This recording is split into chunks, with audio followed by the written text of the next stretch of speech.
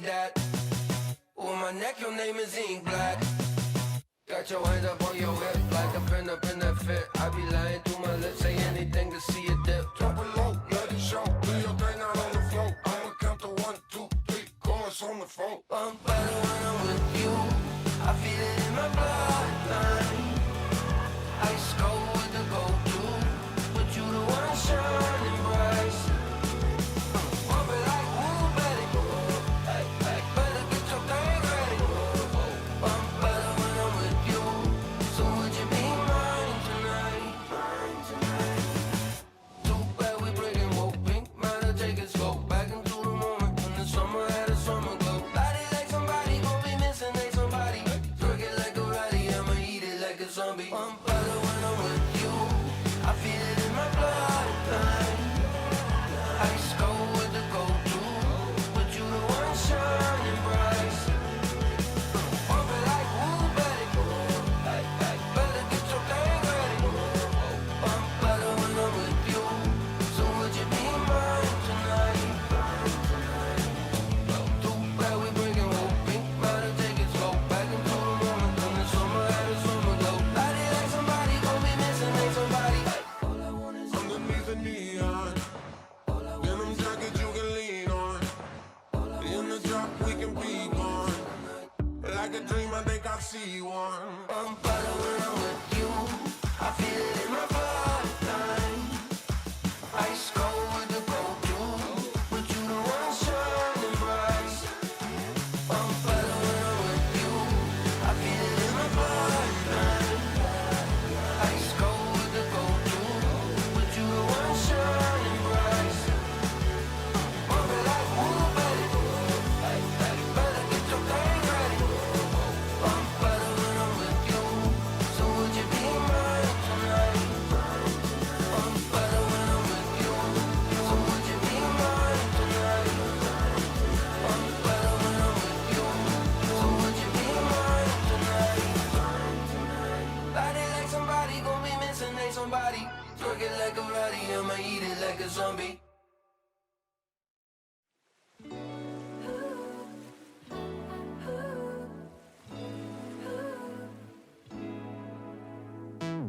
Summer night, sipping up the vibe, here to make you dance now.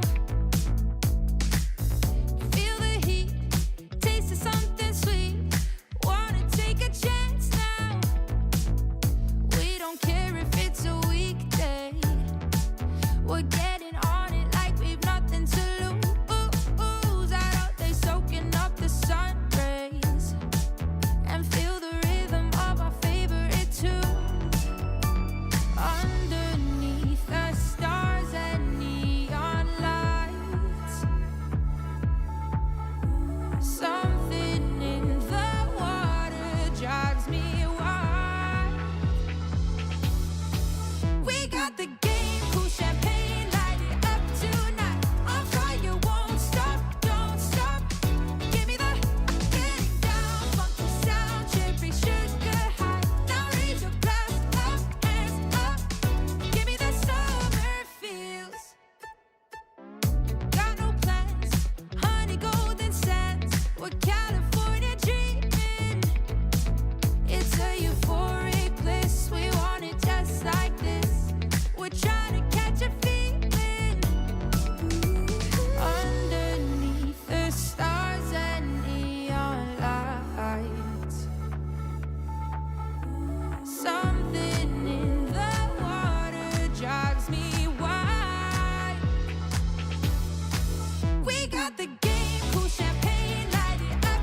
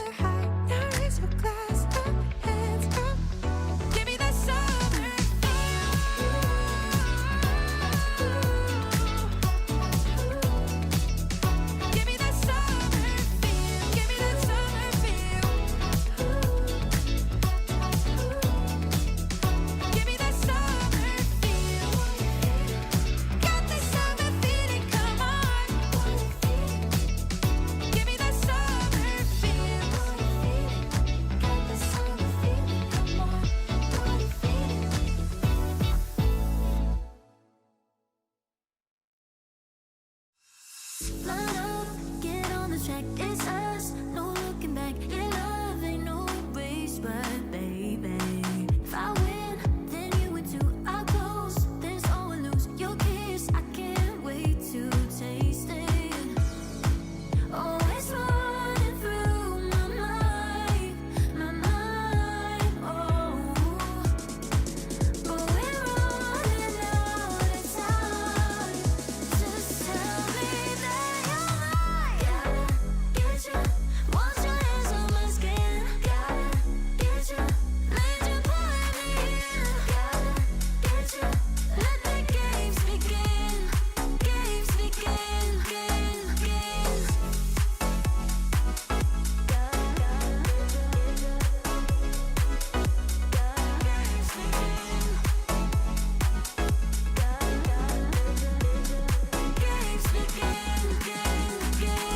Green light, it's overdue, but right, don't leave me blue. We go mad and there's in training. If I win, then you win too. I'll close, then I will lose. Yeah, love ain't no race, but baby, ooh, oh, it's running through my mind, oh. But we're running out of time. Just tell me that you're mine. Gotta get you, once your hands on my skin. Gotta get you, made you put me in. Gotta get you, let the games begin. Games begin, games.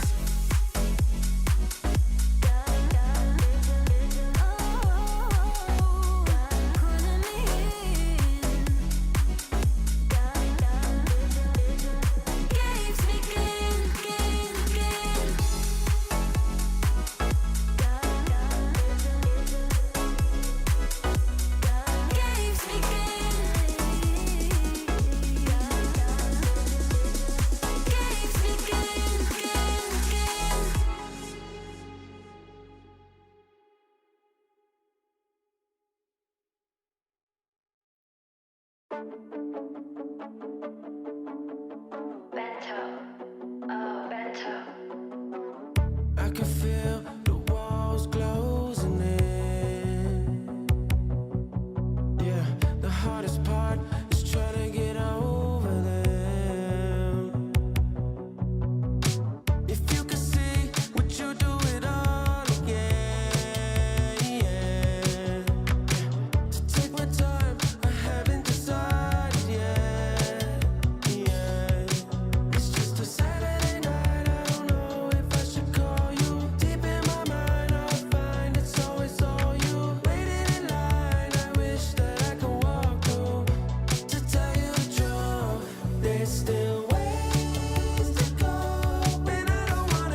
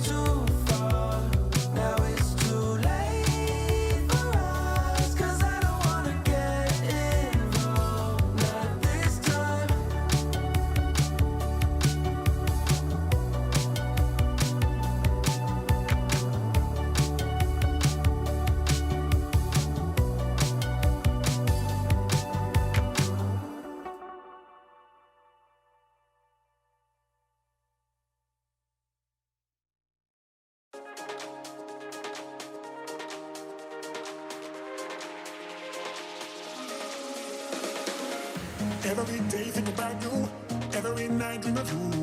Love the way you smile, love the way you move. Every day think about you, every night dream of you. Love the way you smile, love the way you move. Every day think about you, every night dream of you. Love the way you smile, love the way you move. All I want now is you. Every day think about you, every night dream of you. Love the way you smile, love the way you move.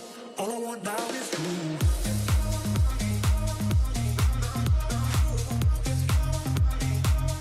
All I want now is you.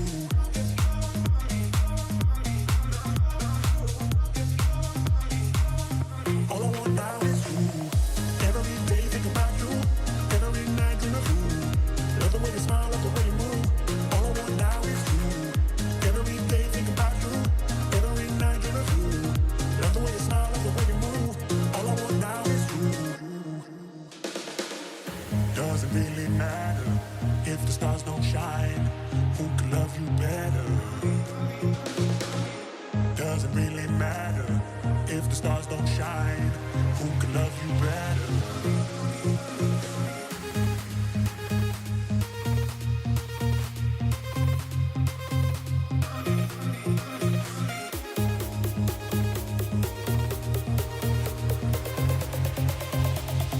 All I want now is you.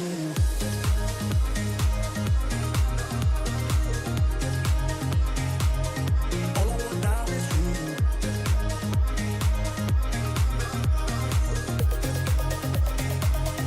All I want now is you. Every day think about you, every night dream of you. Love the way you smile, love the way you move. All I want now is you. Every day think about you, every night dream of you. Love the way you smile, love the way you move. All I want now is you.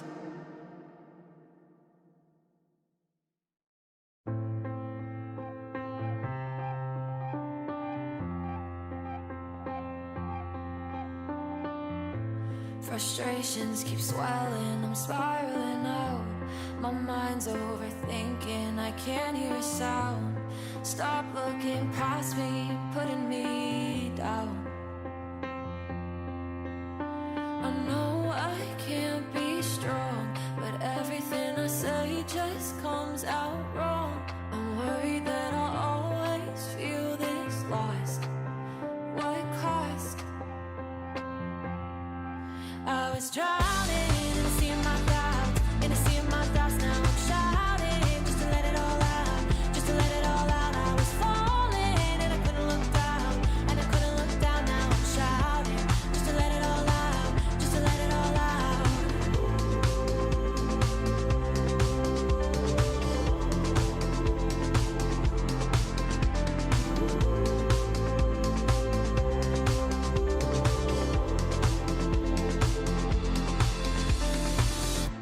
Resenting is easy, but anger gets old. Have trouble believing the things that I'm told, and I wish I could go back to the person I know. I know I can't be strong, but everything I say just comes out wrong. I'm worried that I'll always feel this lost. What cost? I was drowning in a sea of my thoughts, in a sea of my thoughts. Now I'm shouting just to let it all out, just to let it all out. I was falling and I couldn't look down, and I couldn't look down. Now I'm shouting just to let it all out, just to let it all out.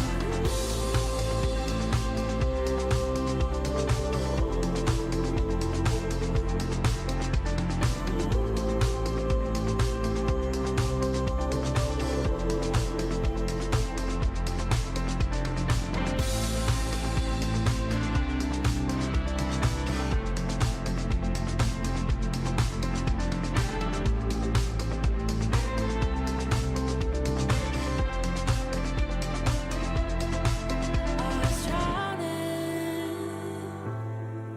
now I'm shouting. I was falling, now I'm shouting. I was drowning in a sea of my thoughts, in a sea of my thoughts. Now I'm shouting just to let it all out, just to let it all out. I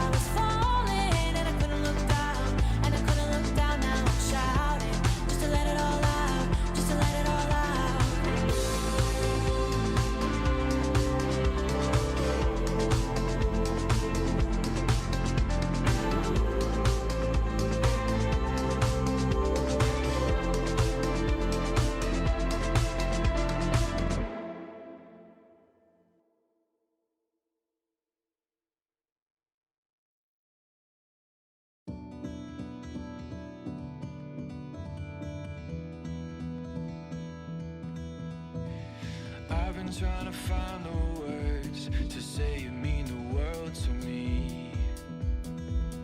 When I'm fighting and you see me hurt, don't walk away. I've been holding on for days, hoping just to see your face. Let me know you're coming back, and I can't wait. When it gets too much, my troubles, they can hold me down like heavy weights. Don't let go or let me fade. Just don't walk away.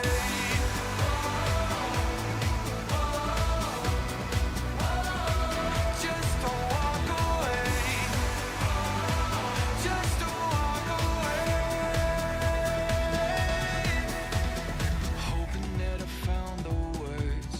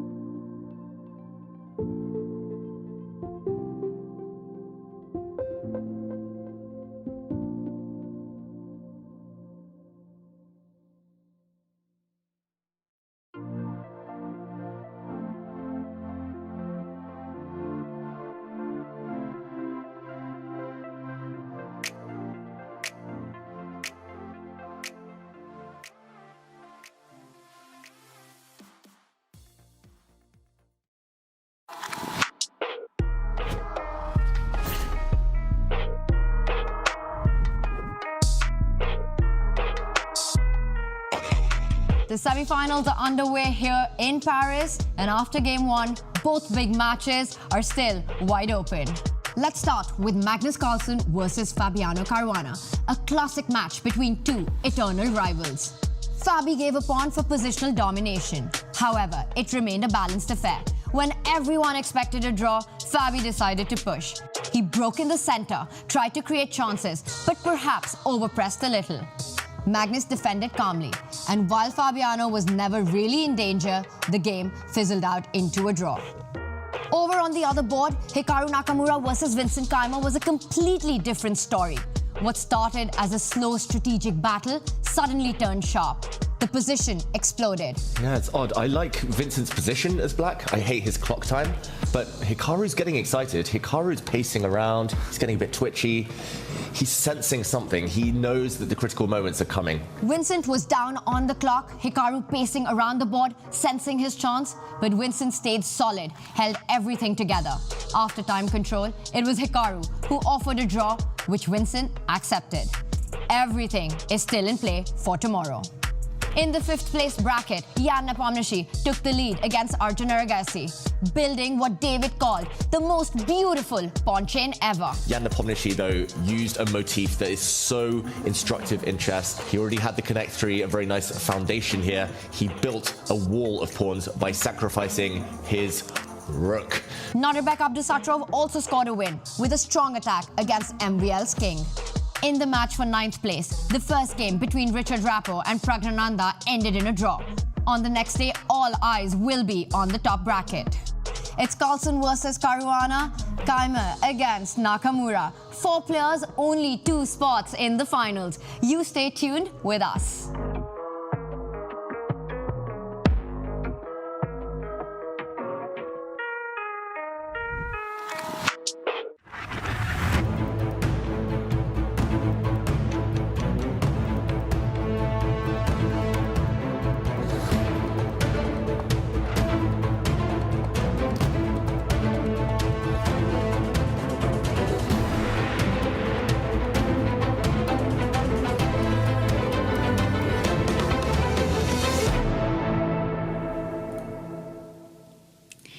Welcome everybody to Paris for the Grand Slam second leg of Freestyle. What an amazing tournament and event. We are in the semi-finals. First day is done yesterday. Today is the second day. Today we are going to see who is going to be the 2 finalists. But I'm Grandmaster Judith Folgar, and together with me again, Peter. It's a great pleasure that again we can break it down together, this whole event. What do you think about yesterday's match between Magnus and Fabi? What will be the strategy for Magnus against Fabi today? Thank you, Judith. Welcome, everyone. Well, Magnus held a position where he had to be careful a bit, but very convincingly, and now he will get the white pieces. So it all depends also on the new draw, the new position, how much possibilities you get. We know that in freestyle, sometimes there are positions which look very attractive for white, and sometimes you can only play a slow game. In this regard, the drawing of lots will have a lot of impact, and we have to see. But clearly, Magnus thinks like, okay, I'm professional, I made a draw with black, now I will get the chance and I'm going to squeeze Fabi. We have already seen this narrative, Fabiano losing to Magnus in the final last year in Weissenhaus, in the very first freestyle event, so there is this kind of connection. But Fabi, I think he just enjoys that after this scary round-robin stage where it was even a little bit shaky if he qualifies or not, he's in the semi-finals and he has all the chances to move into the final himself. Absolutely, we are going to be talking about that yesterday's game also. And of course, we have Nicholas Huschenberg with us. And what do you think about Nakamura's match in the semi-final? Because we've seen that Nakamura I have the impression that he feels, of course, that he has the better chances. He's the favorite in the match. And I'm not sure we can say that the top players already believe how great Vincent is. So what do you think, what will be the strategy of Nakamura today? Because yesterday he was playing with the white pieces. It was not clear whether how much chance he had or not, right? So what do you think his strategy will be for today, the second game? Also from me, a warm welcome to the second day of the semifinals. And I believe Nakamura will have a solid strategy today, because he said in an interview already, if it goes to the tiebreaks, if it goes to rapid, he believes he is a clear favorite. Probably Jan Nepomniachtchi felt the same way, and then Vincent surprised us all with a convincing victory over Nepomniachtchi in the quarterfinals. So even if it goes to rapid, it's definitely not clear how it will end. But first of all, Vincent has the white pieces. He has beaten Magnus and Fabiano with the white pieces in the last event. So this will definitely be a challenge to Hikaru. And I think with every game, with every one match that Vincent wins against one of the top players, they realize more and more how dangerous he is in this format, Judith. Yeah, it seems like he's not only dangerous in classical chess, but in freestyle chess, it seems like it is very much his piece of bread, right? Because we see in the semifinal that we have the three old experienced guys, Magnus, Fabi, and Hikaru. They are playing already so much, decades, we can say that they are playing with each other. At the same time, Vincent is there, a baby, like in this environment, right? And I tend to feel that he has to prove himself again and again and again. Even though he plays so well on the board, people still don't believe it that he can do it. Yes, absolutely. It was also very interesting to hear Hikaru's interview yesterday, because he mentioned my name. Yeah, he says that I don't really understand. Vincent is coached by Leko, is a very classical player known for very good repertoires, openings and everything. And then why is Vincent so good in freestyle chess? Yeah, well, one of the big secrets is that that's exactly the reason how our connection with Vincent got established. That I got to see that he has this incredible feeling for chess, for harmony and for nuances. And I never wanted to spoil him with just, memorization, and you have to learn non-stop openings to keep this freshness, to keep this joy of the game. And he's so happy to be playing freestyle. Yeah, which obviously in classical chess is the biggest challenge, what to do with theory, how to handle it, how much time to spend on it, and how difficult it is to keep up with the modern theory and all the materials and data and memorization and etc. And of course, freestyle is something that all the players are relieved that the preparation is not about memorizing things and trying to figure out what is your opponent's strategy, which opening they play. So it is very different right here in this event, because it's freestyle. So just in about 10 minutes, we're going to see what positions they are going to be playing. And the players have only 10 minutes to figure it out, what their strategy is going to be. But let's see the format. What is the format of the event? So just to get familiar and get into the mood. So this was the phase one, was a time control of 10 minutes and 10 seconds. They had very tough 2 days in the beginning in the qualification phase. And then things calmed down, but not on the chessboard, but in time-wise, because they play, as today, they play the second game of the semifinals, 90 minutes and 30 seconds per move, which can end up in a big blitzing kind of game at the end, but we'll see how far they go.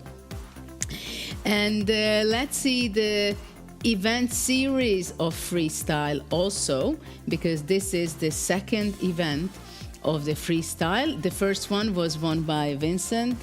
I'm pretty sure that he's not thinking too much about it while playing here, though it's always nice to see for him this graphic that, okay, he is the one who won the first one, and he's still playing for the first place, right? So he might be ending up in the finals tomorrow, but we'll see. We have later on in July in the US, that will be also a fantastic event, later on in September, and the final in South Africa, which will be quite amazing, not only because of the location, but also because the players can double their points of the Grand Prix points, so everything can be shifting in the big rivalry for the top seeds. And let's see what are the prizes of the event, because there are also a lot at stake, and which is quite nice to see that the first prize is $200,000. But of course, as a sport person myself, I know that when you go to a tournament, the first thing is you want to show what can you show on the chessboard, what is your performance, can you please yourself first and the audience and your fans that you play incredible chess. But of course it matters also that it's not only that you play incredible chess, you make great decisions, but you collect the point. And after you collect the point, you look around, how much did I win? And this is already a good number to see. Exactly, yeah, then you feel like my good play was really rewarded. Exactly. But we can also see that maybe only one single move can cost you quite some thousands of dollars in the event. So it's a huge prize fund what the players have. So actually, what are you expecting today? Like, what are the moods of the player? Because, of course, they have a very different strategy from yesterday, because when you play a mini match and you play the first game, you say, okay, I want to play solid, I want to fill the opponent, and draw is okay, but then you just postpone the decisions, right? And how important it is which color the players are playing. I think that it's very important if you get a good draw. Yeah, if you get a good draw where you understand what you're gonna do. Yeah, and it's easier for white to play. Yeah, there was this one round, I think it was the fourth round of the rapid section, where we were all shouting it out that G4 and white is better, and it's so unpleasant to be black. Well, the white players are clearly hoping for that situation. But if it's not the case, it's a normal position, then I don't really believe that it's such a big difference playing white or black. Yes, this is what we are discussing also time to time, that in freestyle, of course, you don't know whether how good the position can be. Here we see also the upper brackets and also the other players who are playing for the places between 5 and 8. We had an amazing game with Nodirbek. I was so impressed by him. He was so unfortunate not to be able to bounce back against Magnus in the quarterfinals. But yesterday he really made an amazing game against Maxime. And here we see incredible, fantastic players, but they are playing only for the 9th and the 10th place right now between Praggnanandhaa and Rapport. Incredible players, incredible games they also play, but somehow things did not work out so well, neither of them, and actually both had chances. Praggnanandhaa had an opportunity in the qualification phase to almost win in one move, but definitely to get a good position against Magnus. And Rapport had also an incredible game against Magnus, because Magnus was amazingly playing in the qualification part. And here we see the players arrived, and they are nice and cool and give signatures to their fans. And I think it is very important for the players to do this, because they do have so many hundreds of thousands of fans, and there are only a few of them here. But for them, it's a lifelong experience to make a picture with them. But I also see that the players have a completely different mindset than, let's say, 20 years ago when I was playing in these events and you were playing on these events, because somehow we were not so cool, I must say, because we were so much focused on the game before, and we tried to exclude all the disturbance or taking away our energy or the mindset. We were so focused. I mean, when we were playing in Linares and with Kasparov, I mean, this would have been impossible, right, to see Gary making signatures. But by now, everything is changing in the chess world, and this is something very typical preparation. This is what we had also. Walking on the fresh air, we see Magnus also trying to get away from the cameras. Absolutely, yeah. This is the best preparation you can do. Yeah, you just chill, try to get yourself into the zone, the right mindset, and yeah, it's not about leaning back and enjoying the sun. It's getting ready for the battle. Yeah, I'm curious how Magnus is actually being ready, because as much as he was really said in his interviews, also after game interviews during the qualification phase, you could see that he's enjoying every bit the discovery of the new position, that he was able to shift around, and then in the classical game, it seems like with too much time, I don't know, does he have the patience for it, or he's overthinking some positions, or what can, because all the three classical game, we can say that it was not perfect. It somehow out of the opening, he didn't get the position he would dream of.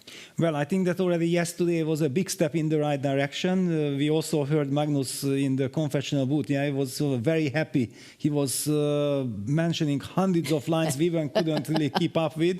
Especially because I misheard A4 for E4, and then I simply lost he kept on hitting out with all the moves. But yeah, we also see now the player's card, and we talked about this, that whenever we see this, the big strategist, 99 score for Magnus, and this is what he wants to get today. A nice position where he gets a comfortable position, he knows what he is doing, and then he will master the strategy. With iron grip, he will try to suffocate Fabiano. And Fabi will have to be extremely careful in the first couple of moves that he doesn't give the advantage to Magnus, because I think then we will be seeing the best of Magnus today. Yeah, I believe also that Magnus is really happy to play with the white color, because I feel that if you make the first 2-3 moves right, you can really pose a problem to your opponent. And it's also interesting what Nakamura said, that the more they play the freestyle and the more they get familiar with the different patterns, understanding of the pawn moves, pawn structure, the more we are going to see similar setups in the future. Because in the beginning, we were like in Weissenhaus, we were saying, okay, where to put the pawn, where to put the pieces, what to do with the h1 knight, what to do with the a1 bishop. And then we were just playing games and trying to figure out just as much as the players as well. But now I feel that they are going to understand it more. They are getting more into it. They also understand while they are analyzing the basic position. They also understand the other one, how the others are thinking, and they are grasping all this information. So are we going to see clear opening structures, you think? Well, but also as Hikaru said, that it's very nice to feel the patterns and to know patterns, but then just one small little detail, one minor piece stands a little bit different, and you can forget about everything that you were thinking about the position. So that's the extremely big challenge, but clearly the players are getting more and more into it. Now we see the player cards of Vincent and Hikaru. Well, 91 points versus 83, but this is not based on freestyle rating. Yeah, it's based on 2024's classical games, blitz games, rapid games, everything combined. So in this regard, it's not a surprise that the world number 2, Hikaru Nakamura, is ahead of Vincent, but Vincent has his extremely big strengths. For example, the strategy, 93, there we see that that's probably the only moment where he gets better score. Yeah, 93 versus 91, and that's exactly what he would like to use. I think yesterday there was a very important moment. I mean, several important moments, of course. But I want to highlight one moment where he played Queen e6. And basically it was not clear who avoided the repetition of moves, right? So it was not clear how psychological Yes. all the players, if Vincent would have been repeating the move, then probably Nakamura would say, okay, come on, little boy. I don't want us to repeating, of course. I want to go something else. I just played the cat and mouse story. So actually Vincent wanted to outsmart him and say, okay, I'm not even going to test it because I know you want to play on, so I choose to play on the game.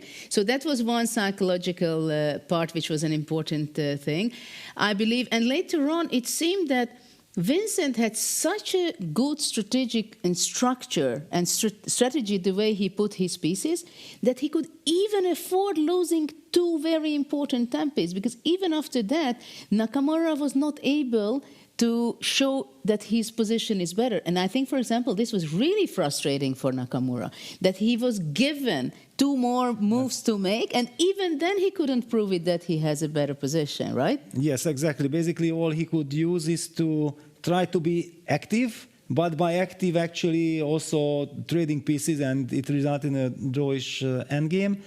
It was a very big strategical battle. I think Also, Vincent learned a lot about Hikaru. Hikaru learned a lot about Vincent. We also talked about it that they never met in a mini match. This is their first match ever, and now they are getting used to each other.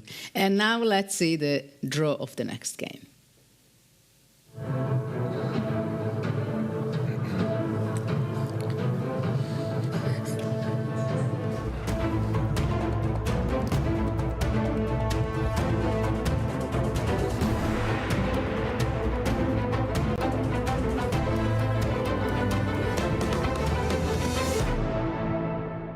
Leg of the Freestyle Jazz Grand Slam Tour. My name is Fiona Steil-Anthony. I'm delighted to be your host today. It's game 2 of the semi-finals. Tonight we will know who will be fighting for the title over the next couple of days. Before we get to that, let's take a look at some highlights from yesterday. And the two agreed to split the point. My sense is that I was much better in the opening. I suspect that I had some chances, but it was very complicated and probably came down to like 1 or 2 moves. And then at some point, once that moment had passed, I kind of should have just made the draw. It wasn't a great game, but I think, a draw is always good in a match format.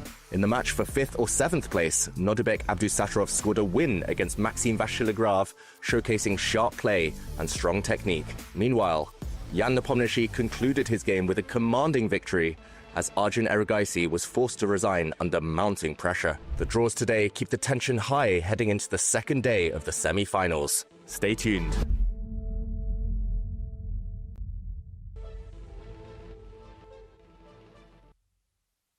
So we heard it there yesterday. Both games in the semi-finals ended in draws today. A high chance for a playoff. We'll see if we get our first Armageddon. But first off, it is time to draw the first position. And in order to help me, I would like to welcome to the stage Louis from Wallauer. Give him a round of applause.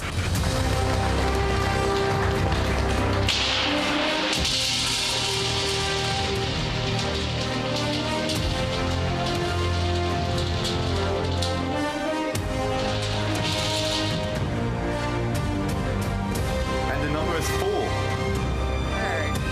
That's a new one. Nice and early. Thank you so much, Louis. As always, the players will have 10 minutes now to prepare. So to the players, best of luck. And to our audience, please have fun.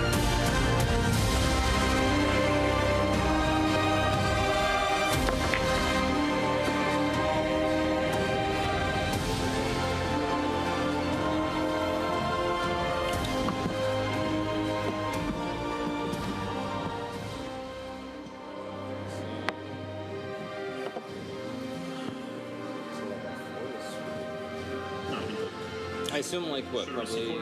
But I mean, I think every move. Like, every move. Like H4 probably is playable. B4, A4. Okay, actually no. Yeah, C4, C5 probably. I mean, the square is probably nothing. Right? Yeah, no, C4 is probably not a move. Let's start with B4. I don't think that should be taken. Wait, so which move here? I mean, like we grab the center. This is definitely critical because also maybe B6. In B5 you go A4. Yeah, B5, A4, right? Yeah, B5 looks wrong. So this is very critical. You can't. Everything is defendable. Could also be boring. Yeah, this is probably just boring. C5 max board. No center really. C4, C5. What about B5? B5, D5. B5. Or even A6 maybe. Yeah, I mean A6, D5, even E6, D5 probably is not. No, this is probably very boring. So B4, okay. A4, whatever. E4, B5 I think, yeah. So E4? E4? Yeah, but B5. B5. What about C5? What about C5? Also, because you have B6, bishop A6, or bishop B7 very quickly. Yeah. No, this one I think is D4. Yeah, D4. Okay, now 2 options. D5. I mean, also B5 maybe, but okay. Let's just say D5. Just solid. Okay, I like. Or B5, B4. That's a question. Yeah, B5, A4 also. Knight D3, A5, bishop A6. Yeah, that's probably okay. Also, yeah. Yeah, A5. But even this, I mean if we want to be solid. But like none of us mind being solid. Yeah. I'm happy to be solid, of course. No, but somehow this just looks wrong with the queen on the A1. 93 and C4 is coming. 93? Ah, okay, you're very fast. Okay, let's see D4, D5, C4. Yeah. D4. D4. Oh. Yeah, but again, whatever. Or you know, actually B6 because D4. anytime you know that this is going to be coming, anytime you hit B3. And then C5, E6. I think Magnus is better. Yeah, It could be, no, it could be like I go like knight C3. I mean, depends on Depends on how much can I do on risk. But I'm yeah. Get B3, 96. 93. This makes no sense. Yeah. 96 doesn't look like a Yeah, I mean, I don't like 96. I would prefer like to F6 probably. It's like B6 here, C4. Yeah, like is C4 really such a big threat? You can't really play. And if you go like C6. You want to play this one? It's queen, yeah. Yeah, but okay, I play like regularly like bishop whatever or something there. This is probably not bad. Like Let's bishop say C7, bishop knight F6. Okay, F6. bishop F5 doesn't play bishop knight F3. Knight F6, bishop 7, queen D8. Yes. I mean, or maybe bishop C7 with bishop. Yeah, it feels a little bit. But I don't know. But if white's not getting E4, I don't know.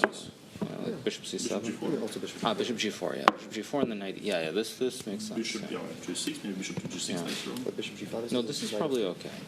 Bishop G5, maybe knight E6. But it's still. Okay, take also. EF6. But I mean, is there really nothing Take else in and then type D5. D4? How do you take it twice? Like let's go with B5. I mean, this is something. I mean, the structure is a bit concerning. I still want to go B3 like this. Okay. But this B5 is really so good because we don't really want to put bishop B7 better because of narrative there is always a free for. Yeah, I mean that's.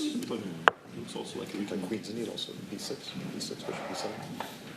And C5. Yeah. Bishop B7. Yeah, D5, yep. Yeah, I think D5. D5 looks right. Yeah, D5, B3. In general, A5 is probably not the way, huh? Like in a moment, yeah? Because white's knight goes to C3. Yeah, with knight D3, knight C3 very fast. It's already B6, because C4 I have bishop A6. Could be. Bishop D3? Yeah, just. Or knight D3, yeah. Yeah, maybe it's. So let's say No, E6. no, bishop A3. Okay, so okay, knight F6 now. Also knight bishop F3. Yeah, it feels artificial. Bishop A3. I mean, this looks very. Okay. Just thinking about it too.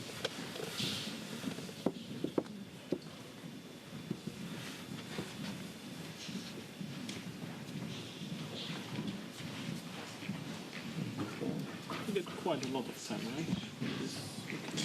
What about 1b3?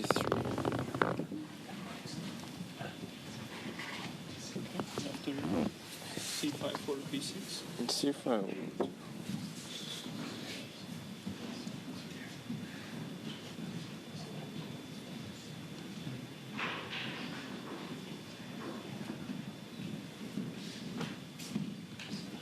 Or C4. I mean, C4. C4, C5, B3. Yes. But here, knight C6 maybe. Yeah, but then you're messing up the queen a little bit, huh? We got F4. F4, E3.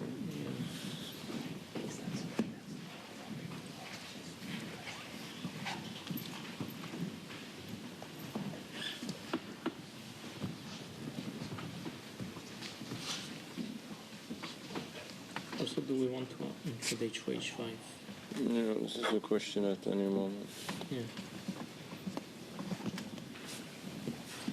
I mean, in general, casting will be kind of tricky.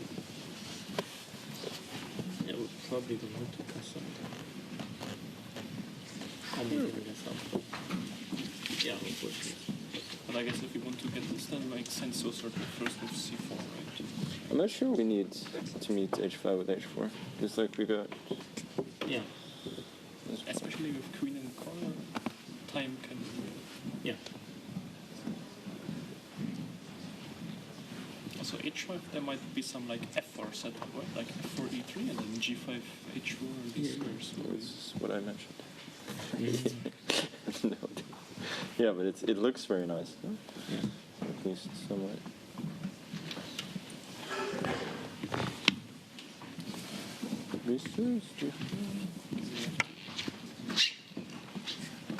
D5 maybe is too much.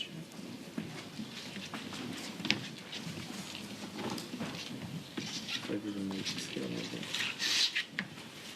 Actually, we can.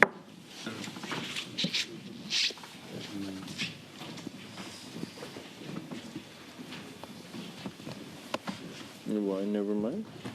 D5. Yeah, just D5. Queen B2.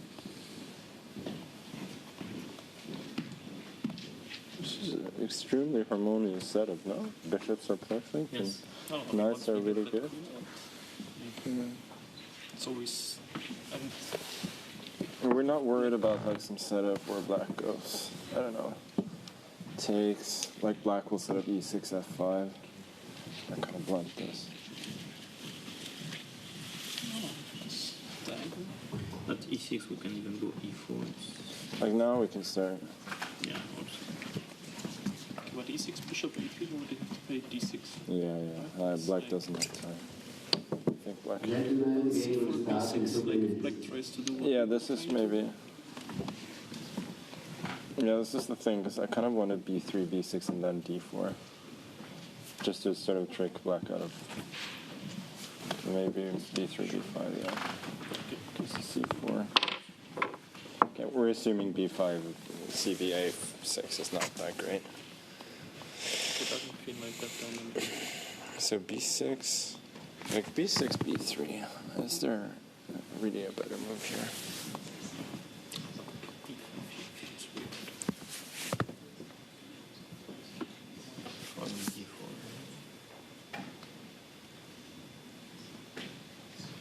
Yeah. What's the setup like? See, let's say here black goes f5.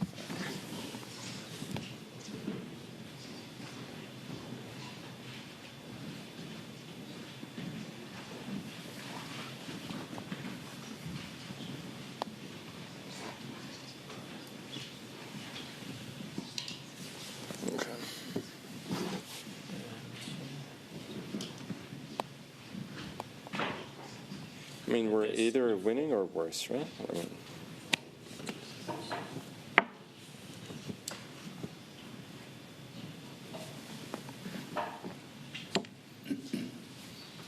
guess you want to take or 93? Players, 30 seconds to start.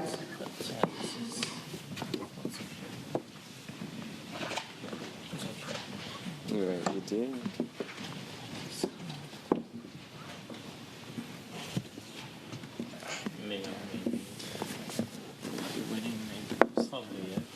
Here.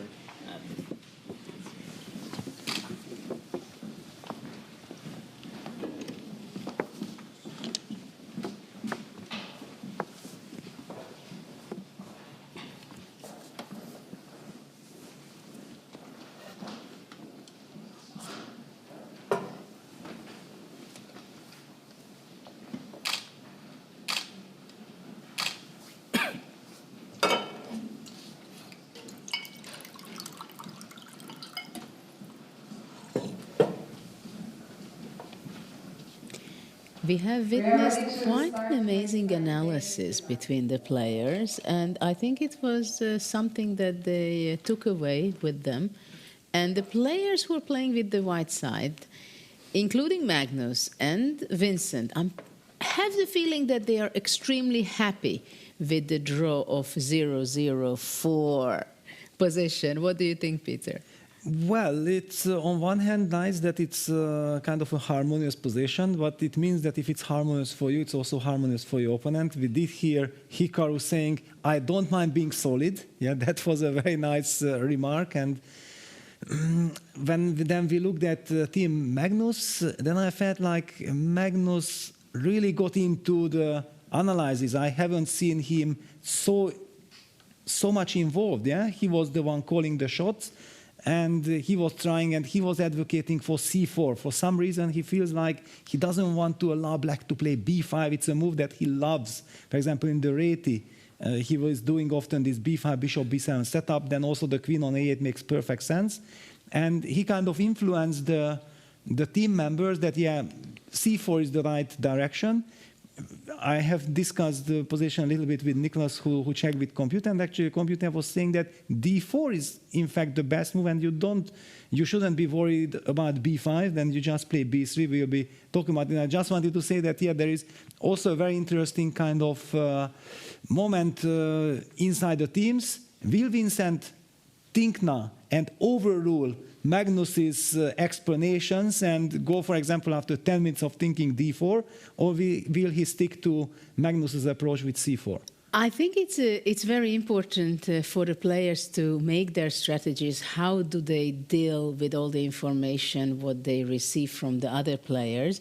And you have to be very calm-minded to focus what the others are saying in these 10 minutes, at the same time to filter it very quickly. What are the moves and the patterns which might be important for me? And as it's a classical game, it makes sense to sit there for 5 minutes, 10 minutes, even more, like Vincent did 20 minutes in Weissenhaus against Magnus in game 2. No, against Fabi. Or against Fabi, yes, yeah. Against Fabi. So I'm not surprised if there will be all players or most of the players will be thinking about it.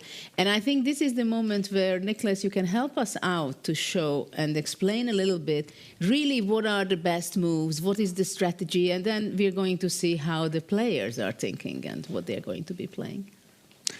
Let's have a look together. So this is the starting position. Maybe we can just take a look what is happening, where are the pieces placed. And what is important to note, of course, is that the king is already castled. This is always quite nice because you have your king tucked away on the right side of the board, so you don't really have to worry about it so much. You only have to worry about this rook to get this rook into a game. And in these kind of positions where you have the rook on h1, the king on g1, it's very typical to at some point try to go h4, claim some space on the right side of the board, and then maybe even develop the rook to h3. It is a bit more difficult with a bishop on c8, which is controlling that square, but still h4, even already in the first move, is quite an interesting option.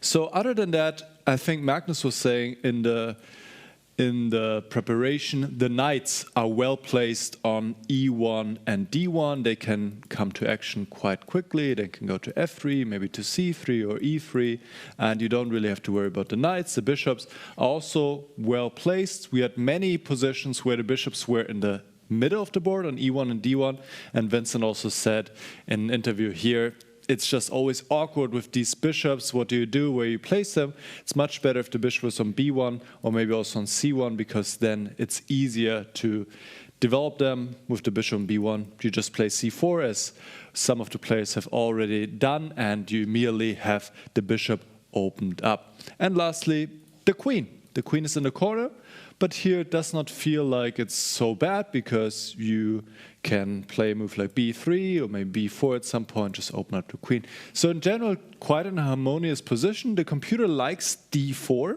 or h4 as the first move, but I was also looking at c4 in quite some detail, and so far 4 of the 5 games have started with c4, and in fact I have not seen much wrong with it either. It also seems to be a very reasonable move. The reason why Camp Magnus, the white players, did not like d4 so much was because of b5 opening. d4 has the idea to stop b5 and then later on play with d4. And objectively, a position is a bit better for white, so definitely a good start for all the white players. Now the question is, can they do something with the advantage, Judith? Yes, it's a very interesting situation, because Magnus had such a strong influence on the players, right? Everybody believed him. And obviously, it's not that they were analyzing it for hours and they came to the conclusion. No, they do respect Magnus the way he was telling it so convincingly. No, d4, b5, and then c4 you cannot play. No, we have to go c4. And then somehow everybody turned into that direction. 4 out of the 5 games today is already c4 on the board. Would you have played that also? No. I actually like what Vincent is doing. Maybe I will play c4, but not just because Magnus said it, yeah? I talked about this with Vincent, why he loves the classical format of the freestyle chess, that whenever we have this team discussion, when he's in a rapid game, then he feels that he's obliged to play the move that they discussed, even if he doesn't like it, because he has no time to overrule it. I was even suggesting for him for the second day that, okay, if you don't feel like being with the team, then sit alone because I don't like this that you spend 10 minutes, you are very polite, you are very nice, you are listening to everyone, and then inside you are burning that actually I would like to make another move. And in a classical portion, it's always like this, that Vincent is listening to everyone, yes, and then he goes there and sits there, thinks for 10 minutes before deciding on his first move. Everywhere else, c4 had already been played. The problem with c4, what I see, that after c4, c5, b3, b6, which happened, it is very tempting for white because the bishop will go to b2, you get harmonious setup, but the same applies for black. Black will also very nicely just put the bishop to b7, exactly mirror you.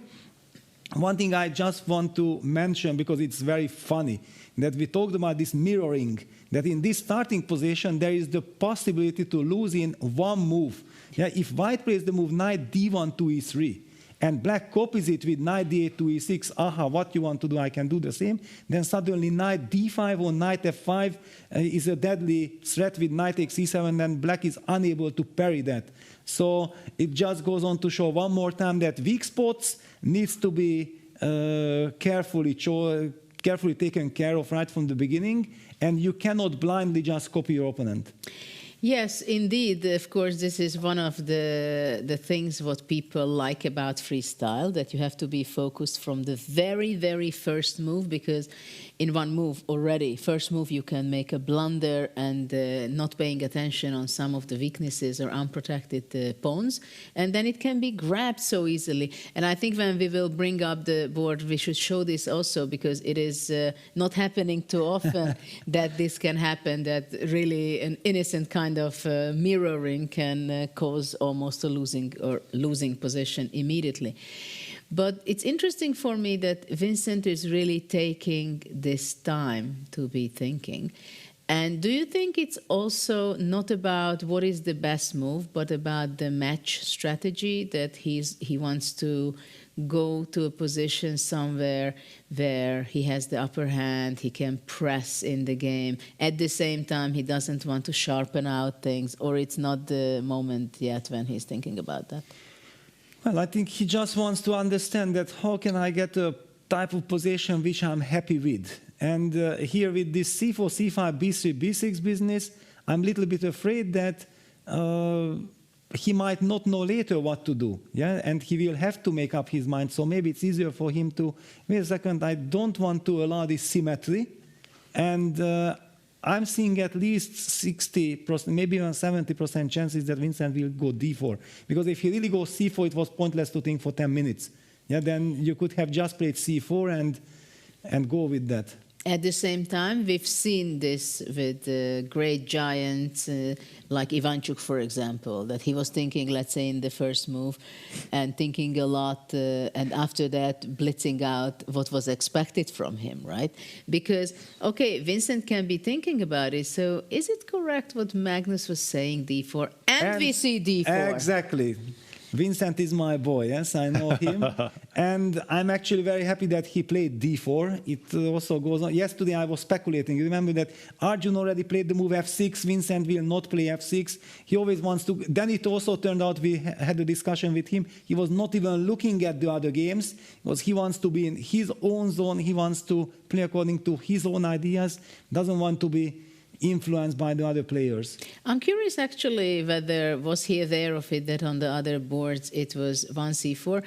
For the audience, I just want to clarify that the playing hall is not a classical playing hall where there is a stage and all the players are there and you just turn your head and you see the monitors immediately what is happening. But the setup is very special and you have the boards in different small stages. So you don't really see what is happening on the other boards that much, nor only from some spots you can see the monitors. And before I was not seeing Vincent looking up, searching for some information, but now maybe he sees it. But it is very good that he can exclude himself from even Magnus to influence him or other boards influencing him. And I think this can be a very strong character trait for Vincent, that he can do this. I know that I cannot influence Vincent, yes? So I'm already his coach for 7.5 years. And yes, he always needs to have his freedom. He has to listen to his inner feelings, because whatever I tell him to do that, but if he cannot identify himself with that, then it will simply not work. Yeah? So he always has to find the best method for himself, not like, I did this all my career, this is good, this is the way. It doesn't work like this with Vincent. Yes, this is very important. Now we see actually Fabiano thinking against c4, what to do against Magnus. It seems like some of the players are walking around, looking around what's going on the other board. They feel that it can only help them to know that information, who played what on the board. And it is very important, going back to Vincent again, because he's the young guy here, and he's in his developing period. So his personality and chess understanding is not there yet. He's there to grow so much, Exactly. right? While Nakamura, he grew, he's there. The question is, how can he maintain his strengths and fitness in every way at the chessboard? Because he became more and more professional from the sense, I think, as he's doing a lot of other things, like he's one of the top world's chess streamer. I think also every day after the game he goes back, he records his version of understanding of the day of his game and shares it. That he's very focused, he knows in what moment, which hour, what he does. And also he's extremely efficient in his chess preparation, because I think he understands it very well who he's playing with. He understands himself, what he wants to get out of this game. And he makes great strategies which fits for him very well, because he understands himself, how he works. And I have the feeling that he's not so comfortable and happy to have this position with black. I wanted to say the same, that actually by going d4, Vincent makes sure that Hikaru cannot really follow the other games. He cannot use any information from, and Hikaru, because he's the player who usually plays much faster, yeah? He has the luxury to walk around, and he's also so super experienced, he has all the knowledge. Not that he might copy everything that happens in the game, but he can draw conclusions that, wait a second, what happened here, I actually dislike, because he already sees motives, how the games are developing, so he could actually play even stronger than the players who already made their moves. And by just going d4, Vincent says, you know what, we're going to play here on our boards, we're not going to see anything that the other guys are doing. Vincent Keymer. And Hikaru also has to make up his mind. Does he do the mirroring strategy with d5? He removes the jacket. I think it also shows that, yes, Hikaru means business.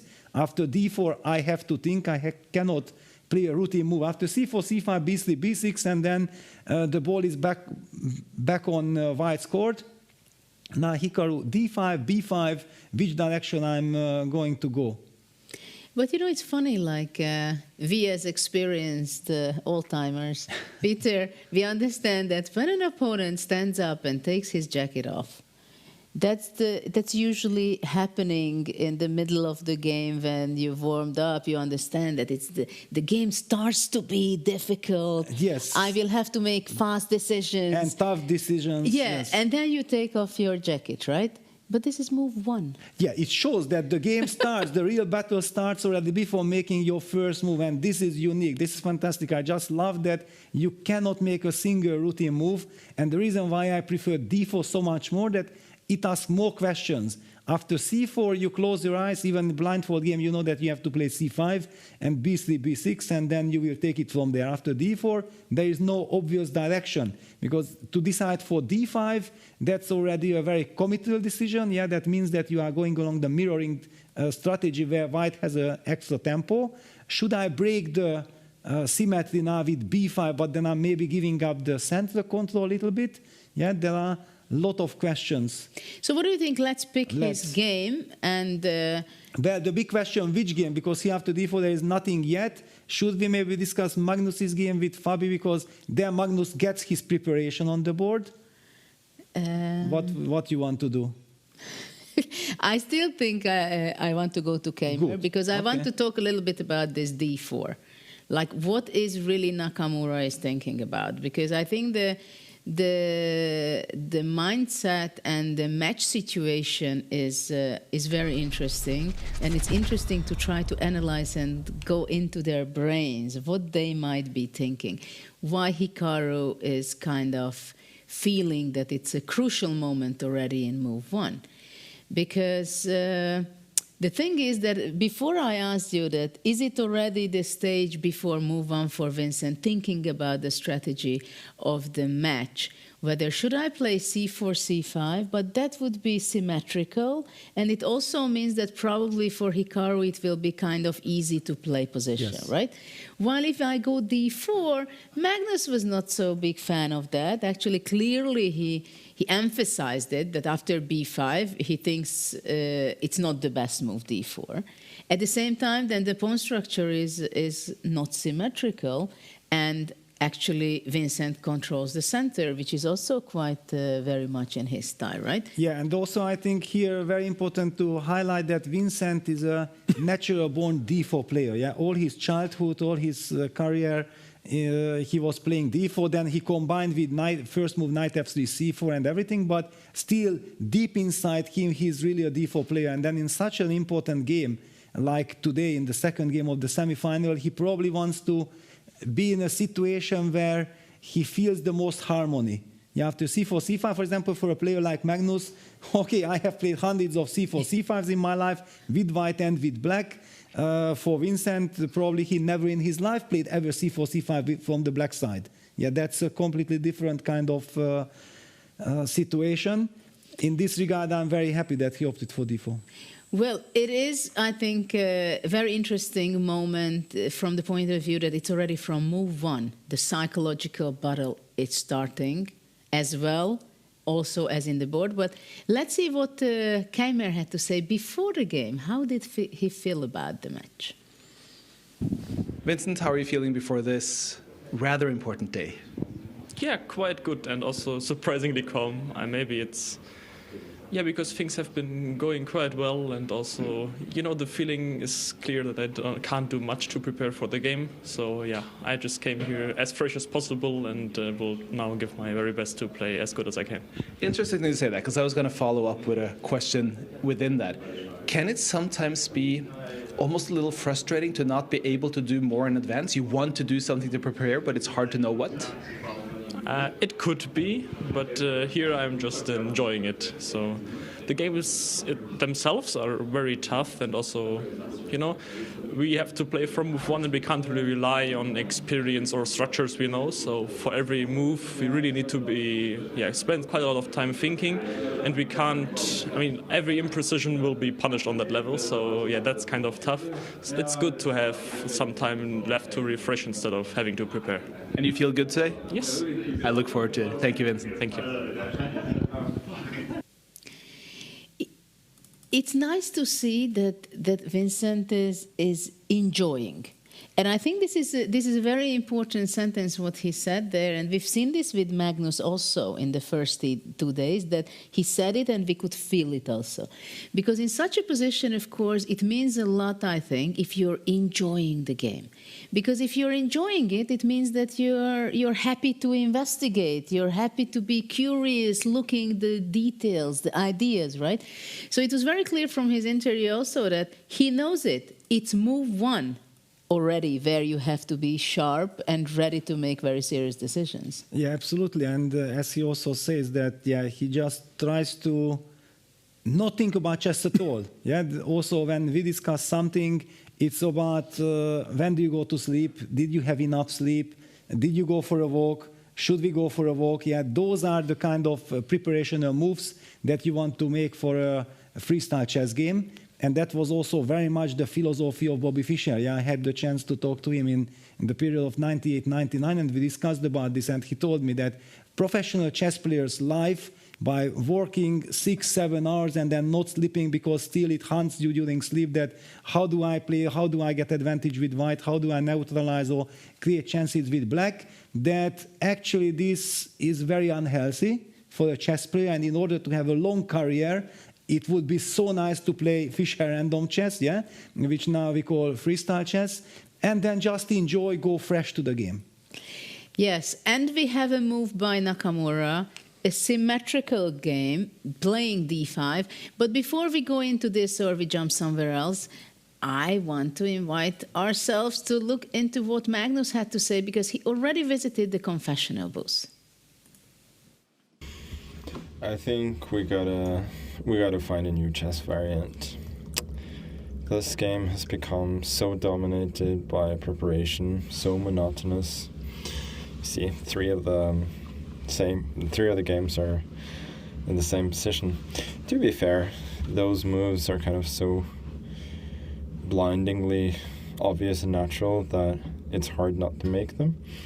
And as we analyzed earlier on, like, it's a very, very superficial look, but it seemed to me that White would have quite a pleasant game after gaining a little bit of space in the center and bringing the queen into the game.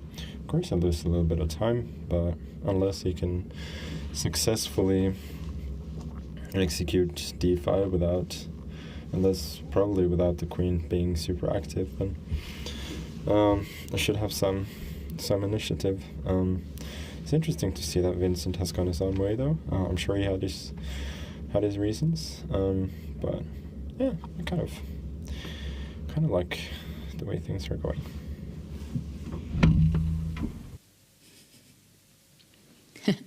Well, it was an interesting confession he made there. Like, it seems like he's not very happy that it's like in the three of the boards we have the same position, because it's already kind of a very obvious opening development, right? Yeah, I think he was also typically Magnus's kind of humor, cynicality, yeah, that already freestyle chess has ended, so we have to find a new variant. Yes, because as he mentioned, yeah, the c4, c5, b3, b6 is so natural, so tempting, especially for him, that he considers that since White was the one who was able to break in the center first, with d4, c takes d4, queen takes d4, he activates the queen, and he says that I'm trying to play a hedgehog type of position. If I'm able to establish a Maróczy bind with future e4, knight c3, and then develop the pieces, then White will have the upper hand, and probably he is unsure how Black can really stop that. He's enjoying his position. That's why I also said that I don't know exactly why Vincent overruled my judgment. I was being very honest. I was sharing my absolute deep feelings. That yes, definitely c4, c5, b3, b6, d4 is the way. I saw that Magnus was highlighting in a preparation that d4 is kind of the key. I'm loving the fact that we activate the queen, and he seems to be happy. Well, indeed, and I see the position, look at the position, and I see that it can be easily the situation that we end up having the two knights to f3 and c3, having rook on d1, the other one from h1 jumps and castles to f1, e4, and indeed we have a very good position for White, very similar what we are our understanding is about the Maróczy bind type of position, and White has great space advantage. At the same time, the bishop is on b8, which can be already useful, because sometimes it makes a lot of maneuvering from e7, d8, c7 to get there. Probably Black is not in a rush to play d6, because that would close the bishop.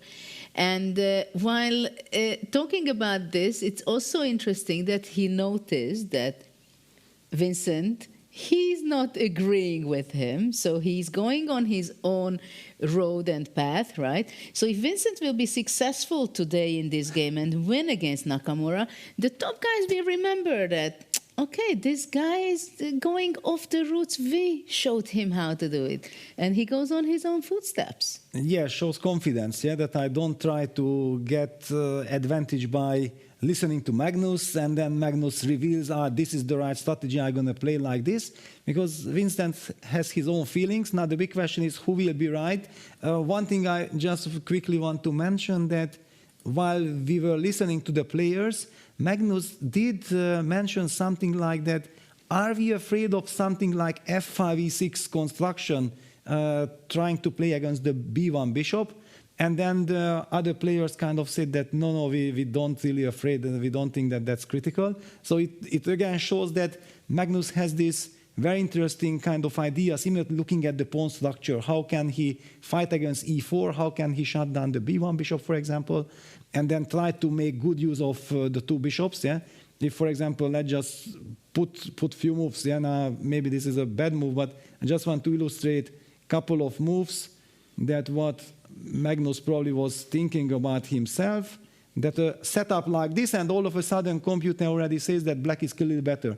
I just wanted to highlight that the structures, yeah, that thinking about where the pieces go and suddenly black is the one having perfect harmony, you have to have a completely open mind to deal with all these things. What Fabi has done with 96 is very interesting because it shows that, just as Magnus said, that the question will be black in time to play d7, d5.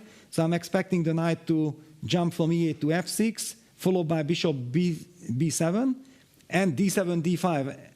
You highlighted with white that it would be nice to play knight c3, knight f3, rook d1. The same applies for black.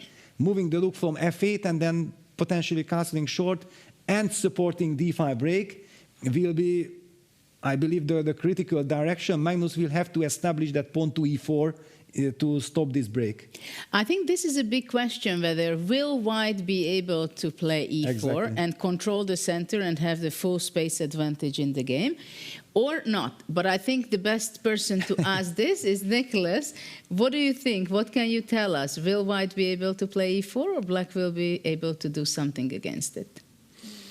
Let's have a look together. I was just analyzing a lot this position because I was trying to understand how the computer want to handle it, since the current position that is on the board in a number of games already in one variation or another is, I think, pleasant for white, because black will not be able to play d5 under good circumstances. For example, let's just take the current position. Let's say the queen drops back to d2, black goes knight to f6, white puts a knight on e3. Apparently this is more precise than putting a knight on to c3, so there are some subtleties to understand as well. But let's just say knight e3, black goes bishop b7, and now white can play, for example, f3 is something a computer quite likes. So if black goes d5, we can also target the pawn on e7. This is one pawn that black needs to defend. Rook e8, there's maybe some knight f5 happening already. So white can use the specific circumstance in the position to put pressure on the pawn on e7, and this is actually quite unpleasant. So f3, controlling the e4 square, and maybe for later, preparing knight f5 and e4 to really get the grip is a strong move. Also going for this pawn on e7 is a common motive. I want to back up a little bit to understand what should black have done in this position actually after b3. And this is always a big question. How long should you mirror? Should you mirror at all? When should you stop mirroring? And the computer quite likes to play with maybe with b5 at some point, even sacrificing a pawn, maybe already here to go b5.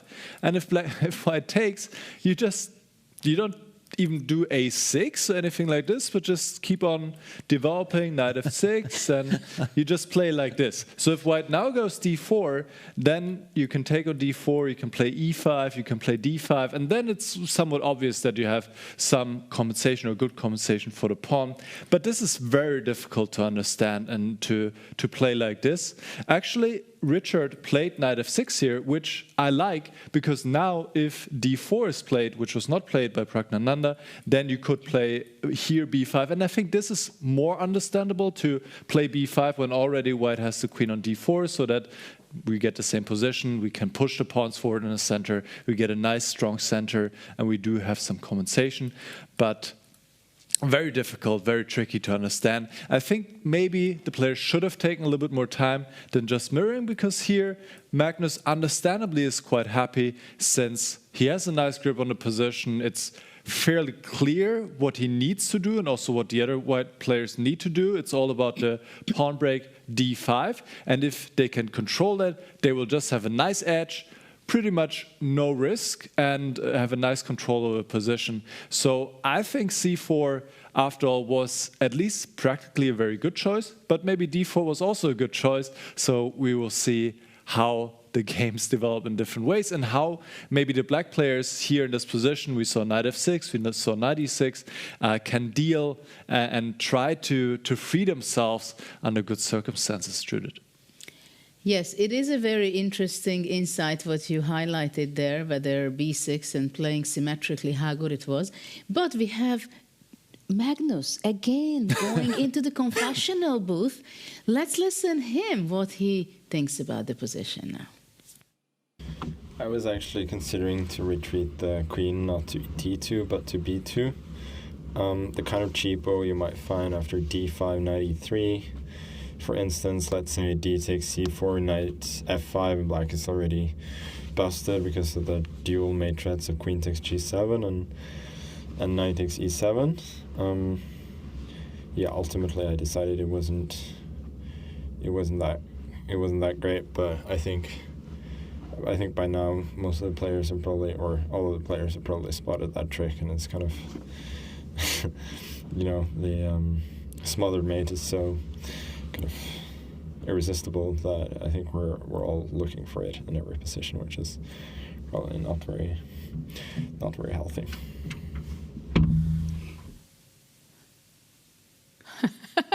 This is amazing. Thank you, Magnus, because you're so kind that you highlighted this. And I want to show it again. It is so brilliant. And how Magnus is thinking, right? He's really enjoying entertaining himself. Queen d2 is kind of the normal obvious move, and put your bishop to b2.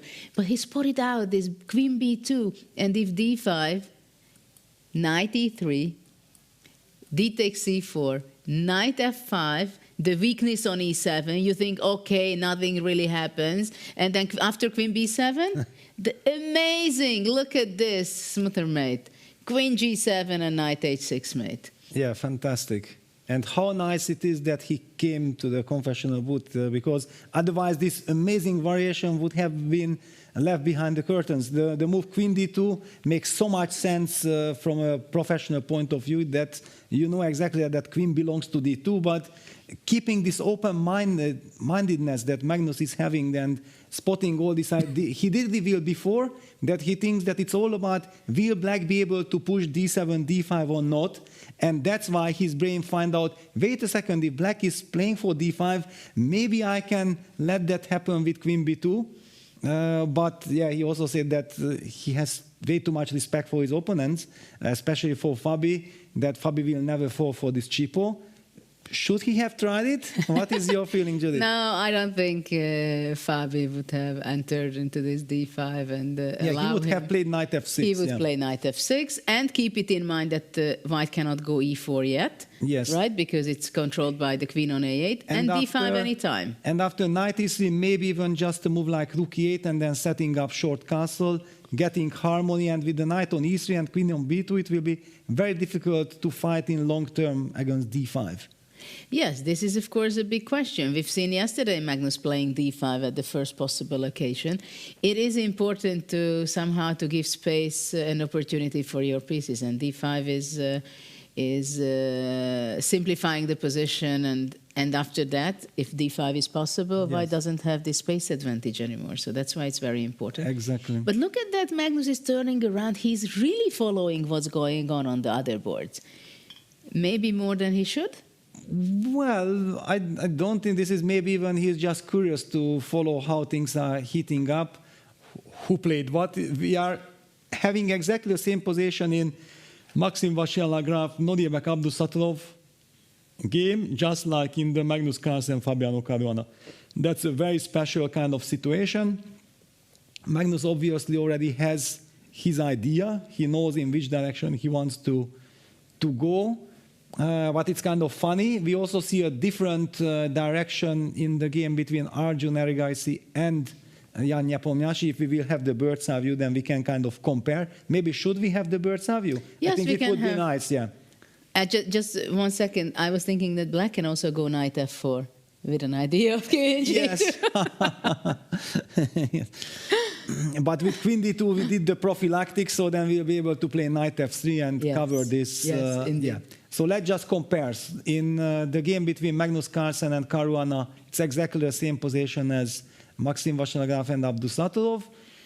In Arjun Erigaisi, Jan Nepomniachtchi game, we see a different dynamic. Jan started with knight f6, which gave white the chance to first develop the knight to e3, and then the knight was heading to c6, targeting the queen, and now white has to decide, do I retreat it on d2, do I maybe put it even on h4?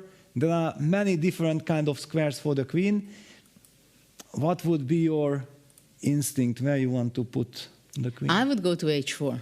To h4, yeah, just to be closer to black's king. Well, I think it's very stable on h4. White has the opportunity to jump knight e5, knight f5, knight d5. Bishop will be able to possibly go, even knight g4. I mean, there is, at some point, if black would be castling eventually, I mean, after that. But of course, knight f5 can be incredibly unpleasant already in the next move. And the c1 bishop will decide whether it's going on b2 or after moving the e3 knight, it can also go to f4, well, more to g5.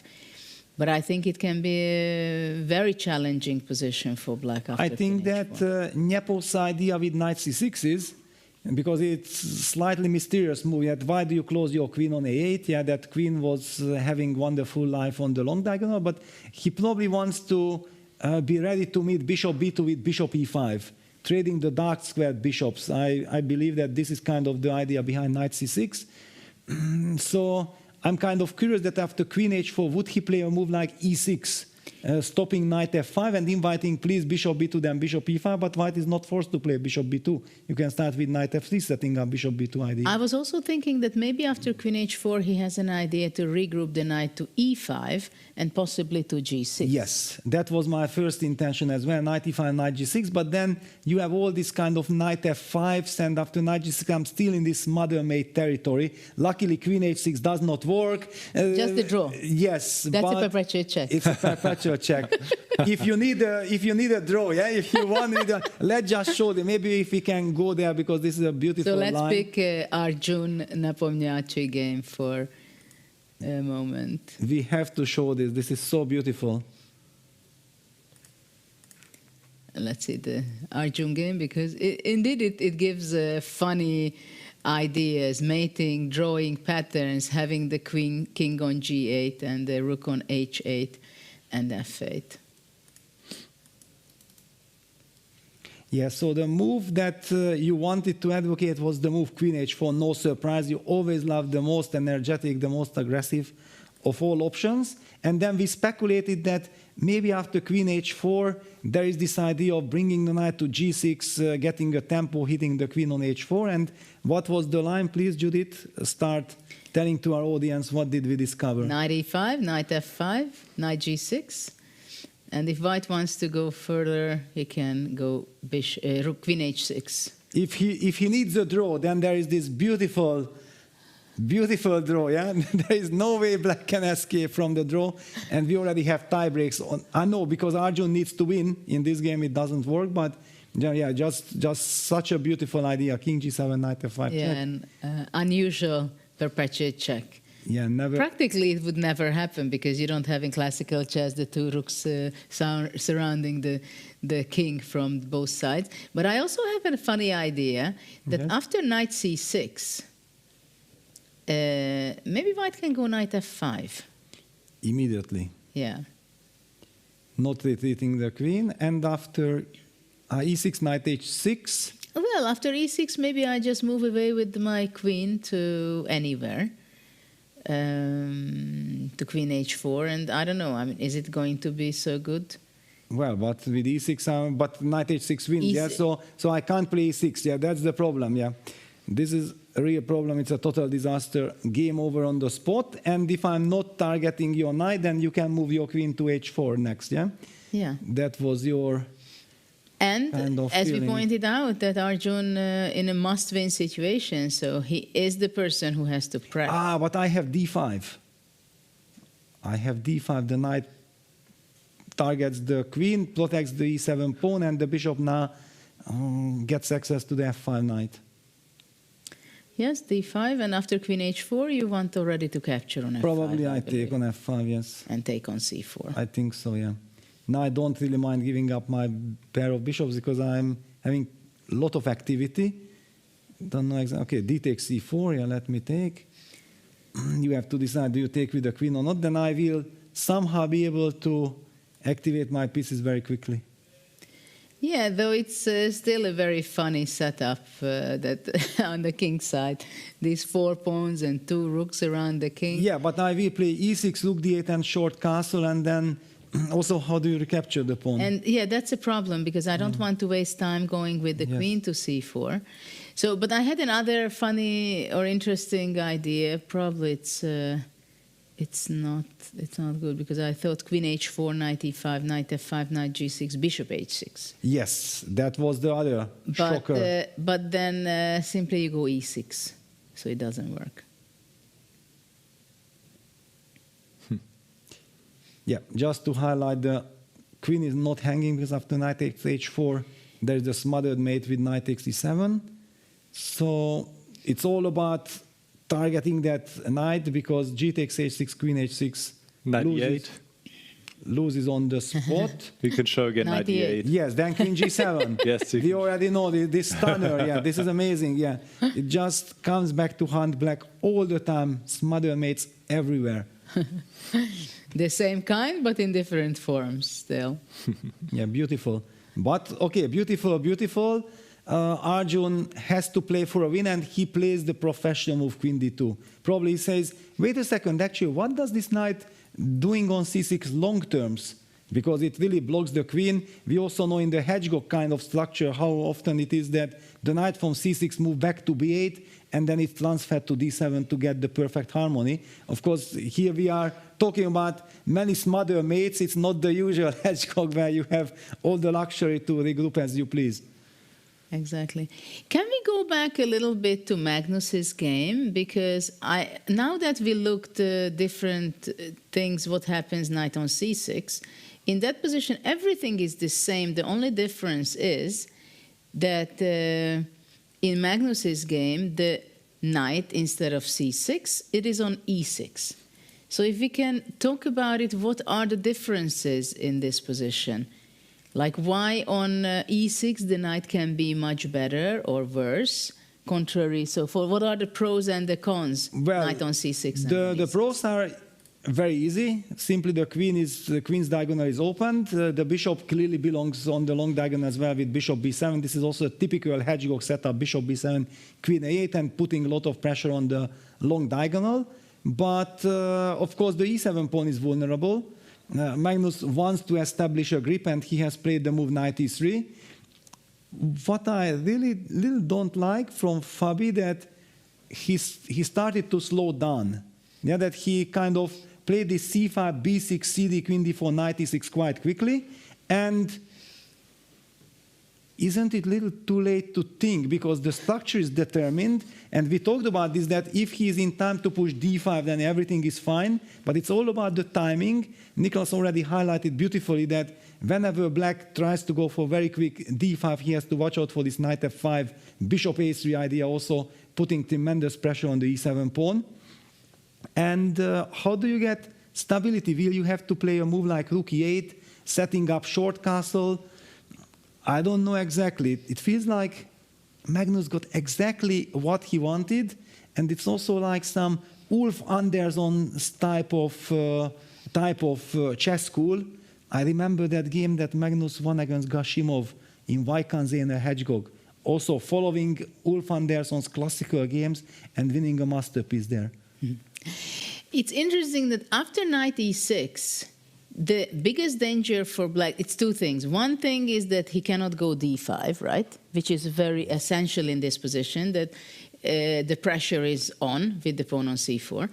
But the other one is at least as important, that white is ready not only to stop the d5 move with the knight on e3, but it's ready to jump to f5. And what can black do against it? Because we've seen in, which game was it? Nepomniachtchi won against Gukesh in very early of the game. Black allowed knight to be on f5, and it was a crush. Yeah. So we know, and not only in that game, we know it from many games, that in such a kingside setup, right, the knight on f5 can be a killer. And actually it's supported even from a b1 bishop, where it cannot be better supported. Yes. And also when the c1 bishop, either on this diagonal can be powerful, or it shows up on b2, and it looks like deadly for black. Yes. Isn't Fabiano possibly already in very difficult situation? Well, if you ask me, I would say that this is a very critical situation. When we look at the evaluation bar, then the computer says, okay, guys, why are you overreacting? Everything is fine. But how it is fine? How do we deal with this? Because somehow it really feels unfortunate, and I believe now it's a little bit cheating because Niklas already mentioned the computer lines. I think it was something like bishop b7, and then the point is that white is even in time to play a move like f3, blocking the diagonal, first of all. Also creating the idea of going knight f5 and then e4. White gets the grip, the Maróczy bind that we were talking about, when the knight on e6 will be a horrible piece, because knight e6 was based on the fact that I'm getting a tempo, hitting your queen from d4, and I'm going to go quickly bishop b7, knight f6, d5. If you are not in time, and this d5, knight f5, rook e8, bishop a3 idea was kind of brutal, because all of a sudden it looks like after rook e8, finally black is just one move away from short castle, and nothing immediately is happening, and all of a sudden white has another target, and he can target it with bishop a3, the e7 pawn. I think, Nicholas, it's your turn now to try to cheer us up and the fans of Fabiano that what is he going to be doing after Magnus's knight e3? That is actually not an easy task to do that, because Peter was spot on. You guys said that this is the position that Magnus wants to get. He has a nice grip, and it's not clear how black should continue. Indeed, the prophylactic move rook e8, protecting this vulnerable pawn on e7, is the computer's first choice. Then you can also play castle. I guess I should make this error because the rook will just jump over the king. The king will stay where it is. So let's say rook e8. Now bishop b2, just developing the bishop. Maybe also on some lines we can think about taking on f6. And in this position, let me just make this move castle. And once you castle, there's always also this option that maybe white will play h4. We always have to watch out for this move, that suddenly white is not castling himself, but tries to develop the rook in this fashion. So let's say h4. Let me just say, okay, I try to block with h5 so you don't advance further. And now white can take on f6. Black doesn't want to take with the g-pawn because you would open up the king too much, but after e takes f6, just your position is quite bad positionally wise with a strong knight on d5 and the double pawns, and already black is in a lot of trouble. So we just got a move. Let's see what... Yes, rook e8 was played, a good move, so this is a good sign for the Fabi fans. Rook e8, but now after bishop b2, the computer wants to see h5 maybe, but h5, difficult move to play, honestly. The other logical move would be to go bishop b7, but bishop b7 is always probably answered by f3, blocking the bishop, and then... Yes, still knight f5 is in the air, still bishop takes f6 is in the air. I would be worried here if I was Fabi, and we will see if he can get into a decent position. This could become quite dangerous in the next few moves already, it feels like to me, Niklas, Peter. I have one question, yes. Because when we look at Maxime's game against Nodirbek, it's exactly the same, but instead of the move knight e3, Maxime opted for bishop b2. Can you just maybe show for the audience the difference between the two moves? Is there a difference, or it just does not matter? It does matter because you have already committed the bishop to a b2, when in some lines you want to maybe play the bishop to a3 and target the pawn on e7, and here after bishop b2, actually the computer quite likes rook d8 to prepare d5 once more, and now if you play knight e3, you are not in time. Black can go d5. Black can go d5, and once black plays d5, he's actually better because of the bishop to f6, I have the intermediate move d takes c4, hitting the queen on d2, and black is in excellent shape, will take back next on f6, and no worries whatsoever. So bishop b2 was an inaccuracy because of the rook takes rook d8, sorry, instead of knight e3 here, white would be actually forced to take on f6, and then at least you get rid of the bishop, you know what structure you will have. Of course, white has the square on d5, but you do have the bishop pair, and you will probably be okay here with black. Maybe bishop b7, knight c7, try to fight for the square. You have the worst structure, but you do have the bishop pair, and your king is also feeling much safer now with this structure. So coming back to the position here in the Magnus game, it was very precise and good by Carlsen that he played knight e3 instead of what MVL did, bishop b2. And this really put the maximum pressure on the black position. Now bishop b2, now that the rook has committed itself to e8, there's no more d5 break, then white is increasing the pressure on the black position. Let's see how Magnus will continue. It's quite unpleasant for Fabi. You couldn't cheer up the Fabi fans, to be honest. Sorry. You have the engine, and even with the engine, you couldn't come up together with something. It means that it's a very, very, very difficult position for black, because it happens many times that it looks not so promising, and then the engine comes and says, "Come on, guys, okay, you're overreacting on everything." And then it says something, and then we have to reconsider it, that, okay, our enthusiast approach was too much. But now it's not the case. Now the case is that actually the engine approves or our intuitive feelings about it. And really this knight, when it shows up on f5, but of course I think Magnus will be not in a rush at all, because he wants to keep an eye on stopping the d5. Exactly. And it will come when it hurts the most, as we say. Yes, and also big thanks for Niklas for explaining the differences I sensed, and that's why I also deliberately asked this question between knight e3, bishop b2. It seems like it doesn't matter, and then this small little detail, that against bishop b2 there is rook d8 and d5. And I would also say that in this regard we can again appreciate Magnus's feeling, intuition, knowledge and everything. When we compare two players like MVL and Magnus Carlsen, then we know exactly that Magnus has so much more experience in this type of positions, because Maxime is a clear 1e4 player, who is in his Najdorf absolutely brilliant. He's the best in the world. But in the c4, c5 structures, clearly Magnus's intuition and feeling for all the details, all the finesses, is probably the best in the world. And it's interesting just to chew it a little bit longer, this exact situation, that knight e3, bishop b2. Basically, intuitively, Magnus also thinks, of course, bishop b2 is a great move, knight e3 is a great move. And it's not something that it is decisive. These are the very small nuances where, okay, after bishop d2, rook d8 maybe stands better, more ready to act d5, right? After knight e3, rook d8 is not so good because the e7 is vulnerable immediately, and black is not in time to castle and to protect it with rook e8, right? So there are very small details, like we've seen a long time ago with Karpov. Yes. Where you see that he's not doing anything, really. He's just making moves. It seems to be okay. Sometimes he goes forward, sometimes he goes backwards. But somehow at the end he wins. And it works for him. And then you try to copy exactly the same moves, but you can never get it right. Something is always missing. And just one more time, very quickly to show this, that yes, if white plays bishop b2, then this rook d8, knight e3, d5, it's very much in the spirit as you mentioned yesterday, the move d5, and Magnus also played it, He managed to break out, and after bishop takes f6, now there is this intermediate move, d takes c4.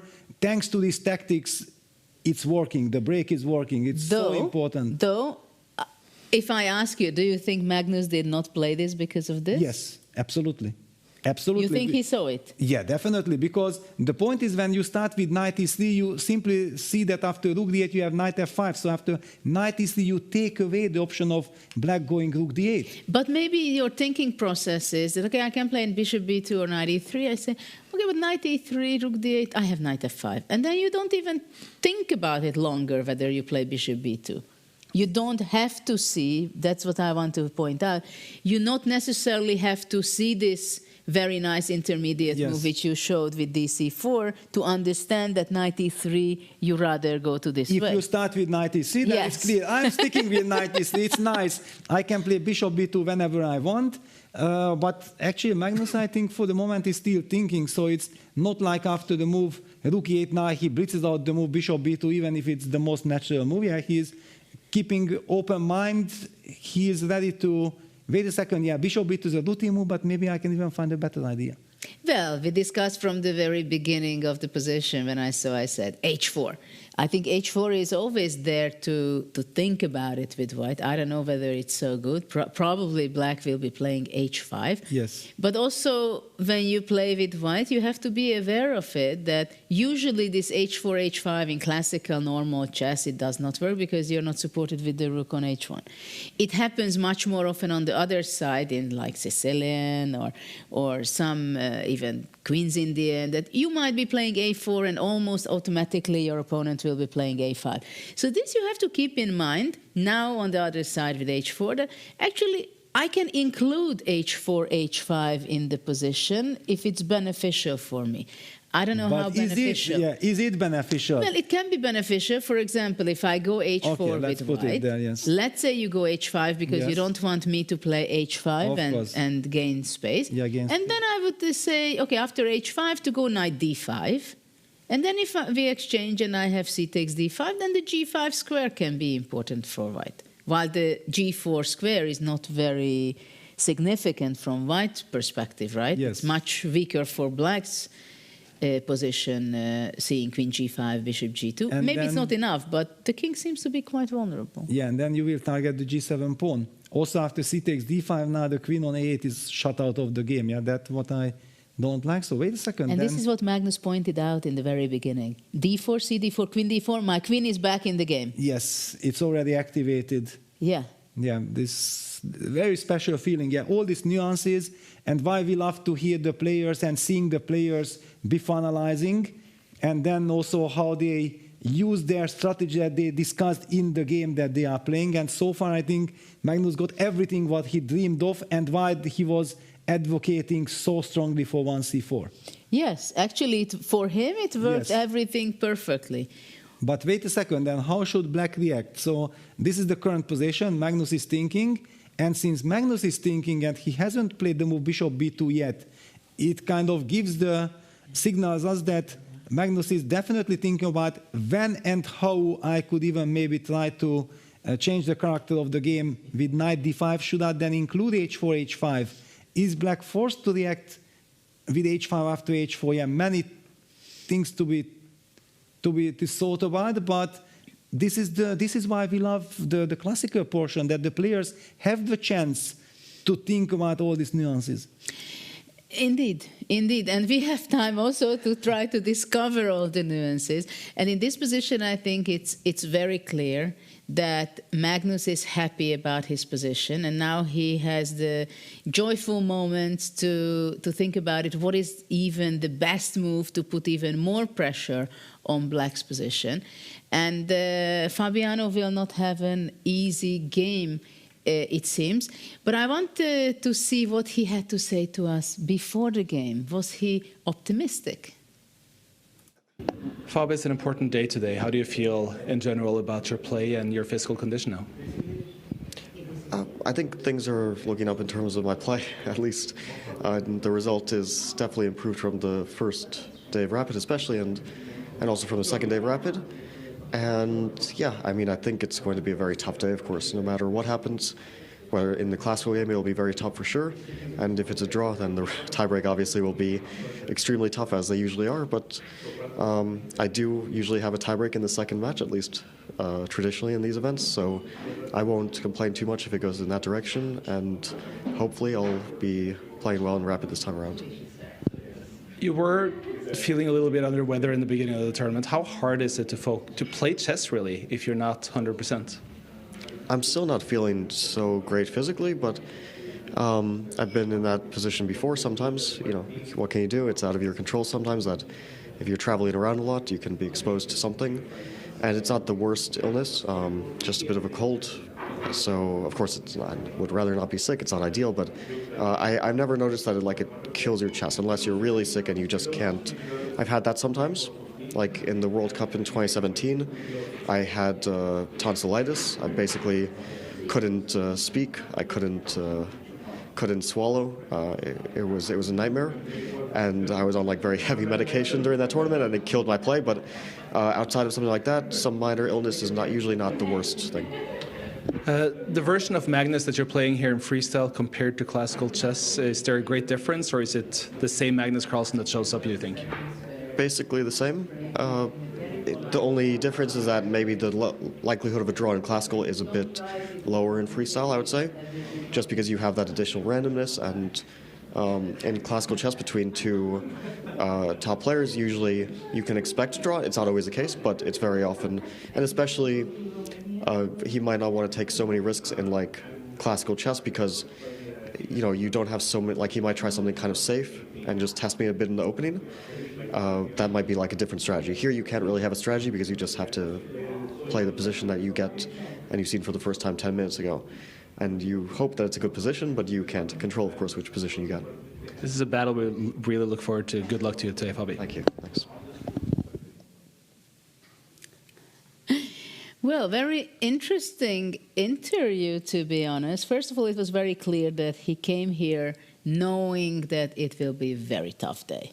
Very tough challenge to play with Magnus. And as we heard it, his health is also not 100%. But of course, all chess players, no matter what, you get a little cold, you don't feel good, there is no way, no postponing the game. You have to play it. You have to give the maximum. We were there, all of us, before. And so it was interesting what he said. And I think he's very much ready for a playoff. More to that, I think he would be happy. Already before the game, he gave the impression to me that it will be a very tough classical game, and he doesn't mind if it's a draw, and then he goes on to the playoff. Yeah, but this was the thing that I did not like so much about his mindset, that I felt like he was thinking too much about the playoff.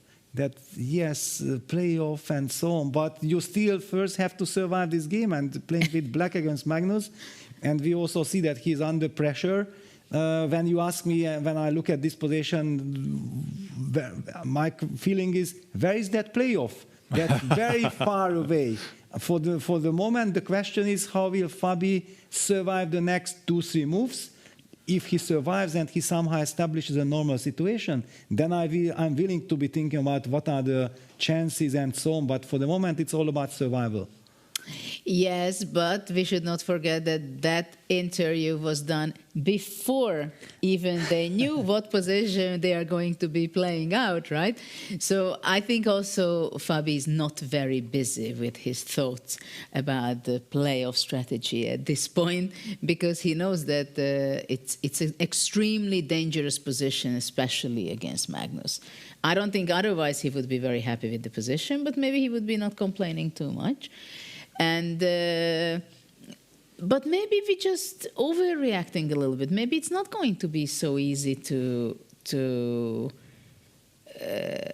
have a really, really huge advantage. Yes, well, the evil bar says that basically nothing really much is happening, but the feeling is that there is danger. Yeah, there is real danger hanging in the air. That's why I said that if the next 2-3 moves go normally for black and he establishes control and he will kind of stabilize his position, then we can talk about tiebreak and forget about all the dangers. But at this moment, it's still very scary for black. But at the same time, I think it's also interesting to notice that Magnus is a player who plays faster than his opponent most of the time. He has a fantastic position. He knows it that he has a fantastic position. At the same time, he's 20 minutes behind the clock. So maybe he knows that it's a critical moment. I have to find the right path to get the maximum out of this position. No, he's not ready to accept that he's just a little bit better. He just plays bishop b2, let's say, develops knight f3, he brings the rook, and just has the general Maroczy bind kind of space advantage, right? He's looking for more. And bishop b2 on Yeah, the board. he plays bishop b2, so it will be interesting, and Nicholas will be the person to discuss this h4, h5, knight d5 transformation of structure, for example, where that would have led to. It was impossible for us to understand immediately. Magnus plays the move bishop b2, he runs away. It's a sensible move, it's a developing move. But yeah, I would turn to Nicholas immediately that please, Judith, hit me with h4, h5, knight d5, creating direct threats against my king, how I should have reacted. Yes, it's a very good question, and one that certainly Magnus also pondered. What about knight d5, either directly or after h4, h5? So let's just insert the moves h4, h5, just to understand for the viewers why is white playing h4.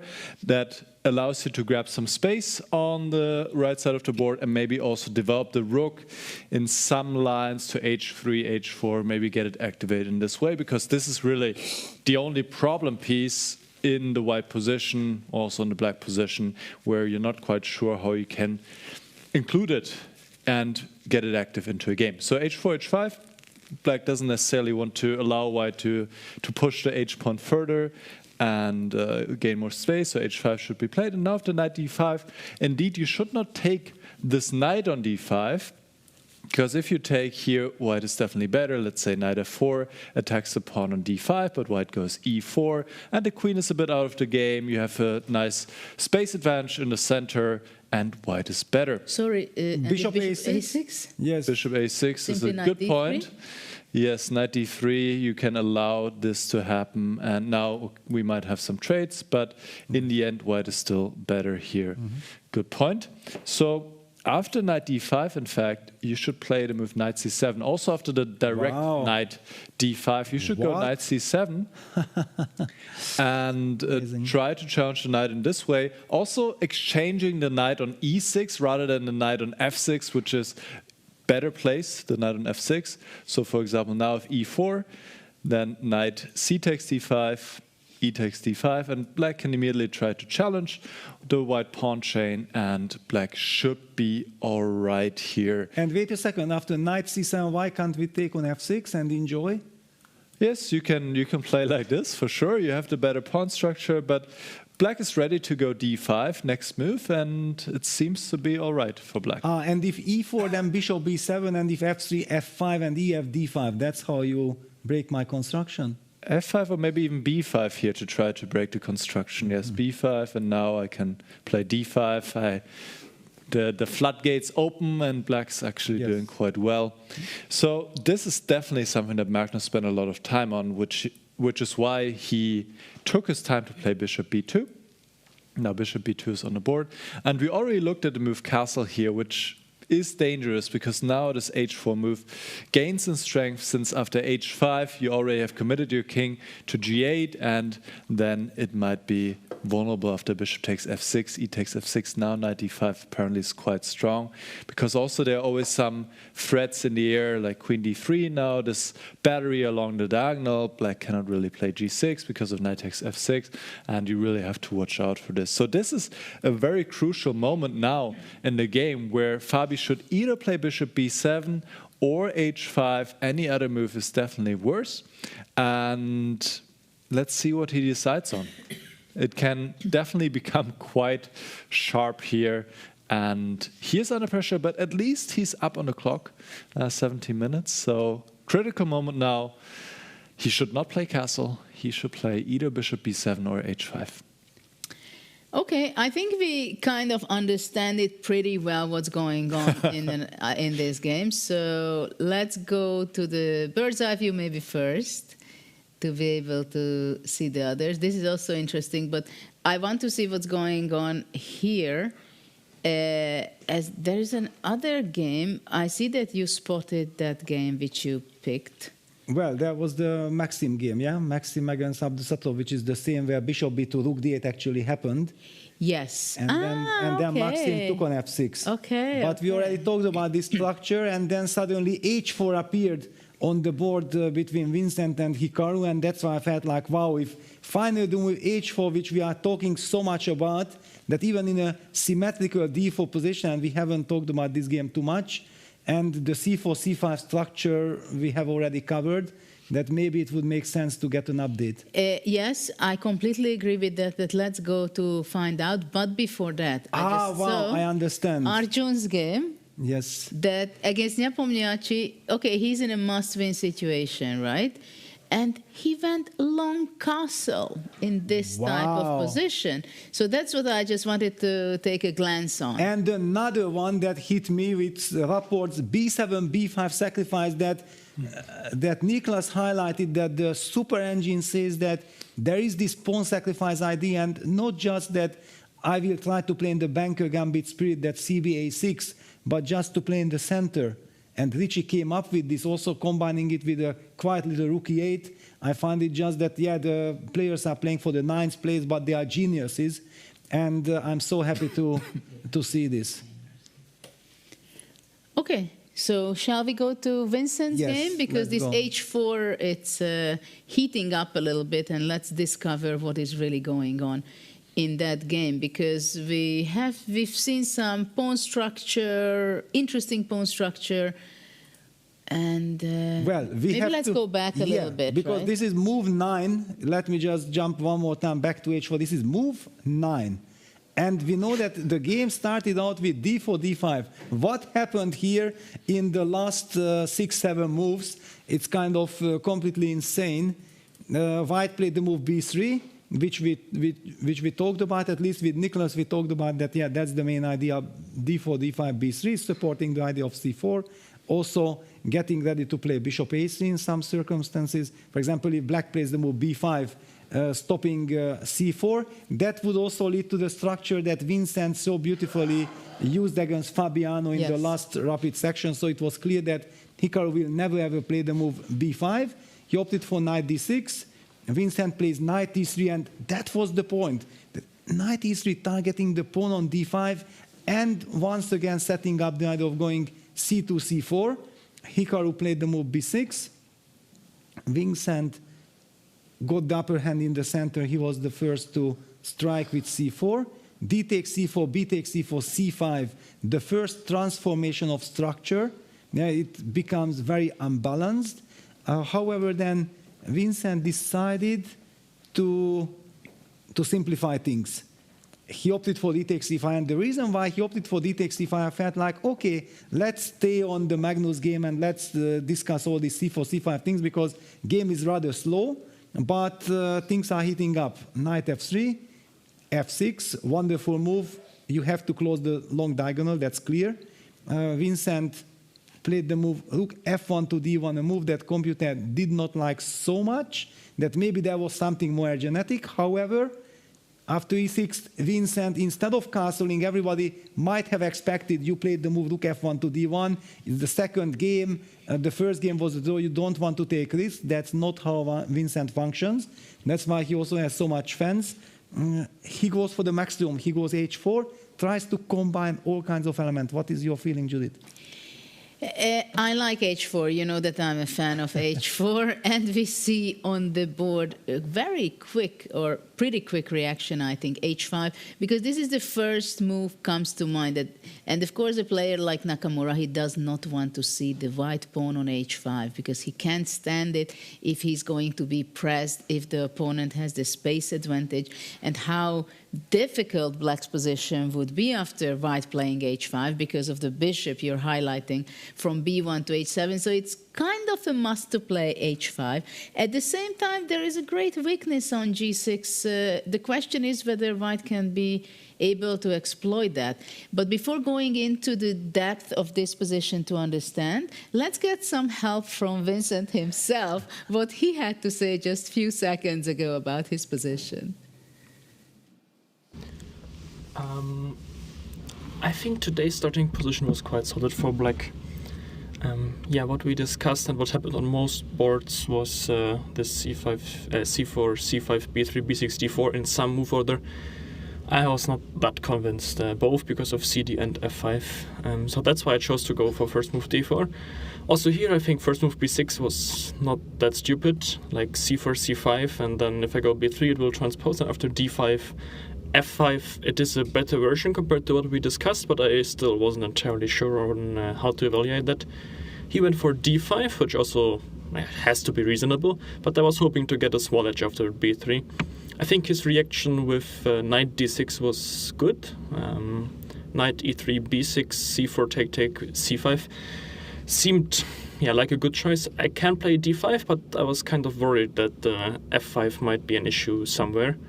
Like after f5, I can block f4 with g3, but then I thought e6 or e5 even is an idea at some point. c4 might become weak. Like this knight on e3 is just kind of in the wrong spot. I need to play e4 there for the structure, and I don't have that option. So I wasn't really happy with that. That's why I went for dc, and it might look quite dry at first, but I do believe that we will get a very exciting game, simply because this knight on d6 is kind of weirdly placed. I mean, it's not a bad spot for the knight to be, but it blocks the bishop, and as soon as he moves the e-pawn, which he did in the game, also the knight becomes kind of loose, and like the d-file. So what we got now is, like, my knights on e3 and f3, he kind of blocked with his pawns on e6, f6, so that's quite nice for him, but his king will be quite weak. I think castling will be incredibly tough for him. I'm not really planning on castling since I just played h4, so in case I manage, I would love to activate the rook rider h-file, and basically my big trump is this bishop on b1, which is open in comparison to his bishop on b8. c4, c5 are quite easily protectable for the moment, so I don't think there's that much going on the queen side for now. But I mean, my attack is not really something I'm really hoping to crush through directly, but it's more of a long-term idea to kind of tie down as many defenders as possible and make the development of this h8 rook a little difficult. So in general, I would say I'm quite happy with the position, but it's double-edged, that's what I would say.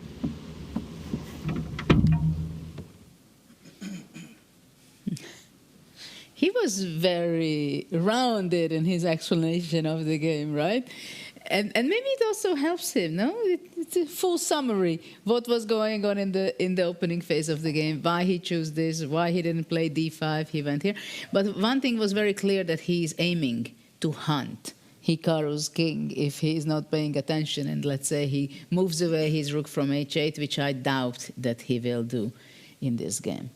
Yes, it was about long-term king safety, that Vincent felt like he has the better king, safer king, the bishop on b1, beautifully eyeing that king. So probably Hikaru will not try to castle at all. He will try to maintain the position, improve his pieces. One factor that Vincent highlighted, that he's believing in his position, and the potential, because of this bishop on b8, is kind of blocked by the knight on d6. When I look at the position, I feel like the knight on d6 is actually a strong piece, but if you look at from this angle, then yet it really blocks the bishop. I was a little bit not sure long term this knight e3, knight f3 structure against the pawns e6, f6.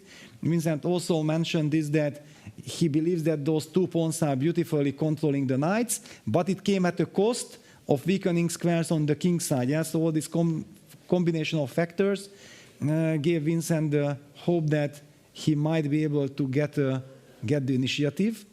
We did see that some of the decisions or some of the conclusions that Vincent came up with, that after the c5 he pushes d5, for example, then black can play the move f5 and it gets double-edged and so on. He wasn't sure.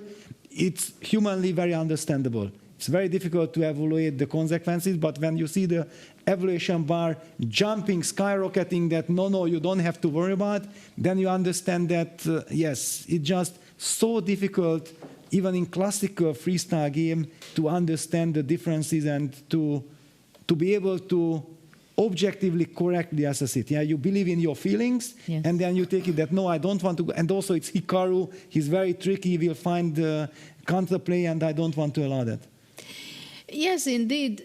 What I was kind of surprised when Vincent was saying that, well, actually the starting position, black has a pretty stable position. I would think, when I was looking at their analysis, that white is having an amazing game for game 2.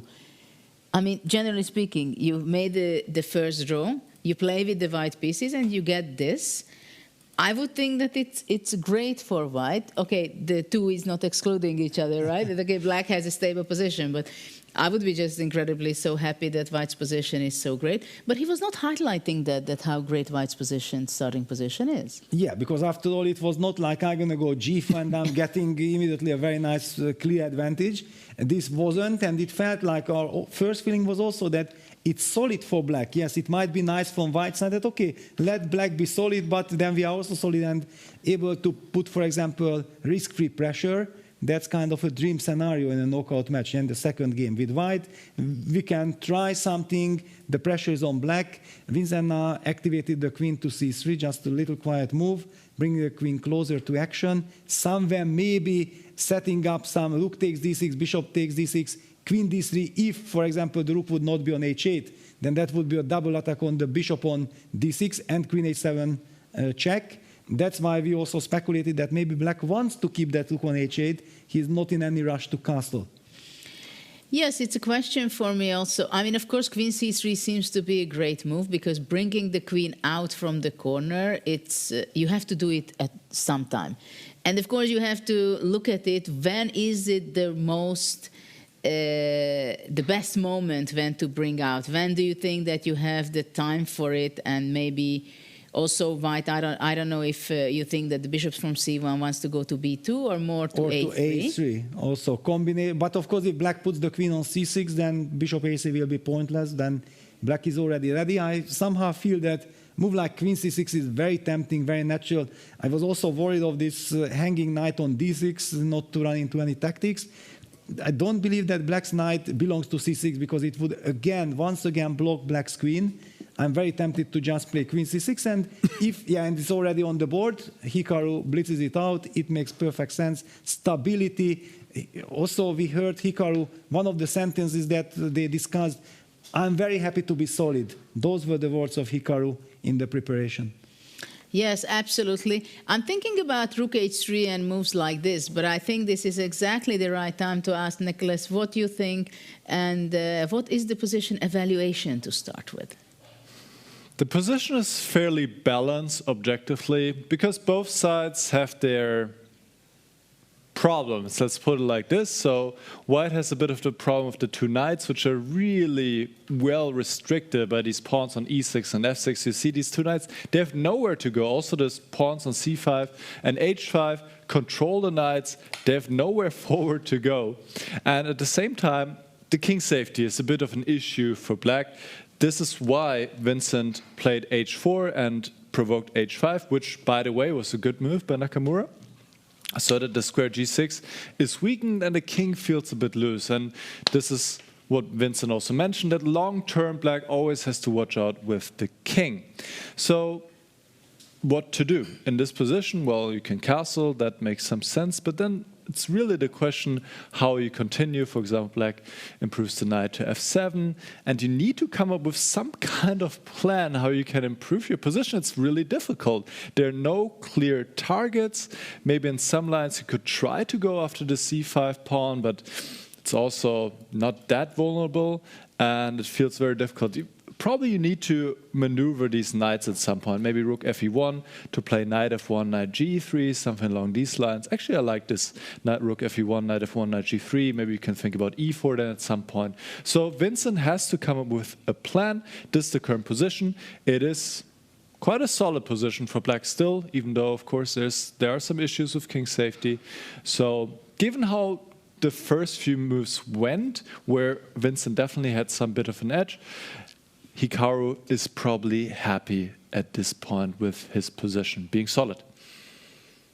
Wow, being happy in this position with black having this weakness on g6? Yes, and if you ask me, I'm also happy with black. I would actually be rather black in this position than white, because I feel that with black there is no pressure on me. I don't see the mating attack yet.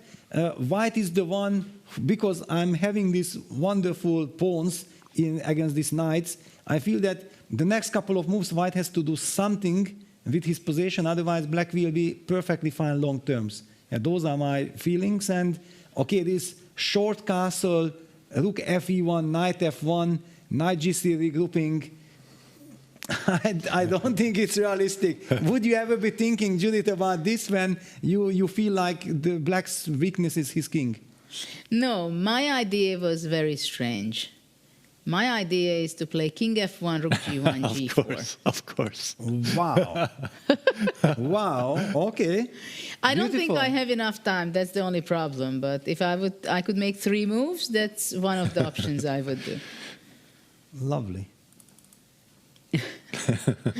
It didn't occur to you that this is an option. No, because I was thinking like from black's perspective, that I develop the knight.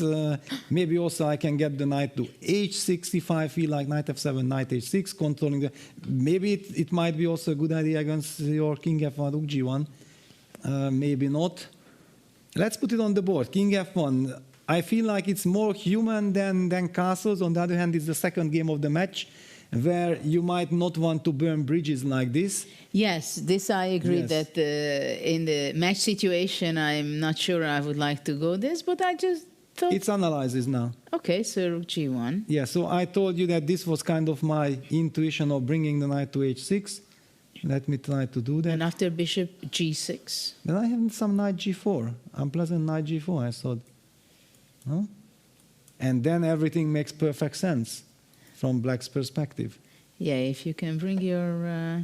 So maybe instead of rook g1, I went bishop g6 immediately. Well, breaking news, Vincent went Like on a bishop different a3. direction with bishop a3, yes. So we have to calm down. Yes, it was a different approach. Yeah, it was a different approach. Interesting approach, but yeah, it was obvious that Vincent will never play this short castle rook fe1 business. He came up with bishop a3. Now let's discuss then this current position. That what is he aiming for? For example, if black plays the, is he trying to target that pawn with queen a5? For example, if we do the natural knight f7 move as before. Yeah, that's what I thought. Maybe queen a5 is the plan, attacking the pawn on c5, and after knight b7, queen b5. Yes. But then takes knight f7 to d6. Is that an option? Takes knight fd6. Reminds me of some Bishop d3. Nimzo structure. Yeah, bishop d3. Yeah, if you can establish a grip on the c4 square, then white will be winning. Yeah, that's how it works. Yeah, that if I'm in time to neutralize that, then it's all good. But then maybe I have to play e5, bishop e6.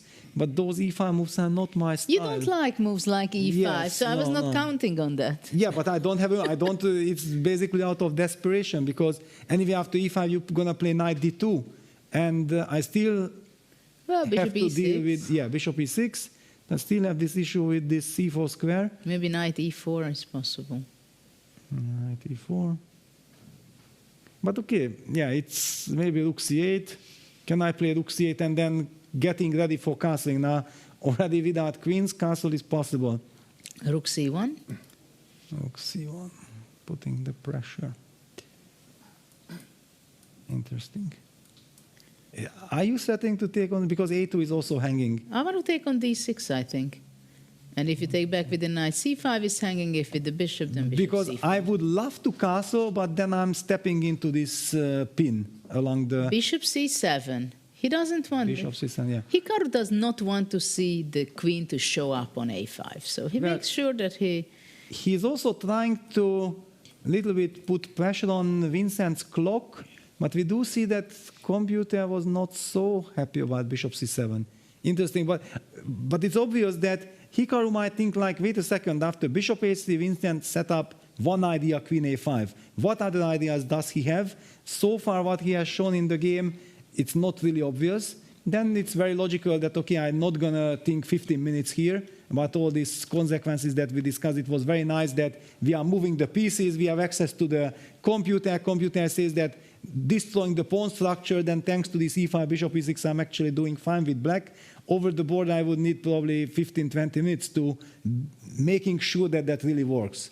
But also, if you think about it, in yesterday's game 1 of their match, there was a moment where Vincent, with the black pieces, had a very good setup.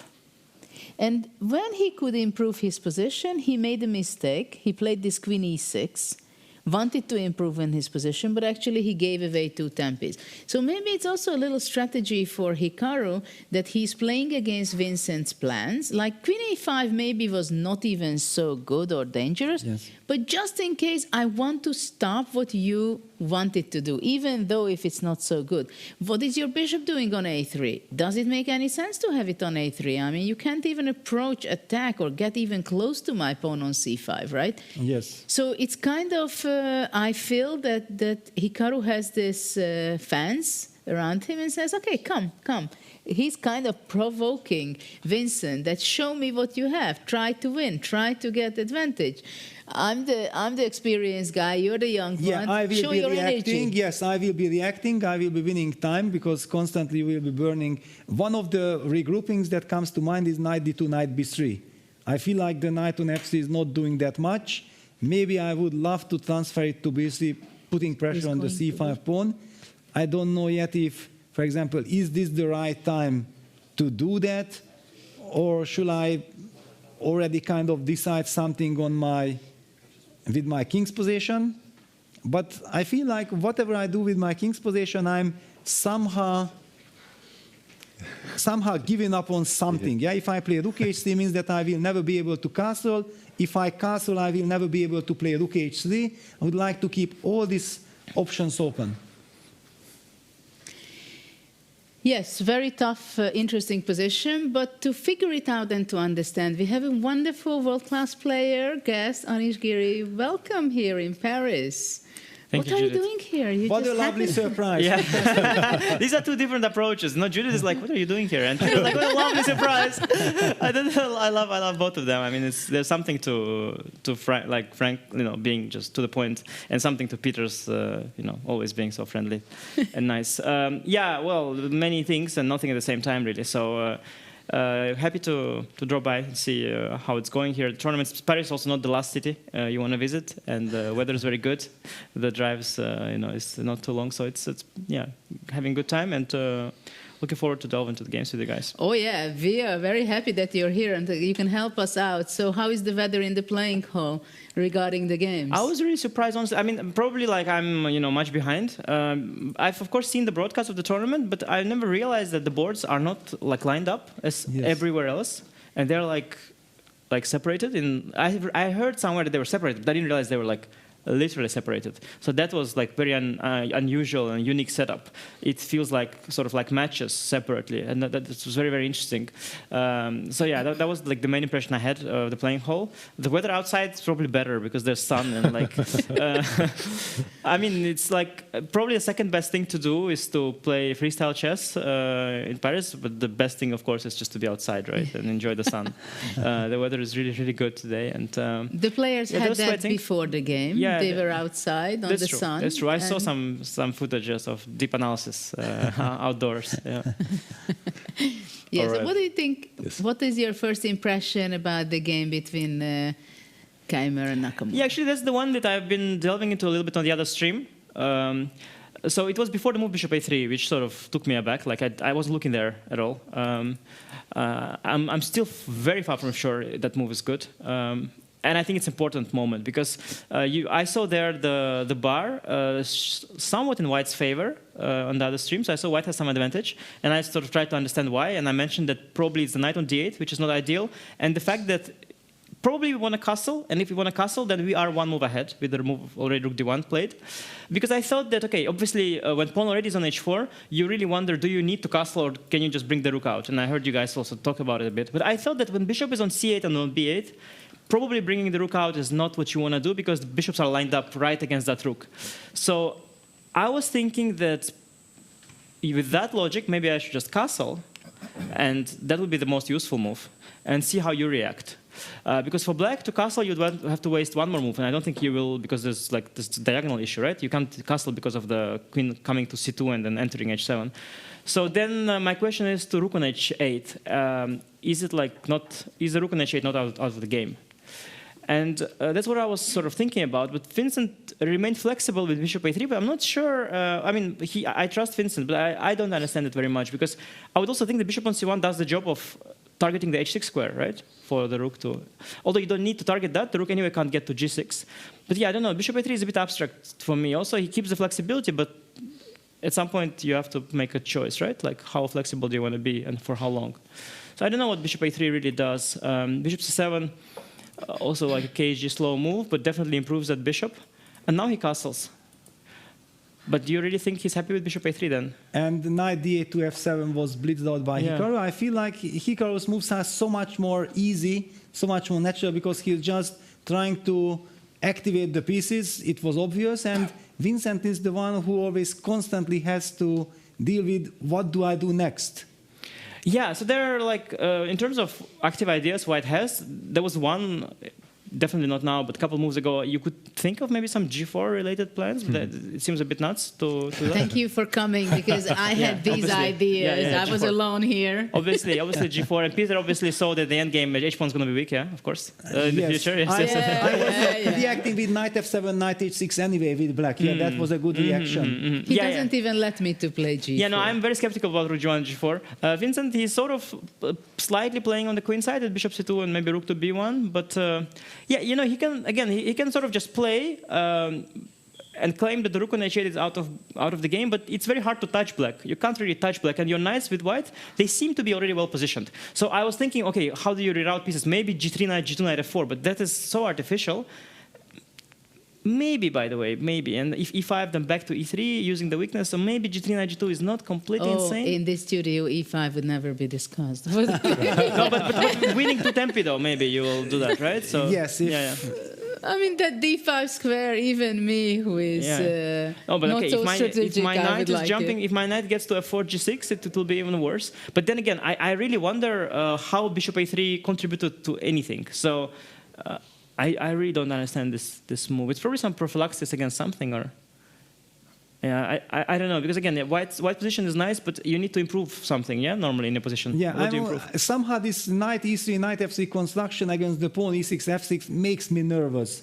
I feel like in long terms, actually, black has some potential. Yes, at the moment, because of this king situation and because the fact that white has already castled, he has the rook on d1. But if somehow black gets 2 extra moves and white is not doing anything, then I also feel like maybe it can even turn in black's favor, that in long terms it's more comfortable. Yeah, no, I see what you mean. The fact that knights are somewhat dominated, you could say. Although, yeah, it would be a stretch, of course, to... I think like the big question here is, do you try to justify bishop a3 as white, or do you just let it go and forget it? Because if you try to justify that move, you gotta move the f3 knight maybe to d3 or to b3. Like, what are which would be probably terrible. I really don't want to touch my knight on f3. But if you don't justify the move bishop a3, you must feel somewhat annoyed with yourself. Like, why did you make that move and now doing something else entirely on the king side? So yes, I also have the feeling that if white was able to get the upper hand or get the initiative, then this moment has passed. I think that Hikaru is also the body language. I almost get the feeling that the players are signaling that why don't we move on to the playoff? Yeah, don't you get this feeling? Because it's a symmetrical position. It should be on the mind of the players that actually we can only offer a draw on move 41. It's still far away. And yeah, black plays the move bishop b7, activates the bishop. Yeah, I think Hikaru's body language is always signaling something, whatever that is. One thought I had with bishop a3 is that he maybe wants to rearrange the rooks. Yeah, rook b1, rook d1. That makes a lot of sense. Yeah, to capture the files. That's probably the point, actually. He will At the same time, what is the b1 rook will be doing? Maybe bishop will be moving to a8. Yeah, but his argument is that it's better than on f1. And that probably makes sense, but it doesn't do much. Again, like what I don't like about white's position is that he cannot touch black. Like there's nothing to touch. It's like a5 square protected, a4 square protected, and yeah, I would look for. Sorry to interrupt. I even have the feeling that maybe we should move to some other position because we have the expertise of Anish here, and this position doesn't really give the chance of showing your true strengths. Let's move somewhere where we have more. For example, Fabiano. How much trouble is Fabiano? Because looking at Divaba and also looking at the position, it looks very unpleasant. We can see it on Nicholas' board more easier. Yeah, we can just. Yeah, it looks like it's almost a typical position, right? We got. It's almost a typical position, like from this hedgehog, double hedgehog thing. Yes. Although, what he's done now with the rook on h1 and h4 makes it very unusual. But it looks really good for white now, like in general, the whole thing. It looks really, really nice for white. Because in general, when you have this space advantage thing, and black doesn't break with d5 or b5, you always think that you're a bit better with white, like a little. And now, with the rook on h1 and the h4, h5 coming, you're really extra happy, I think, about it.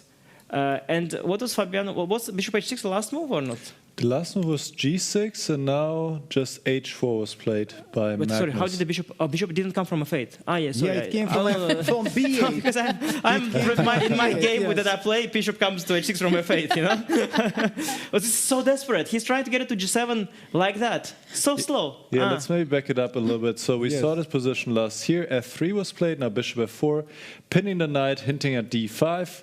White reacted with g3, bishop h6, knight 1, g2. By the way, here d5 would have been possible, but after c takes d5, knight takes d5, white can just calmly play king to f2. Just king f2, like you say, the most obvious. Why would I have to do that? Well, what else are you going to do here? Anything but king f2, maybe. If anything else, actually, black is fine, if I remember the analysis. King f2. Well, probably rook d8 next. And actually, how come that Fabi didn't play d5? Yeah. G6 sorry. Can you go back? Can't I like take on? Maybe he thought I'll win a pawn with. So, okay, let's see. So knight f5 ideas. Yeah, taking the pawn is that's nuts. Yeah, this is really beautiful for black. Although, yeah, knight c5, f4. I think he would calculate. Or maybe knight c7. Knight c7. Maybe let's get. Yeah, exactly. Knight let's c7. get the big board. Knight c7 probably, and a lot of pressure. And then d5 is.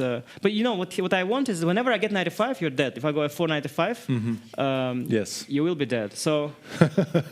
But you're also opening up this diagonal then. Yeah. It has to really work. Yes. Okay. Yeah, maybe he should have tried d5 because after g6, now h4. What do you make of this move? Okay, so Anish? bishop g7. Let's say let's complete that. Try to complete that. Wild reroutement. Who would have thought, right? Yeah. That in this game the bishop would end up at fianchettoing the bishop in the four moves. Yeah. Yes. Yeah. Now I mean, a question would be: can I just h5 or something and just try to do something fast? Luckily for black, the rook on h8 is defending the king quite a bit already. But I don't know how good it is. Whether I think it's with Fabi, it's like maybe one day I just play rook f8, so maybe I keep it. Yeah, rook on h8 for h5 is maybe nice because sometimes they do this in normal chess. They do this king h7, rook h8, king g8 thing, and now you're already there. But well, after knight h5, rook h5, right? Yeah. How much? What is happening here? Knight f5. Druid is happy. Yeah. It looks pretty in any case. Magnus does things like that, right? Yeah, it looks so promising for white. Looks pretty for sure. And bishop g7 was, of course, a very primitive move. I guess you don't want to remove the bishop from the active diagonal. And instead of bishop g7, maybe something. Well, is it too late for d5? I guess is another question. Well, now the h8 rook is hanging after cd. Guys, but forget everything. Breaking news. Let's head to the Arjun Erigaisi Nepomniachtchi game because there is a queen d8 move. What? A stunner with not a lot. It's crazy. I was thinking like, what? Queen takes d8 happened or okay? we have to go here. Yes. This is amazing. Let's just see. The last move was knight f6 to e4, and then white plays the stunner, and we know that Arjun needs to win to bounce back. What a move. What a move. Yeah, it looks like d8 queen was played, yeah, from the pawn on d7, yeah? Promoted. Queen d2 to d8, yeah, that's... Completely paralyzing black's construction. If black had a rook on e8, he would have castled, that would be nice, would have been very strong. Exactly. Basically, queen d8 is prophylactic. And very important to know the rules. You can't go rook takes d8 castle, because that's against the laws of freestyle chess. Yeah, that some people fell for it, I think, earlier. But can you imagine if it would be legal and you blundered that? No. Yeah, I think some people tried this, for sure. They tried to castle out of the check. I thought he played. Yeah. Yeah, in Reykjavik, yes, 2022, no, Wesley was involved, yeah, for Wesley sure. was involved, yes, exactly. No, there's no joke. Yeah, queen not at all.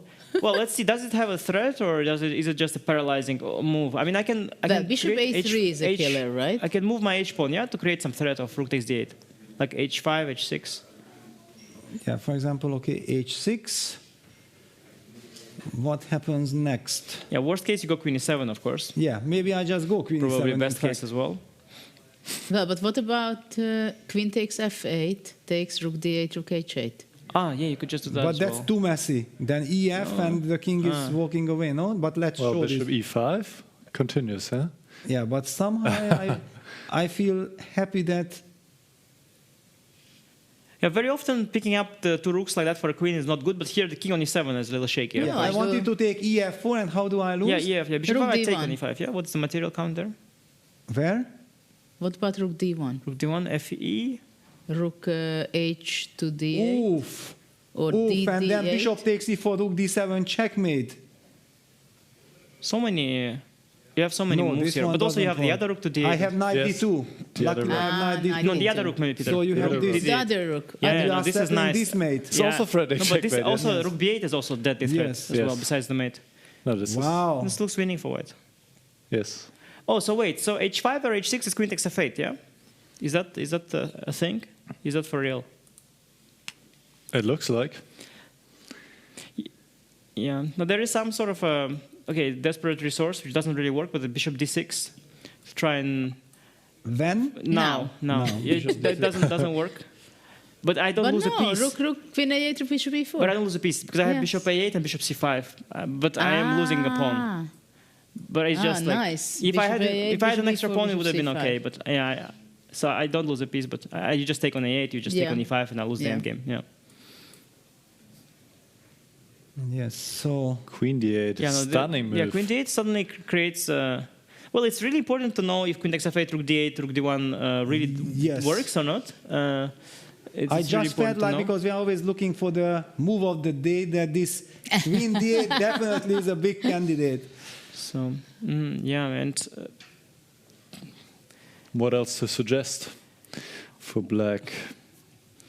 Can he if- go like f, G6? f5? Sorry, what was in after D7? ef? How do you win after ef? You win, yeah. Bishop Just to be sure. a3. Yeah, and then maybe some bishop d6. Bishop I D6. think, yeah. Bishop a3, no, bishop a3 is not the move. Some bishop d6 related, yeah, something. Yes. On knight so- c5? Knight c5 also, yeah. Yeah, you have bishop e4 also, and then something. Yes, probably. You have also some, Why not? even some slow knight g4 type things to just try to Yeah, make. just simple chess. Takes, bishop a3, yeah, and it's checkmate. This looks convincing, yes. This looks very convincing. Bishop is, yeah. Mhm. e5, bishop f8. And then queen f8. and Bishop f8. Yeah, bishop f8, yeah. No. Bishop f8, yes. Yes. Yeah. Wow, this queen d8 cuts the board in half, yeah, in black's camp.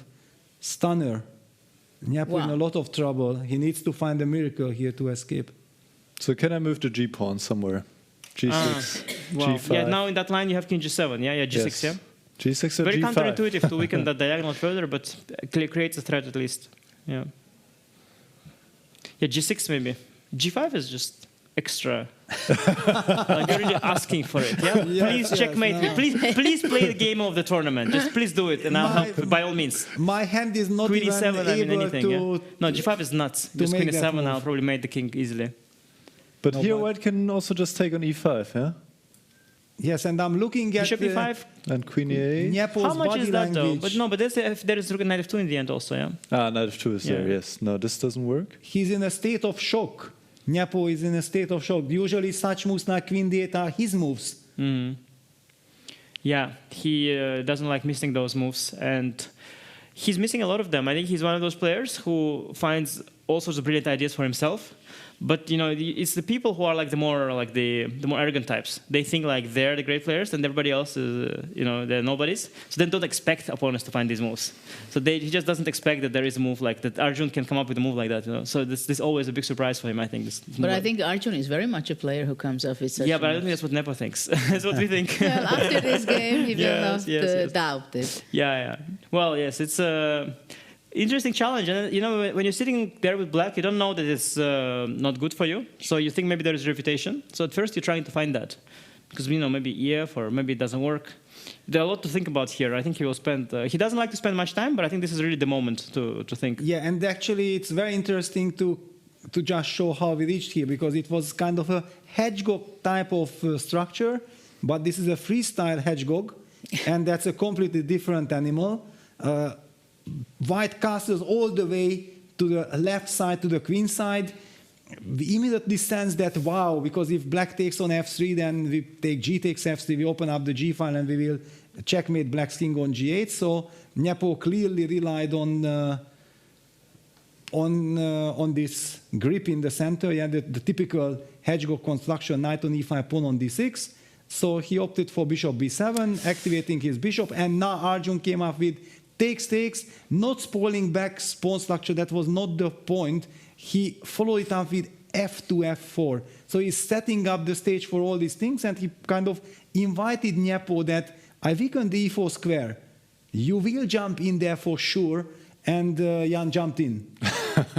Yeah, I have to say though that when bishop b7 was played, okay, obviously black's position already is very critical. Yeah, white's really ready with all the pieces and has finished development, ready to attack on the king side. But bishop b7, it's for me like something about it feels off, because the king is there, the queen is on a8 now, more tucked in than ever, and like I would feel that I've endangered myself too much on the king side with queen being so tucked away by those bishops.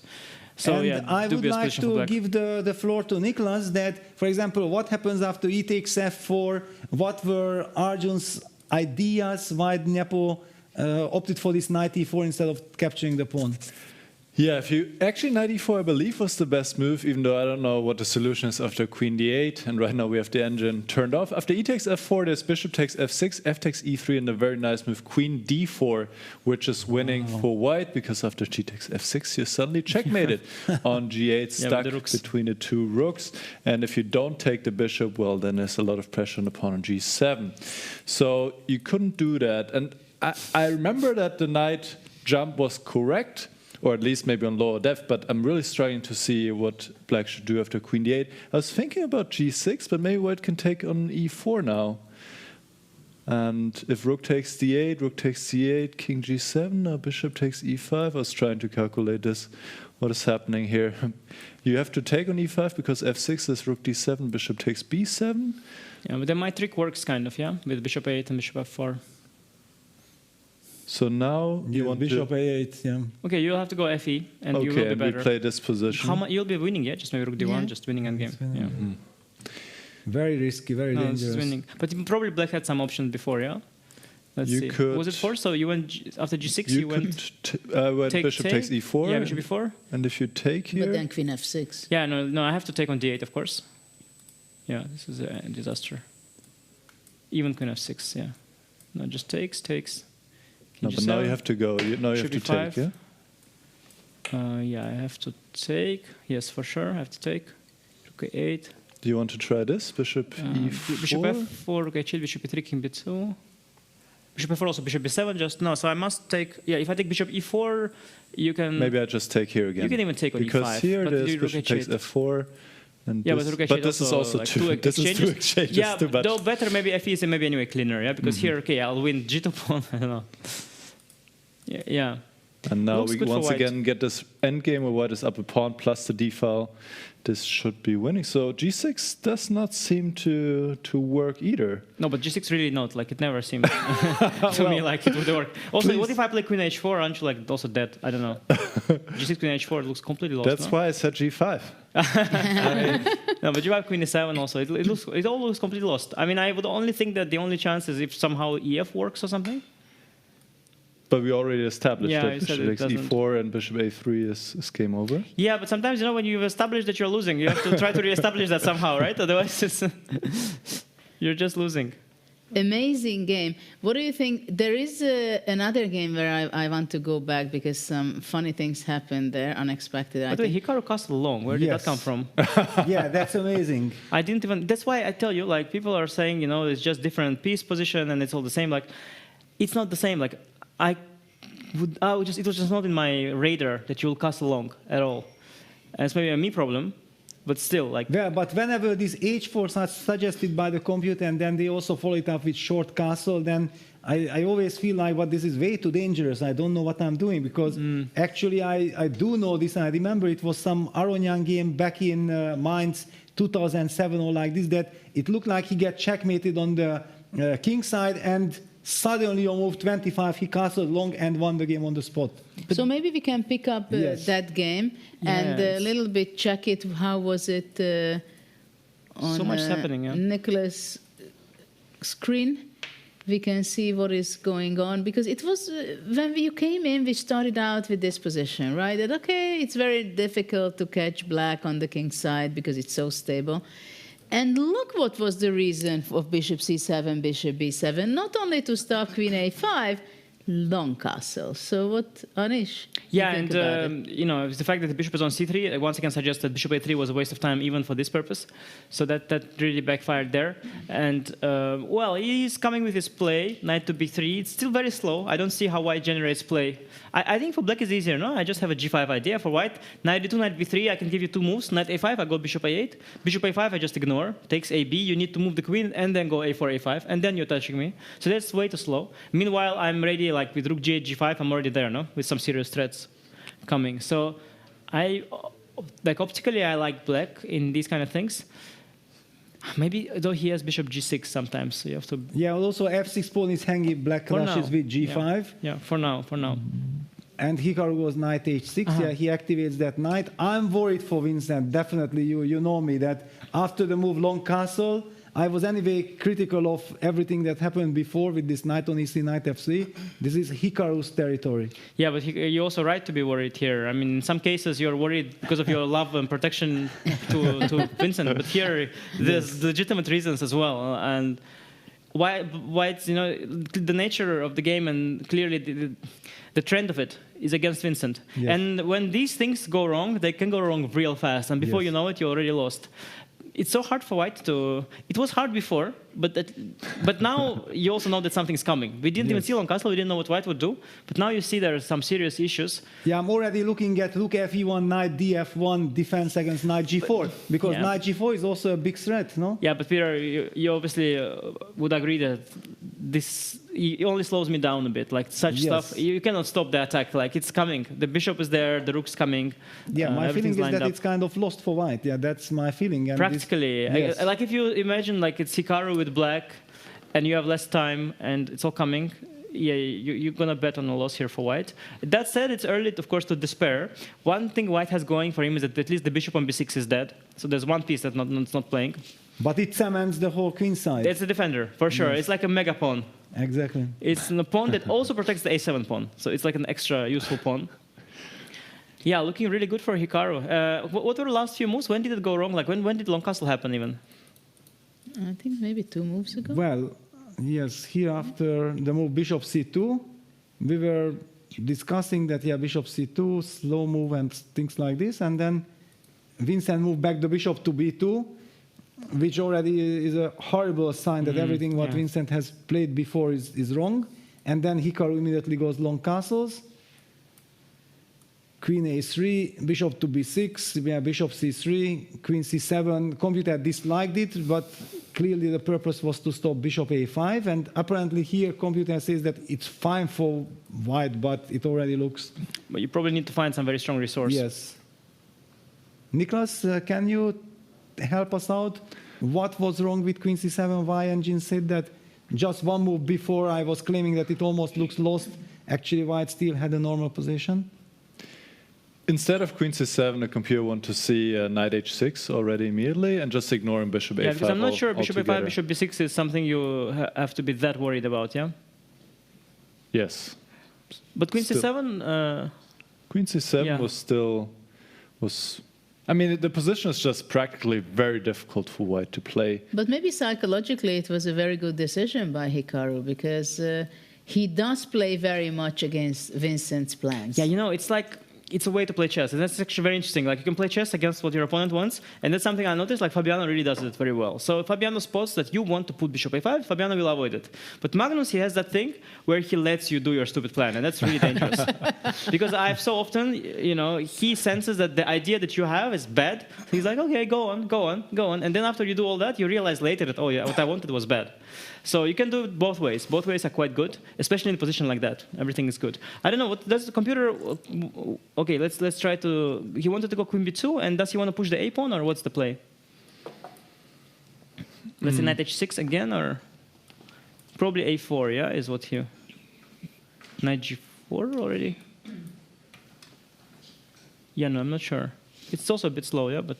But maybe you can create some kind of play with a5 now, yeah? Yeah, I would have to, I guess. And yeah, maybe it's not so bad. At least lots of open files. So bishop a5, queen a5, rook a1. It's even like something like knight takes c4, bishop takes f3 we have to consider. But yeah. Okay, yes. Probably shouldn't work. Yeah, it takes and rook a1. Yeah. Queen b6.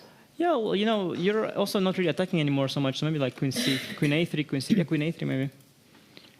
At least here, yeah, this is already a game. No, we are playing. Absolutely. And actually, this can go very wrong for black because the king is already weaker. Yes. So actually, yeah, rook e1 is well, it's defensive idea. It's what Peter said. The only, I think it was the only kind of move. Otherwise, it's exclamation one. It's a good move.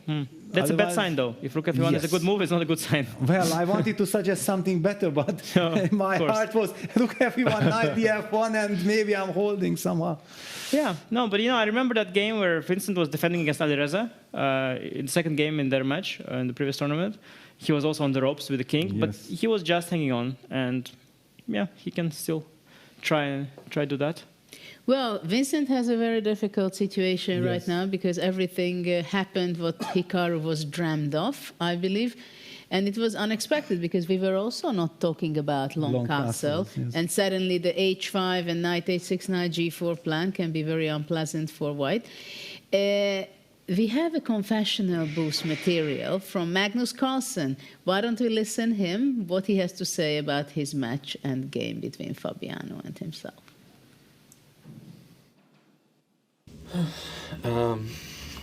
I think my position is absolutely overwhelming here. Like gaining a lot of space, and his pieces are being kicked around, and they're quite passive. So he's obviously going to fight his hardest to get out of it. But really liking my chances now, and happy with the way I played generally so far.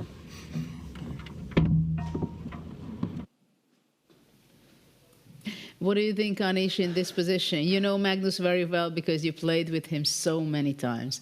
When he says that my position is overwhelming, does he think that there is no way that Fabi will save the game? Yeah, well, it's an extension of that what I was saying. Yeah, he knows what plan to allow.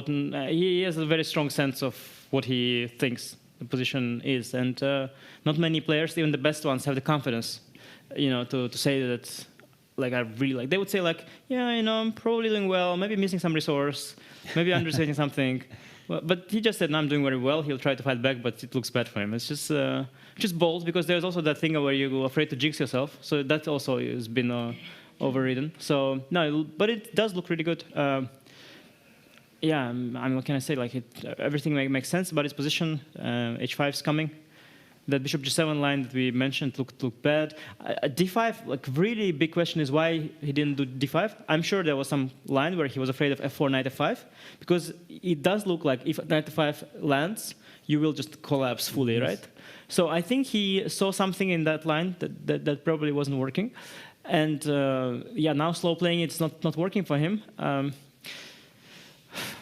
Just not looking good.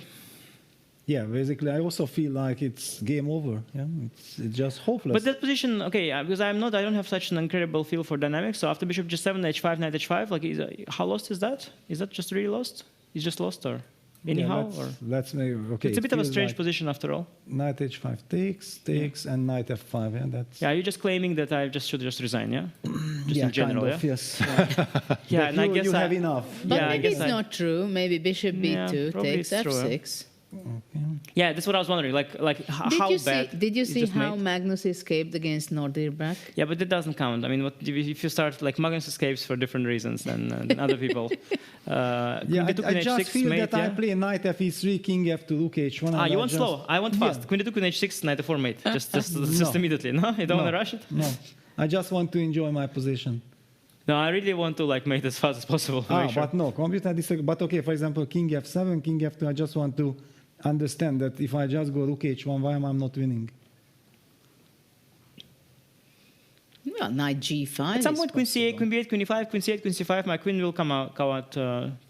Yeah, I like that. Queen c8, but queen wasn't c5. just queen d2, queen h6 mating, or yeah, not? yeah, we will. But okay, Yeah. you activate your queen. I'm taking this pawn and Yeah, no, of course, not like this. Yeah, I'm this is winning. collapse. already. This collapse. No, yeah. it's very tricky, of course. Yeah, I don't have to.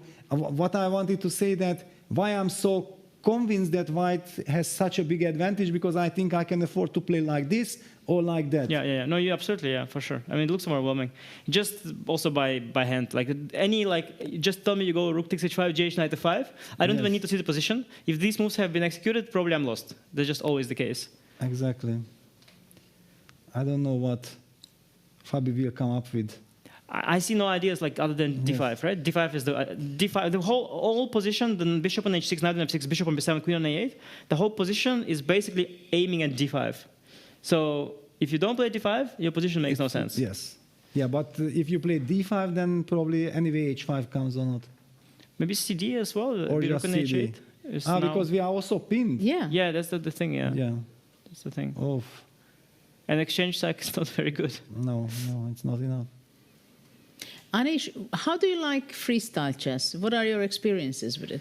I played very, very little. I mean, I played some sort of casual games a little bit earlier on. At some point, I randomly got really interested many years ago, and it was still on ICC, and there was this 960 pool. So I clicked it, but it was very, very weak always. So I won too easily. I didn't find it challenging. So I never played anymore. And then more recently, I played in a qualifier for World Championship, where it was some online qualifier. It was before the Freestyle Chess organization, so it was like some FIDE World Championship thing. And I won a few matches. I beat Rapport, I think, some other players, and then I lost to Abdusattorov, who qualified to the tournament. It was, I think, in Iceland, right? Reykjavik, yeah. Yeah. So, well, I found it fun that time. I mean, I mentioned on the other broadcast, it was a bit different because we could use the engine for prep, which I think I did very, very well. We had like a couple minutes. And I was really very efficient at using those 2 minutes. Without it, it would be a different story. I also played the match with Wesley, actually. I forgot. In St. Louis. Yeah. I played the match with Wesley. And I don't know whether it's his great, skills of 960 or my jet lag, probably both. Like, I did badly in that match. And what I noticed there is that once I felt a little shaky of form, there was no way to nothing to hold on to. Exactly. And that's what I noticed with Ding as well. When Ding suffered in last year at Weisenhaus, total collapse. In normal chess, you can play a few solid games just from the openings. You can familiarity with the positions. But in 960, if you just cannot if you cannot let go. Once you let go, you just collapse because you can't be solid or anything like that. So it's a different game. You have to play really well. I don't have that much experience with that. I think it would have been it would be a lot of fun. It would be really, really interesting if entire chess would become 960, because that would suddenly make everybody work on it in 960. That would be really, really cool. But I don't think we are there yet. So for now, no, I also don't think so. But it is a lot of fun.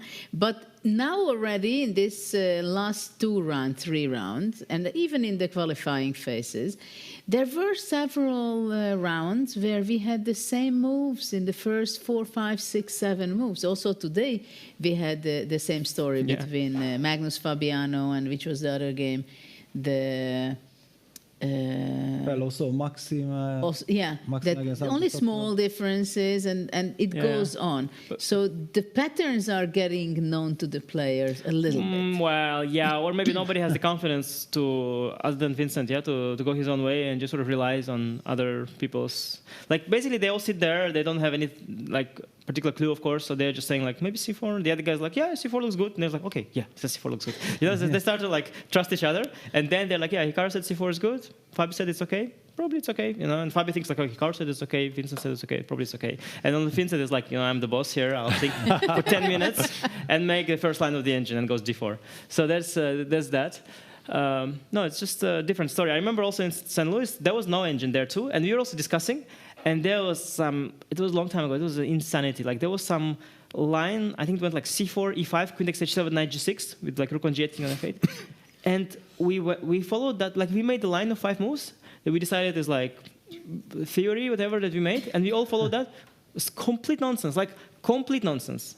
it made no sense to grab that h7 pawn, and the follow-up made no sense, and we just followed it. Like, we just decided it's the way to go. So I think it's still really hard for players. But of course, in a position like today, c4, b3, it's pretty easy, yeah? Develop the bishops. I think any pawn move opening the bishop is okay, like always in chess, also in normal chess. How wrong can c4, b3 be? Like, open the queen, open the bishop.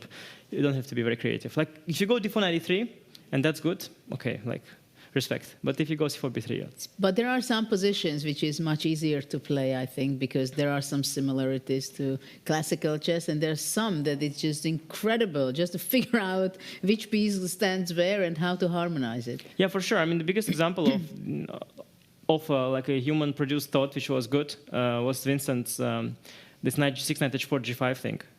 Yes, against Fabi in the second game. In the last game. I mean, insane. that was an absolute insanity for sure. Because not only is it something which is very unique and very rarely would that be good, it was also actually good. Like, I was really shocked. Because I saw this, and okay, I felt like it cannot be good. Like, just, I mean, with all due respect to Vincent, like, you cannot make something so creative work as a human. Like, it cannot be. And then I saw the engine, I was like saying it's okay, and I was like, really, it's okay?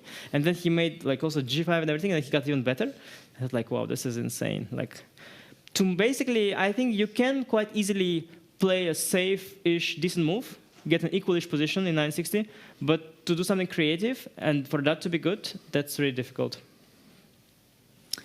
Okay, well, would you like to play in the series if you have the option to do? Yeah, probably. I mean, who wouldn't like to play? But okay, luckily I have also many other tournaments to play, and I have a lot of trouble switching between all the formats. Like, for me, even to switch from Rapid to Blitz to Classical, I feel I'm always one step behind. You know, after Rapid tournament, I feel like, yeah, I was in the Blitz mode. After Blitz tournament, I was in the Classical mode. Like, I just never in time, and now so you have to start thinking about Fischer, like random and 960.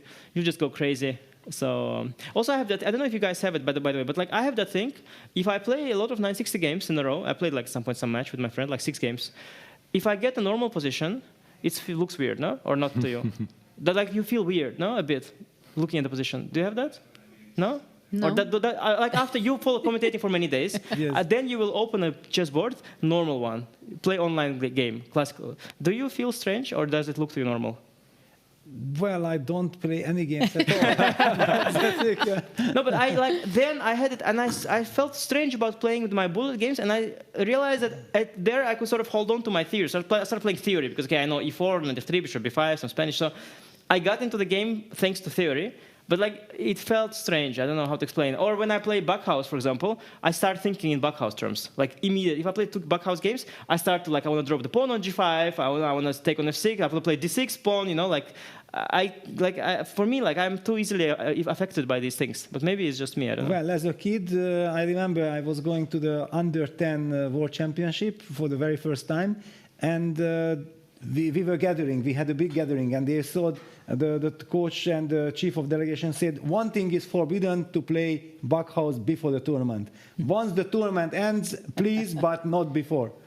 Yeah, I think like with me, the strange thing is that honestly, with me, if I play a few games in a row of Fischer random, it messes up the way I see chess. Like, but I don't know. Maybe it's because I'm like too inflexible or whatever. I'm curious how other players are with that. Maybe it doesn't affect your results very much. Maybe you get back used to it again. Because you know, I heard that like even when you learn bicycle, you can learn bicycle backwards, and then again you have to relearn to go bicycle forward.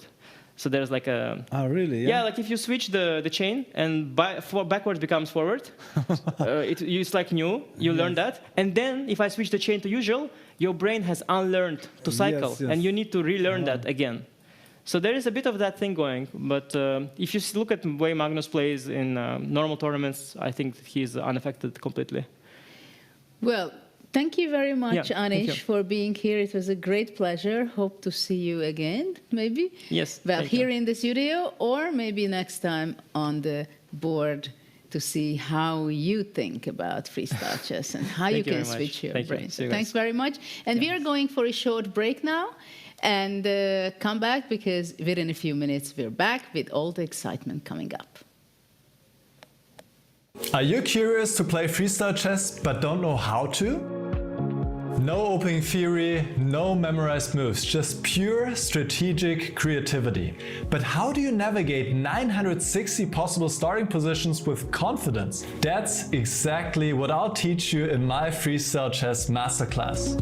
You'll learn how to develop your pieces effectively, recognize key positional patterns, and avoid early disasters.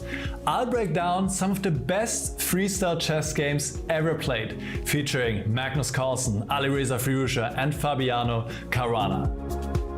Freestyle chess is still in its early days. This is your chance to get ahead of the competition. Sign up now and let's take your freestyle game to the next level. Join my Freestyle Chess Masterclass today and save 20% only during the Grand Slam. Jan, congratulations. You just beat Arjun Erigaisi. It looked like you took the initiative quite early in the game and never really let go. Yeah, maybe I think it's easy to judge when you see the computer evolution like you do. And what were your thoughts on the game?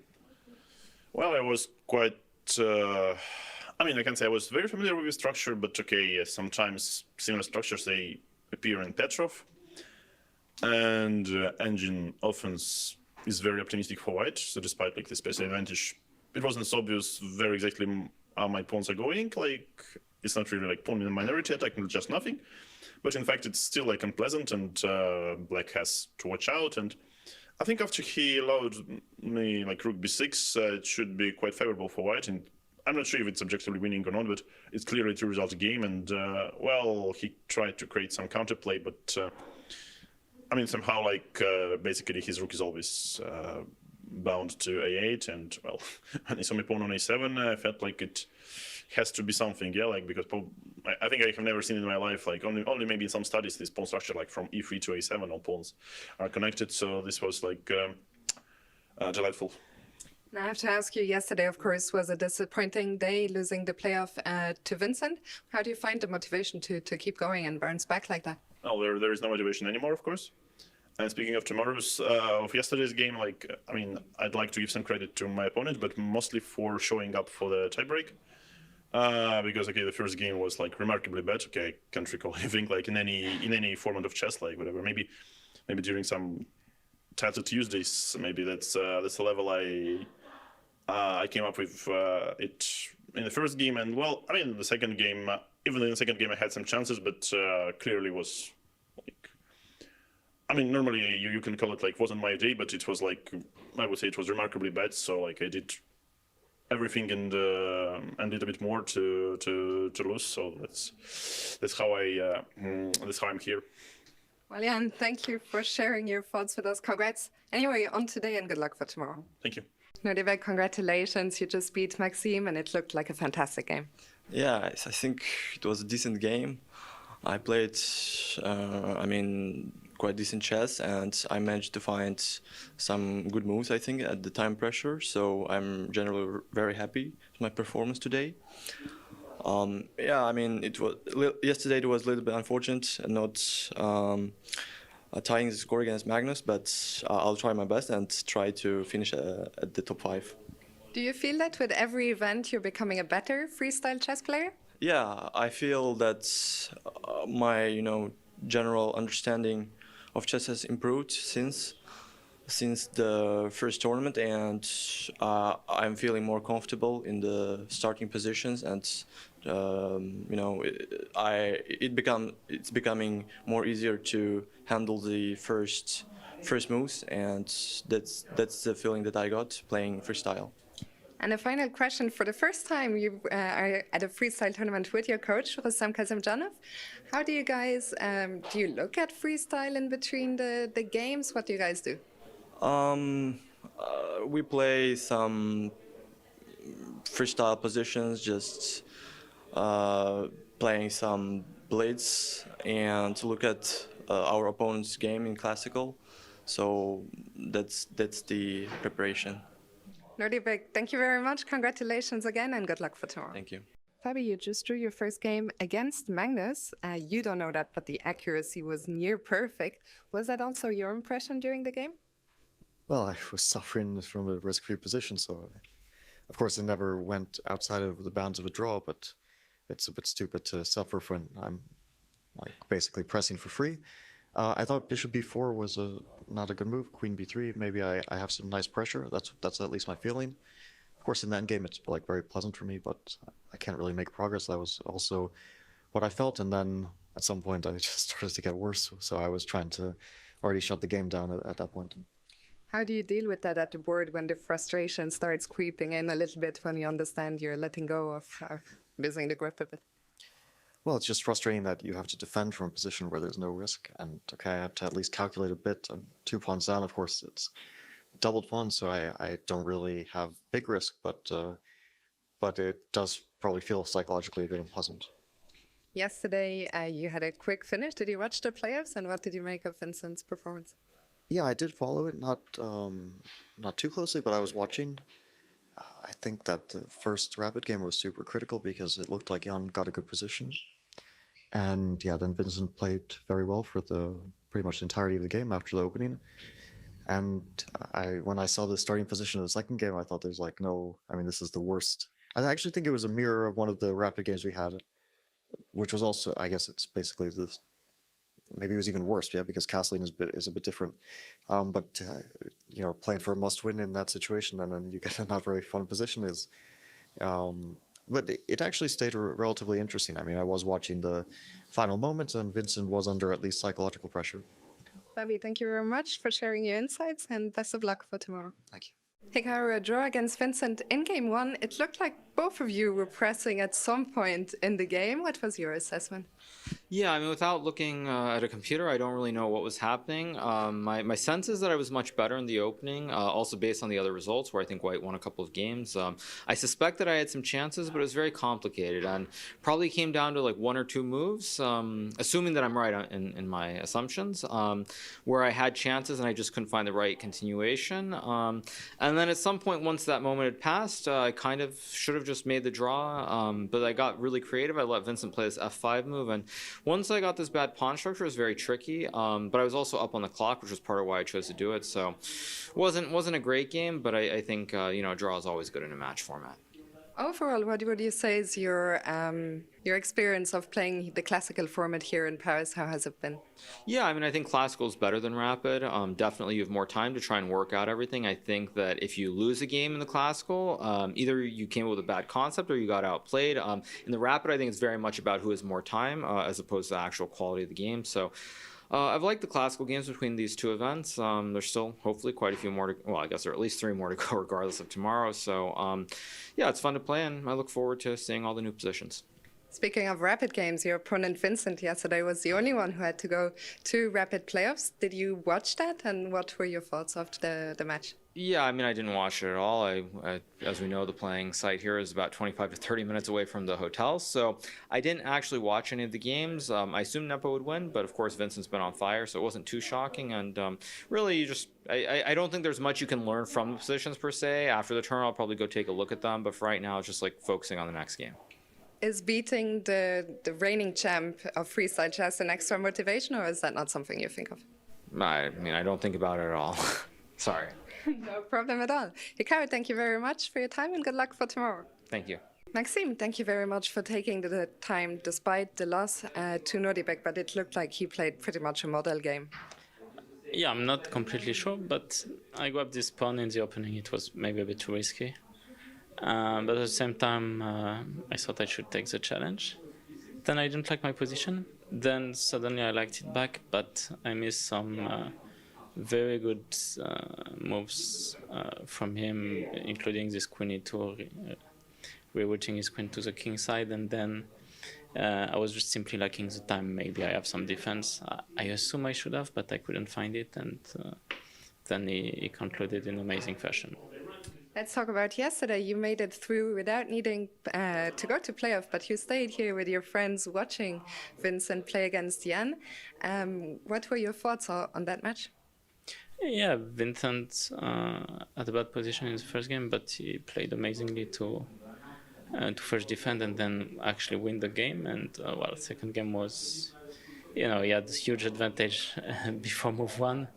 So it was tough for Jan. He almost managed to come back, but in the end he couldn't. It was very tense playoff. I mean, I hope to see more of those playoffs tomorrow, including mine, possibly. You'll have to strike back to force it to playoff. And finally, we see you every day take time for the fans. You can also bring some friends here to the playing hall. How does it feel to have this tournament in your hometown and with the home crowd? Oh, it's a great feeling. I certainly hope that Paris is going to be, a regular stop for these freestyle events.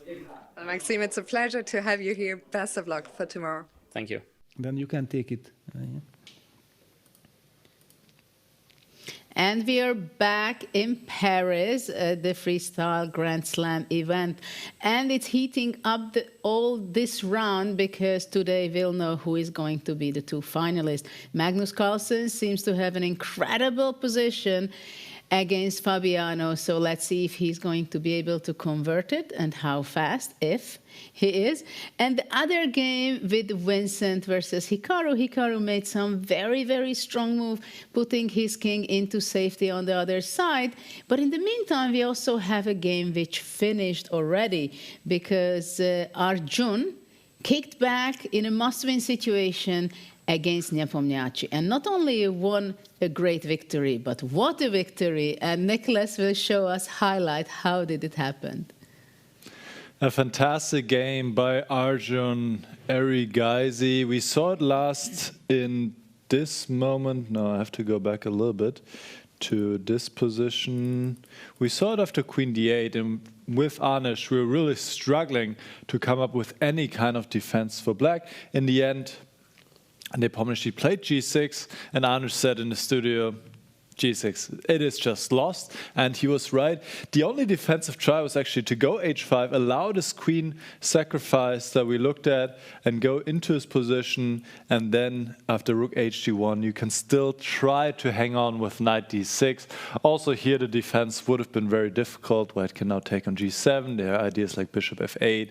It would have been also a tough struggle to stay in the game, but this was the only way pretty much, because after G6, we looked at Bishop takes E4. This is also winning, but Arjun's Queen E7 is even stronger because the Queen is so powerful on E7. It's really about Queen activity here. We see the Queen on A8 is not participating in the game at all, and this is usually quite bad news. So the game continued with H5, trying to stop Knight G4 potentially, but now Arjun just took on E5, Bishop C6, Bishop takes E4, Bishop takes E4, and Rook H-F1, trying to activate this Rook as well. Rook D8 is in the air, or maybe also some sacrifice on F7 in some positions. Rook to H7. If you play Queen B7, unfortunately, you're hit by Rook D7, so you cannot really trade queens, you cannot really activate the queen, you're just very passive here. So Rook H7, now Rook D8, the rooks were traded, Queen takes King G7, the Queen goes back to E7, putting pressure on the pawn F7, and you might think, well, I put the bishop in F5, everything is stable, but no, Arjun crushes through with Rook takes F5, sacrificing the rook, and now even the knight as well. Knight takes F5, a beautiful finish to a beautiful game. If the king steps to G8 or H8, it is checkmate here. If the king goes to G6, it is checkmate here. So you have to take the knight, but then the bishop is woken up, E6 check followed, and queen and bishop will deliver checkmate. Soon Bishop E5 was played, Bishop takes E5, King G8, and now after Queen G5, check. Nepomniachtchi resigned, it is checkmate in just 2 moves. After King F8, there's Bishop D6, King E8, and you can choose Queen E7, Queen G8, checkmate. Just an absolutely brilliant game by Arjun, who strikes back and takes the match to tiebreaks, Stuart. Absolutely, what a brilliancy today. And we see these incredible games now. We are going forward, progressing in the tournament. So, but let's go back to the semifinals. Let's see what is going on, because there is some action also in the Magnus game, because unexpectedly after the break we came back and the white king stands on C1. So what was it? Magnus got tempted what Hikaru did, that he castled long, and it worked out so well that he also wants to put his king on the queen side. Of course, it's in some ways it's very understandable because the pawns are pushing g4, h5, so white has a huge advantage. At the same time, the bishop on g5, I feel that, well, basically that's the only piece which is holding together still the black's position. And it is a little bit unpleasant for white, this pin. The knight from e3 cannot be jumping around. What do you think, Peter? How survivable is this for black? Well, honestly, I feel that black has achieved a lot in the last couple of moves. And let's just also go back to see what happened after the move h4. We were thinking like, yeah, how do we react? Bishop g7, h5 was just way too scary. Fabiano came up with this move, queen b8, which the computer criticizes, but it had an idea, it had a soul. Finally, it set up a threat with queen takes g3. The pawn on g3 is kind of hanging, and it provokes this pawn that please push it. And somehow I feel that this pawn on g3 gave white tremendous amount of stability. Okay, Magnus thought like, why not? g4, I'm settling g5, winning the game, and also the black bishop is kind of pushed away from the diagonal. So black retreated with the bishop to g7.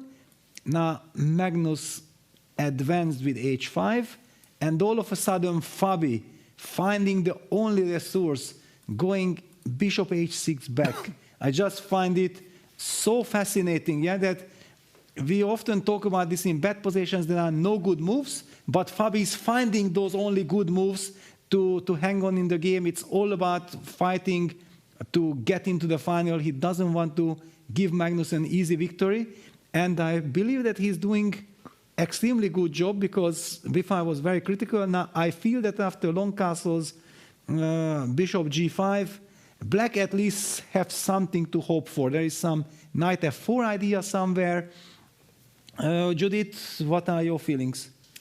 Well, first, I didn't have a good feeling about seeing the king on c1, queen on d2 when this bishop is standing on g5. And for the moment, it shows very well, especially that black played queen b8, has a knight on e6, bishop on g5. It's completely controlling the f-pawn to be pushed with white, right? So for the moment, black seems to be a safe position.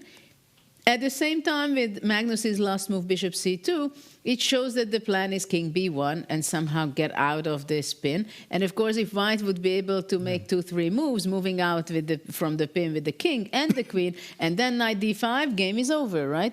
But the question is, how can black still move around? Yeah, for example, knight f4. Let me hit you with knight f4 before you are able to. But sorry, I have to ask my question. Yes? Is it possible for black to take knight g4? Instead of knight f4? Yes. Knight takes g4. Wow, I was not even looking, because hg, aren't we getting crushed? F takes. And bishop takes g6. You just did a sacrifice yourself. Okay. I want to be Judith. Judith takes on g6. Yeah, but I was thinking g takes f, f takes g4, bishop g2, yeah, and then even weaker on e3. Yeah, f takes g4, bishop takes g2 would be beautiful for black. Then the pin is deadly. But I want to use this knight f4 chance, because actually I'm now threatening the same. Knight takes g2 using the pin, and if you have to take, then I take queen takes f4, and I'm kind of forcing an end. Actually, what do you do after this? I'm not even sure. I don't know. No, I shouldn't be taking it. But what can I do, you want to ask? What can you do? Because I'm trapping your knight on g2. Well, knight e1. Okay, but then you're going to go d5. Who knows? Yeah, d5, everything. No, this is opens up. What is happening, Niklas? No. Magnus for sure had to have something in mind, but don't tell me that it's knight f4, queen f4, knight f1, because this is then tiny little bit of an advantage if we get an endgame. Fabiano's back in the game. If he plays knight f4 here, which I'm quite certain he will, he's definitely back. He has not had a better position than this in a long time. He will still be a bit worse. If in this current position, after bishop c2, he goes knight f4, he should go knight f4, by the way. This is the only way to to not be clearly worse. And yes, you basically end up in this endgame. I mean, you can play rook hg1, but it doesn't really help. Black takes, and you still, after queen f4, you need to play knight f1. You will end up in this endgame when, of course, black feels a lot of relief about the king safety. Now the queen's off the board, and you have great chance to hold this. Maybe you can play d6, maybe even d5. Probably Magnus will also, after knight f4, he will just take and play knight f1. But yes, it feels like things have definitely not worked out the way Magnus hoped them to work out. And suddenly, Fabiano definitely has good chances to hold. And I just want to come back to this moment. Magnus was in a confessional booth. It was around here after he played h4, and he said, "My position is overwhelming." Fabiano was thinking for a long, long time, but he really came up with this brilliant concept to play queen b8, provoke g4, which was all correct, play the bishop back to g7, saying, "I'm ready for g5, I can just move my knight to the side," provoking again all the pawns to come forward so that the dark squares are weakened. Then he went back to h6, which just looks like he doesn't know what to do. He's just moving back and forth, just waiting for Magnus to crush him in an attack. But now Magnus was provoked, played castle, probably thinking, "I will checkmate this guy very soon." Instead, he should have rerouted the queen maybe to e1, f2, played a bit slower, then he is clearly better. But after castle already, after bishop g5, the majority of the white advantage is gone. Black has established a good control over the dark squares. Knight f4 is coming, and after bishop c2, it should be played. An endgame should arise, and Fabiano has better chance than for a long time in this game to hold and take the match to the tiebreaks. Yes, it is very interesting what was happening in the last several moves, but I'm still kind of surprised that Magnus is not making moves like long castle. It does look so bad, no? To enter into this spin with the bishop having gone g5. So that's kind of a strange decision by Magnus. Maybe he was too happy about his position. Well, too happy, or he got confused. I'm also puzzled. I'm trying to make sense of it, because if we come to this position, I feel like black has some kind of ideas of going queen to g3, and then your idea of knight take g4 is very much in the air, yeah, with all these pins suddenly here, there's a pin here, yeah, and that's why the computer has moved queen d1 to e2. It's such a stunner that maybe black doesn't have any other idea apart of queen g3 and knight f4, but I can understand that Magnus thinking already like, yes, I played such a brilliant game, I'm coming g4, h4, game is over, and then suddenly Fabi with this bishop g7, bishop h6 brilliancy, completely disbalanced Magnus. And now if he plays knight f4, I'm just not understanding why is he not rushing with knight f4. He only has 30 minutes left, and he's already thinking for 5 minutes. Well, because it's a decision to make, and it's clear that as we've seen, that it's going to be a simplification. We are entering into an endgame. And that is also not the endgame you're so much looking forward to play. And maybe he's trying to figure out, is there anything better than that? But actually, I would be surprised if the continuation would not follow up with knight f4. Yes. Somehow. I believe that will be coming. At the same time, his time is ticking, and he's going down on time. That's very clear. But he had a very difficult game up to this point. So it is a moment where he can play knight f4, relieve a little bit. Still, I think it will be not so much fun to play that endgame against Magnus, because Magnus is such a great grinder, and of course Fabi knows it and experienced it. So maybe he's just trying to understand that really that is the best chance what I have to play knight f4. Yeah, because there is the other option of trying maybe to go for some d5, but my intuition tells me that since black has not castled yet, we are not ready for all these complications. At least I just can't really imagine. Maybe I'm wrong. I'm also not fully into all the details of this position. I was just so happy that I can play knight f4 and maybe I can force the trade of all the pieces, get into an endgame. I'm slightly worse, but I don't have so much time. It would also be kind of tempting to release the pressure. At the same time, yeah, I mean, the problem is, I think, for black with d5, that h takes g6.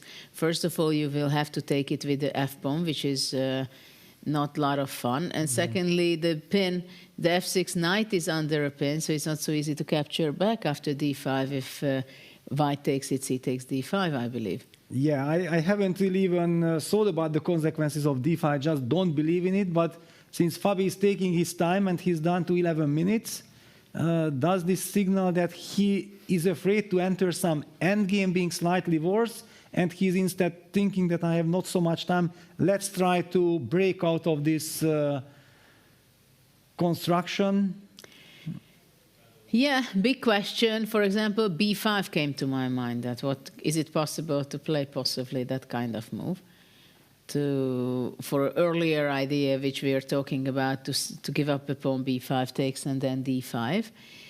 It's not an easy situation, I think, for Fabiano, because his position is only great compared to the position he had before. Yes. But objectively talking about the position, it's not much fun to play it against Magnus still. But he's going down in time. He feels that it's a crucial moment how to decide to go knight f4, or possibly he will come up with some other idea. Of course, queen on b8 seems to be very powerful, showing up on g3. On the board, yeah, knight f4, yeah. This is common sense, this is good. I also would like to highlight that it's just move 15, and we are talking about time trouble approaching, and it's a classical game, yeah, with 90 minutes, and still, yeah, because such a challenge we have seen, the players are faced with tremendous difficulties. How do I get my harmony? How do I get my pawn structure right? How do I get my king to safety? We have seen Hikaru coming up with this incredible long castle, solving all his problems, taking the initiative. So all these elements combined together.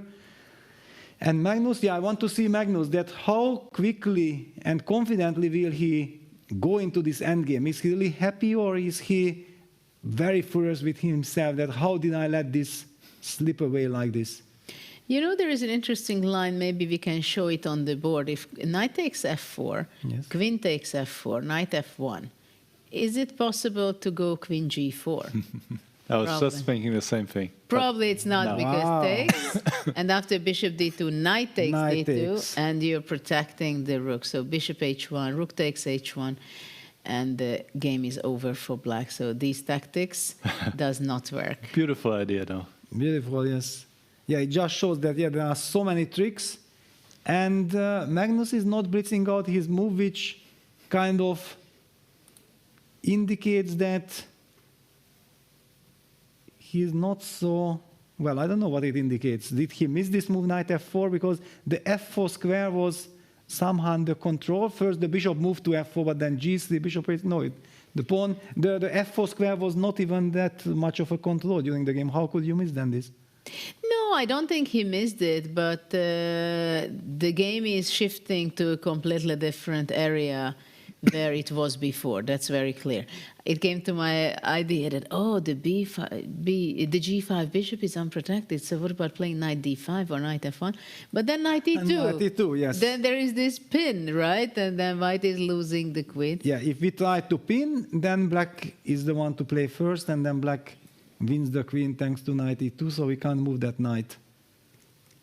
Exactly. So in principle, we can say there is not much to play. Nicholas was showing that maybe rook g1 is a little bit different circumstances to play, but it is not something that one would like to play, I believe. So I think the straightforward is knight f4, queen f4, knight f1, which does not seem to be very nice. I mean, I'm not surprised that Magnus is not so eager to flashing out these moves. He also has to make sure not that he blunders something with all these pins. Yeah, it's kind of scary. We know already that the computer told us that yes, takes knight f1 is stable, and we get to an endgame. But okay, let me even put it on the board. Yeah, takes. Knight f1, if somehow black would have a good square removing the queen, and then we remain with this pin, we lose the game on the spot. So, very tricky. What I want to mention, because it was funny that after takes, I might be tempted now to castle. I feel like this is the way how I would deal with this. Then after AG, FG, I would not mind anymore because then the rook is in the game. And I get some harmony. I might even be able to go rook c8, rook fd8, and try to threaten with some d5. Well, I think there is a good chance that white will play e4 at some point, even though it gives the f4 square away. But I think if white has to choose giving away the f4 square or to allow d5, it's still better not to allow d5. Yes, I understand. But already we are talking about nuances, which means that black is clearly happy reaching this position. And also after e5, yeah, I mean, it is a completely different pawn structure than it was before. And this is definitely not something what Magnus was thinking about to allow to Fabiano to look for counter chances in this game. What do you think about going, okay, we have a move, knight f4, queen f4 is on the board, so let's wait. Magnus's next move. Yeah, now these moves will be blitzed out. Knight f1 is kind of strictly the only move on the board.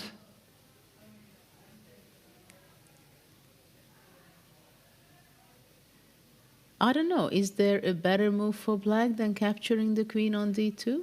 Yeah, it's a question, yeah, because actually white is not threatening anything yet, yeah? You can't avoid the queen trade. So is a move like castles already here a possibility? I don't know, it was just so tempting to take on d2 because this knight on d2 is also not doing that much. Well, maybe it's going to be transposition anyway, because castle, king b1 goes away, and then queen d2, knight d2. But wait a second, okay, let's go to the bird's eye view because something very special happened in the Vincent Keymer Hikaru Nakamura game. There is a sacrifice from Vincent out of desperation with bishop c2 takes f5. All eyes on the players. Absolutely. We have to go to that game because it's unfolding in a very special way. Vincent has 5 minutes down, but also on the position. What is really going on here? The e1 rook is also under attack. Yeah, that was the reason why this happened, yeah? That in this construction with bishop on c3, bishop c2, Hikaru went back with the knight to f6. Then Vincent used the e5 square with bishop e5. Black played the move bishop a5, hitting that rook on e1. And then now Vincent felt like he needs to do something because he does not want to move the knight from f1 to d2 into this pin. And he decided that it was the time to go for counter, with a counter strike with bishop takes f5. I don't know what to think of it because I'm a big believer in many pieces against the queen. So any kind of this ef5, knight takes f5, knight takes f5, bishop c7 positions are also kind of, but is that, yeah, what is happening here? I'm still not really understanding, or is black not sacrificing the queen but going back with the knight to e8? What's happening here?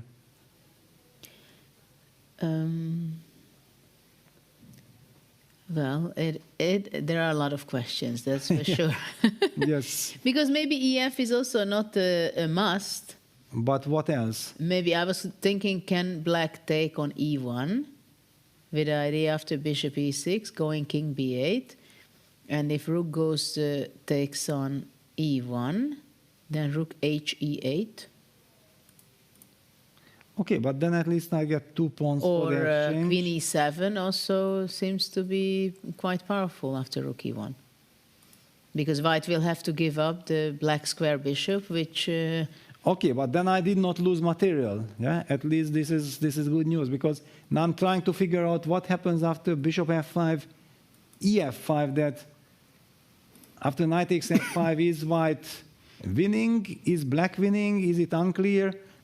What are the moves? Because the natural knight takes f5 is good for white. Takes. Then takes. Then it's only 3. I thought like black also has some rook, but he doesn't. So this is out of question. Then after takes, how is black reacting? how devastating is the set of knight takes d6? Well, first of all, it's very important that black cannot go queen c6 out of the pin threatening Yes. on g2 because of knight e7. This is essential. This is essential, yes. This is the point. So let's see what happens if black goes knight f6 to e4. F6 to e4, so you are protecting the d6 square. And still keeping your e1 rook trapped. And threatening to take it. Makes a lot of sense. Can I play knight 1 g3? I have to harass these pieces. And after Kind rook of funny. he8? Then knight takes e4. Then I'm in time. You lose sorry. the you lose the grip on d6 knight. Yeah, Yes. this is I think Vincent's idea. Okay, so after knight g3, am I in this. trouble with black? Well, at least it gets very tricky. I guess. No idea what's going on. Okay, so what happens if not knight e4 but knight e8? Yes, then okay. Yeah, you protect the d6 knight, but it's slightly passive. But on the other hand, you are piece up and the rook is still kind of trapped. Yeah, I don't know. Rook takes d6. Can I play rook d6? Yeah, that was expected that you're going to call that. I have Knight to. takes d6, rook d1, right? Knight takes rook d1, yes. Black can go maybe rook h6. Rook h6, yeah. I was expecting this. Rook h6 business, but okay. Wow. What? I wanted to say at least it's unclear, and then the computer explodes like, wow, it's completely winning. Why is it winning? Maybe queen What a f4? queen Maybe h6? queen f4, yeah. Just, Queen f4? Yeah, just putting tremendous pressure on. Well, there is so much to calculate. How much time does Hikaru has? He 15. still has, Now they are balanced Yeah. in time. they are balanced. There is so much. So I understand the temptation that Vincent felt himself under pressure, yeah, because Black has clearly taken over the initiative after this long castle, and now there is this chance of creating chances for himself with bishop f5. The computer doesn't believe in it. The big question: how well can Hikaru calculate? Is he a machine? And wow, Vincent takes rook d6 instantly. Yeah? That's correct. That's the correct move. Wow. So knight takes f5 was wrong because Was of... losing. Bishop takes e1. Wow. So you could really afford to just take... I saw that the computer has... But I wanted to see if Judith will suggest the move bishop takes e1 because humanly I think it was the last move you check. Mm-hmm. I also felt like, okay, bishop e1, allowing all this, knight takes d6, everything, it's insane that this is working for Black. Then after knight d6, maybe you just take on d6. Maybe Probably takes. Maybe you because just take. bishop takes queen c6. Then you can play the queen c6 business. Aha. But so, also okay. maybe bishop f2 was possible. Yeah. Okay, in any case, then after ef5, the idea of Vincent was rook takes d6. Now we know, and then he is relying on this rook takes d6, knight f5 business.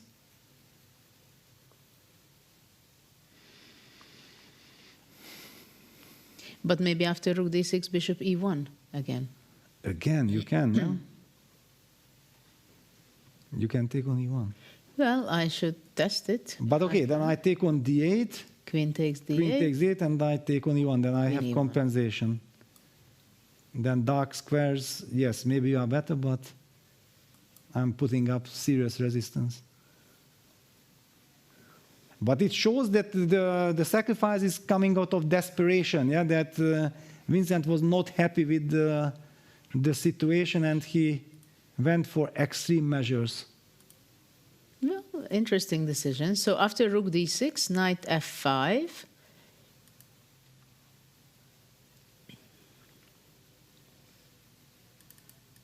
How is it going after that? Well, we see the Evalbar saying that the Black is better, everything is under control. Well, imagine you are fighting for the final, clock is ticking, millions of lines to calculate, and there is no safety net. Practically speaking, this is very unclear. So what about knight e8 now? Now knight e8. Now you mean that it's a different, yeah.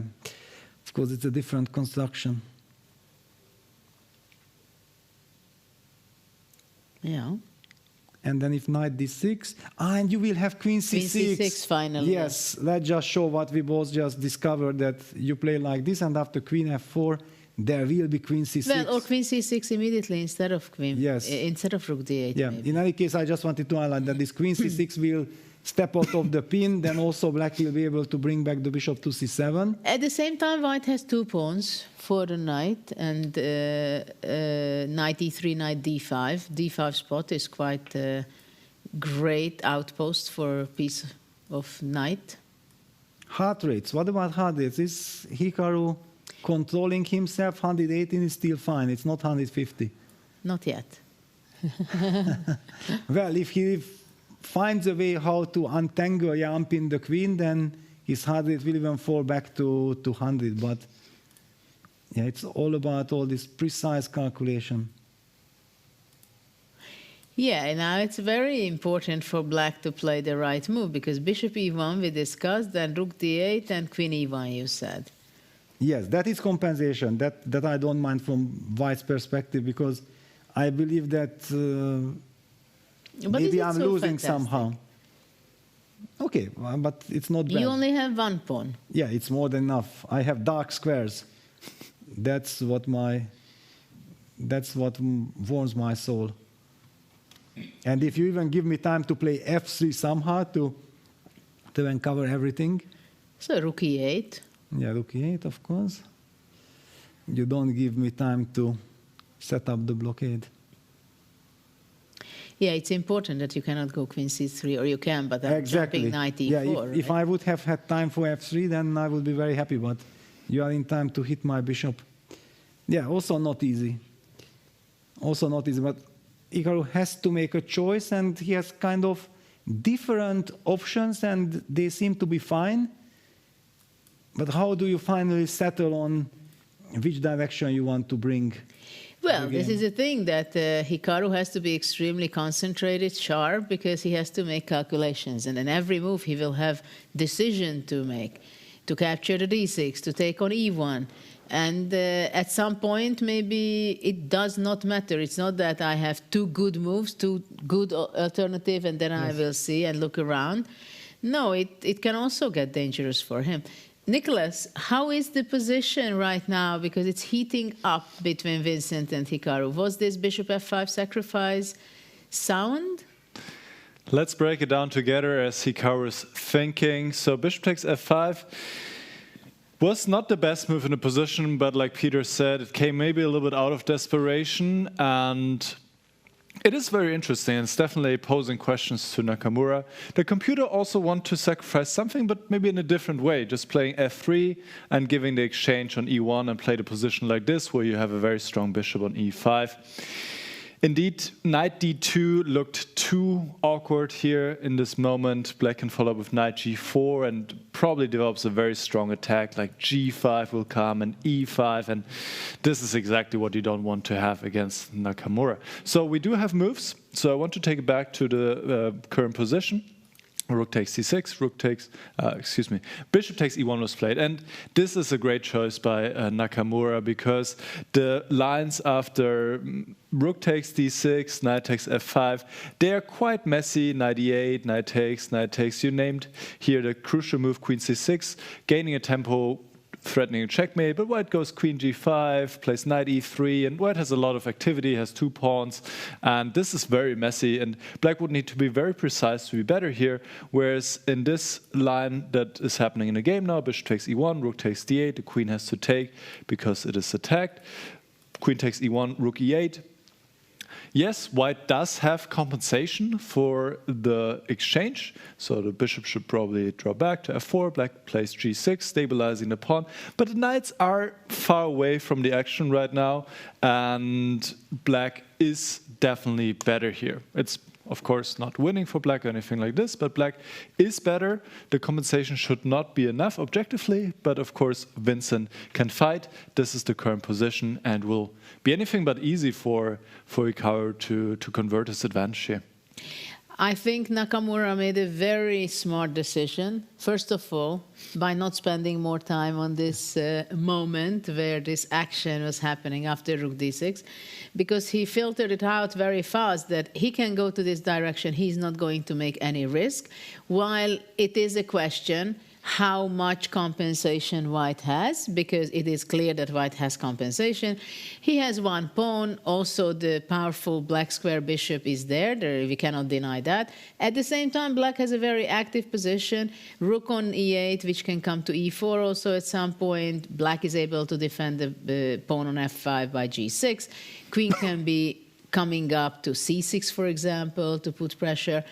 At the same time, the king is somewhat kind of weak, but it's very hard to touch it from the White side, right? So we have to visualize it, what kind of difficulties Black can have. There is a c5 pawn, which can be vulnerable. So for White, I could imagine if the White queen can show up on a5, that would be an unpleasant moment for Black. At the same time, it's not so easy to get this. I mean, it's very hard to break up White's position, though. Yeah, my kind of intuition is that with White, I want to put the pawns on f3, g3, get the king to f2, and to somehow control the knight. And one of the reroutes, and the reason why I was thinking about this f3, g3 kind of stuff, Black will need to activate that knight from f6. And maybe potentially the knight might head to b6, targeting that pawn, for example, in combination with queen d4. That will also kind of maybe be a good defender against queen a5 because there is no mate, g6 played. But this queen a5 move will be very unpleasant. I don't know, practically speaking, how much Hikaru really believes that he's better. Or it looks like, because if you would not show me the evil bar, I would be saying that White has enough compensation. I feel like, yes, White cannot be better probably, but White also shouldn't really be worse, unless this knight from f6, for example, lands on e6. If we are in time to somehow get that knight to e6, then my construction collapses. Because the problem is the knight on f1. If that knight would be on b3, we're talking about advantage for White, I believe. Yes, and I think what you highlighted a minute ago, playing f3 and g3, I think it's essential, and this is what an incredible shelter for the White king, right? So f3 is not only that it gives a little push that the king will be coming to f2 because it's very stable there, because everything will be defending the White king, but more importantly, the f3 has its power to stop the knight coming to e4 or g4. And this is why actually I'm not sure that g6 was the best move for Black. And of course f3 on the board, rook e6. But that's a great question what you brought up, that how much and what Nakamura thinks about his position. And now I think rook e6, the idea is... This is an amazing move. To go rook a6, you think? Cover the a5 square. It's not about going pawn hunting, but if you get rook a6 and, for example, queen d4, then all of a sudden White has no way of activating his queen. A stunning move, rook e6. Should get exclam or double exclam. It's a fantastic But move. now it's a question, like he really wants to go rook a6, or he just wants to keep the option for that for later? Or is it because he wanted to protect the d6 weakness? He wanted to protect the knight on f6 just in case, or is it just an improving move to play rook e6? Well, I can tell you that it hit my heart. I felt like rook e6, yeah, Hikaru is Hikaru. I know that he is just a brilliant player, and especially in all these tactical, dynamical positions, when things seemingly go out of control and nobody knows what's really happening, and you can very easily make a mistake, then Hikaru just plays like a computer. Yeah, that has always been his incredible strength. And he has just done it. Rook e6 a stunner, and it establishes firm control in Black's position. I think this is the word, what you just said, that it's not only actually he wants to go rook a6, but possibly also just in case, if let's say queen g3 shows up or whatever, the g6 pawn can be also defended by knight moving away, for example. So having the rook on the 6th rank seems to be a great defender and possibly an attacker in the future moves. Strong move, and they are going down in time, clearly, and it's not so easy for Vincent to activate his pieces. Yes. Imagine if that knight from f1 could now jump to b3, we would be saying that white is the one who is fighting for initiative, because then all this queen d4 is eliminated. The pawn on c5 is weak, then white can play queen c3, king f2, but the knight cannot jump to d2 because of queen d4 double attack, then hitting the bishop, and also the knight on e3 is loose. Yes, so we are missing one tempo to break out, and this one tempo will be used for black in order to make sure that you won't be able to break out already.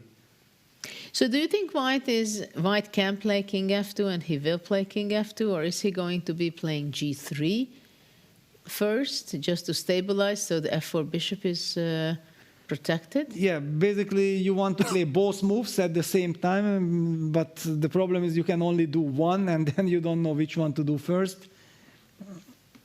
I think it's really a lottery as a human that do you start with g3 or king f2. Yes, because after king f2, still the h4 pawn is not protected suddenly. Yeah, just in but case. But I don't see anything for black that it can be executed something. Look at how unhappy Vincent is about this rook e6 move.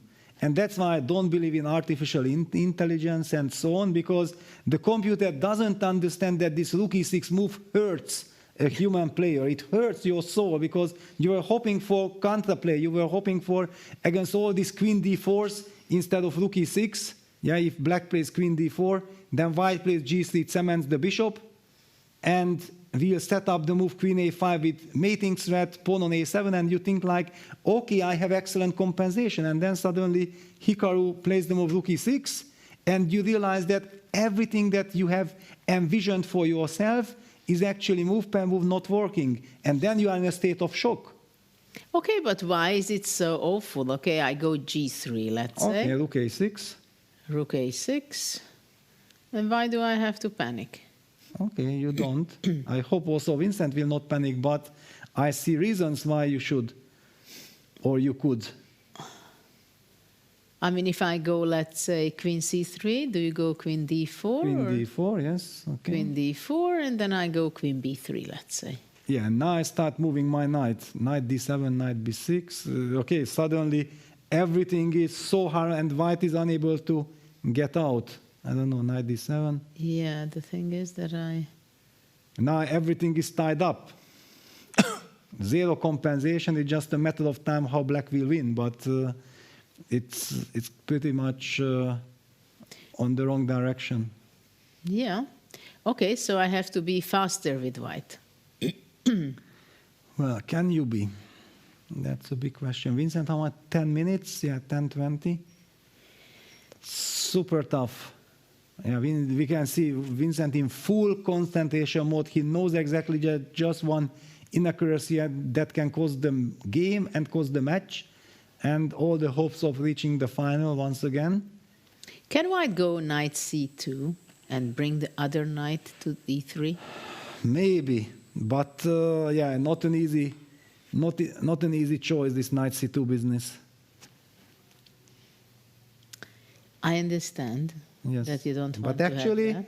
Actually, it's a nice stabilizer, because it stops this queen d4 against rook a6. You might be able to also play a3, knight fe3, and then maybe white can hang on. But yeah, very tough. Very tough. Let's get maybe the bird's eye view, or should we stay here, because there is also tons of action on the other boards? No, I think we should go to the bird's eye view and let's look around what's happening on the other boards, because everywhere the time element is getting more important. What is going on between Magnus? Wow, they changed the structure again. So maybe it would be nice to go there. We have at the same time, we see that Maxime is already winning. He has several pawns up. Yeah, he played a fantastic game. Yeah, fantastic move also in the game. It felt almost like we have the same narrative. Arjun thought like, okay, Jan crushed me yesterday, and he did the same to Jan today. Also, Abdusattorov played a brilliant attacking game against Maxime. Then Maxime, okay, I have to do the same, and he delivers. It seems like he delivers. He's about to win that game and tie the match, which already guarantees us then 2 incredible playoffs today for sure. So here we have the today's accuracy of the games, and Arjun, who made a crushing victory today, he had 95 versus Nepo 77. Why 95? Why not 99? It looked too powerful. I just cannot even think about a move which wasn't perfect from Arjun's point of view. And Magnus is 93. They're very close with Fabiano in the accuracy level of their play, because probably in the very beginning somewhere Fabiano went wrong, but after that he started to play the best possible moves, but it was a bit late. And then there were some inaccuracies done by Magnus. So yeah, but now we have an intriguing and brilliant endgame. Yeah, Magnus has set up this c4, c5 break. He's sacrificing a pawn to open up the way for his knight. Knight c4 is coming up. So let's pick that game. What do you think? Let's dive in a little bit, because there is some action happening. Somehow by Magnus, he's making timing on action, because we see that Fabiano is running down on time. What is this? What Magnus has in mind after c5? Yeah, he played c5, and basically, how do you take? Yeah, it's clear that you probably have to take. You cannot just turn on knight c4. But no matter with which pawn you take, knight c4 will follow with a devastating threat on the d6 pawn or on the d file. Well, the other option is for black to take on d2, capture the knight, eliminate that, and after rook d2 to capture b takes c5. But in that case, g5 will be possible by Magnus, pushing away the f6 rook, and then the d6 pawn can be captured. But is it so good? Because it becomes extremely tactical. Rook f3, rook d6. Yeah, and then look at this pawn on h6. Yeah, white will also follow it up with rook hd1. And rook d8 will be a problem. White has these amazing bishops. The b2, b3 bishops are looking extremely powerful. And Fabi has played the move bishop a6. He's not taking. He does not touch anything. I believe that was the computer's move. And the reason why the computer thinks that it's not falling apart because of bishop a6, amazing defense. But what a calm reaction.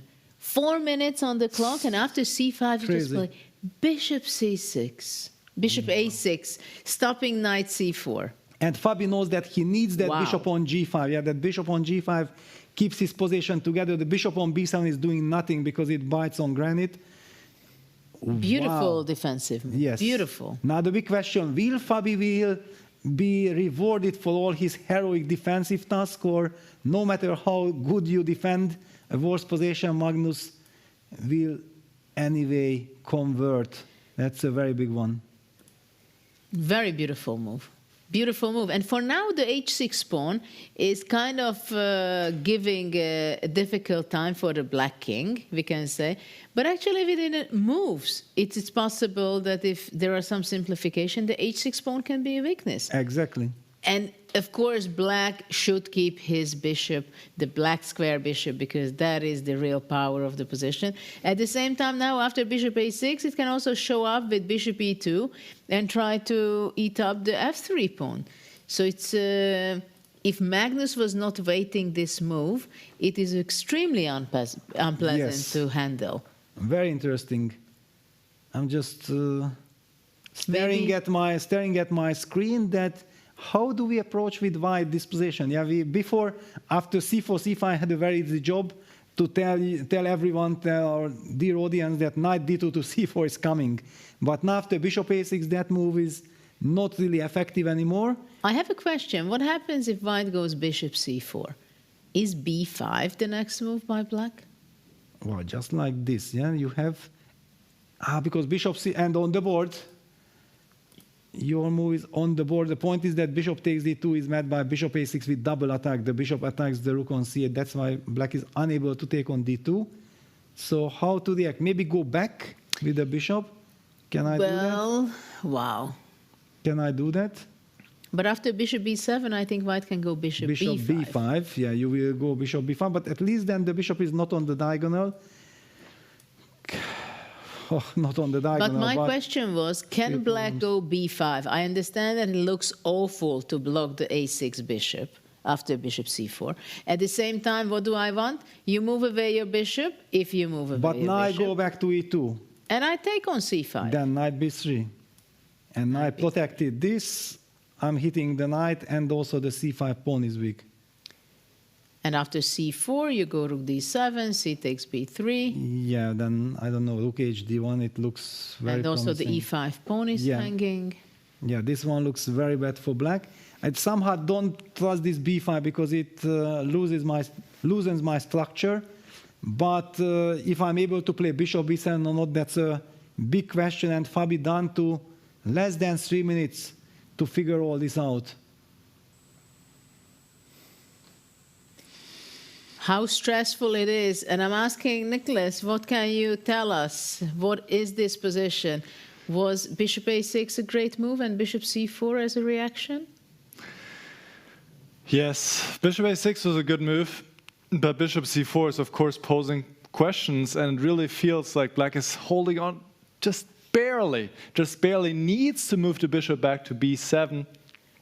Not an easy move to play because you have to worry about bishop b5, for example. Maybe also bishop e2 again is in the air, and there's so many options and so little time for Fabiano Caruana, and one wrong move here and all falls apart. So for example, bishop b5, you would need to go bishop c6 only move, and then bishop a6. All right, now you can play rook d8, you keep it together, and if white takes on c6, knight c4, at least there's no bishop anymore in this diagonal, so you can also hold on. But it is very, very tough, and Fabiano is down to 1 minute 30. The one big problem is also that after bishop b7, white could go back to b3 and say, well, let me come from the other side, maybe let me come from a4. This is also challenging, because after b5, the bishop can drop back to c2. The same idea of knight b3 is also again in the air. So Fabi down to 1 minute 17 seconds. Let's maybe see the players. Zoom on the players. Yes. If Fabi can defend us, it's so difficult. Whew. For Fabi, it's a huge challenge. Will he able to defend this position? Maybe yes, maybe no. Yeah, I feel like the no is much more likely. Because let's not forget, those 50 seconds are the remaining 50 seconds. I still don't understand how you can only have a heart rate of 103 at this moment. This is already something special. Of course, Fabi needs to stay calm in order to keep chances. Surviving. He goes down to 30 seconds. If he doesn't play bishop b7, it will be just over. How will he able to play on? It's 20 seconds. No. He goes knight b8, but this allows b5, no? That's it. Oh. b5 followed by c6? You just resign, no? Oh. It feels like... no, bishop takes d2. c5 and bishop d2. There is this trick. Exactly. That's the trick that Fabi set up. That after b5, this bishop takes d2, and then rook takes c5, and all of a sudden the bishop on c4 is loose. Well, now Magnus is calculating. He cannot believe his eyes. What? Knight b5 is supposed to work? This can't be. Well, it's hard to imagine, but actually it is a nice try. Yeah, it gets out of this d file. Yeah, this knight was always pinned. It was a big headache. So practically speaking, maybe it's a clever idea. Play with 19 seconds on the clock, so Fabi is back to 49 seconds. Yeah, but isn't it possible just to capture on a6 and knight c4? Just simple chess, yeah? Well, I don't know how bad it is, but the center falls apart for black. Well, apparently Magnus is about to make a move.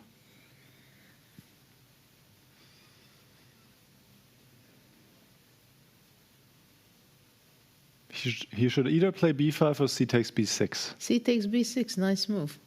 Wow, but it's not an obvious one, no? cb6. Because then the pawn structure remains with d6, e5. White is not breaking that structure.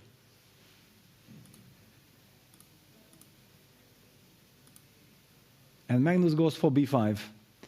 Isn't this a blunder? No. And then b5, rook takes c5, blitzed out. He can take on e5 in the end of the variation. Ah, wow, thanks to the h6 pawn. Yeah, so the line is b takes a6. This is what we were discussing, that the Yes. h6 can be very powerful at the same time. In some moments it can be a weakness. This time it is a powerful pawn. Yeah, very comfortable situation for Magnus. He knows exactly, he has spotted bishop takes e5. One also could sense that he could hardly hold himself back of going b5 because he has foreseen bishop takes e5 from a distance. Yeah. Bishop e5 is on the board. So can black take on f3? Because it seems like black will not make it, because rook d6 threatening rook d8 check, and after rook c8, white doubles the rook on the d file, and who will stop rook d8? He needs to play rook e6 now. Rook takes f3 is lost. This is not a good news for black. Rook e6 is also borderline lost, but you still fight after rook takes f3, rook takes d6. The attack against the black king is just too strong. Yeah, rook f6, rook d6, and then rook d8 check is coming.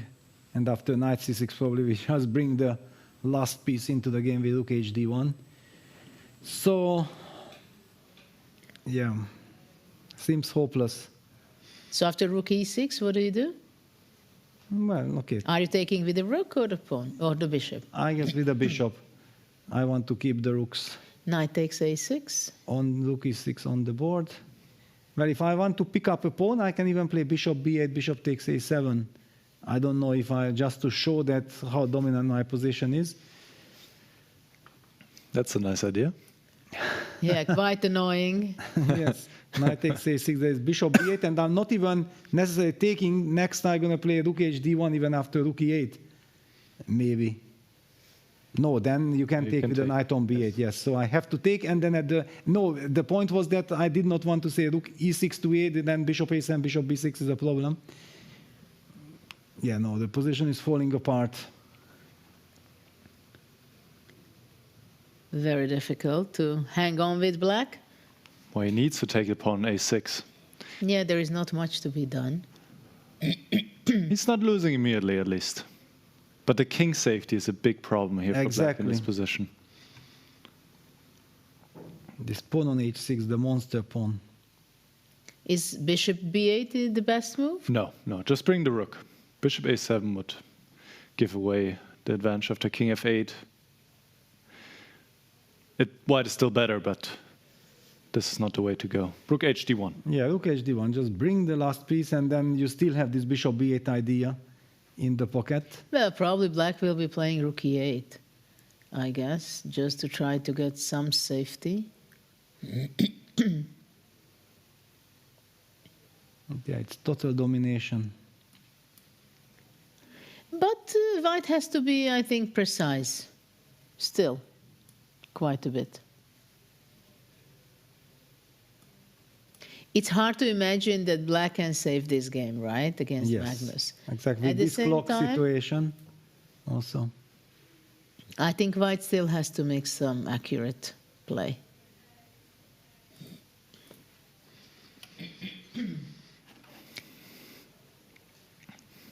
Very difficult position for black. At the same time, white has choices. Bishop b8, rook d1. Yeah, Magnus will play rook hd1. That's very much... No, he goes for bishop b8. He goes hunting. He goes... He couldn't resist. It was such a beautiful move, yeah, that he played it. But now, after king f8, Fabi's back in the game.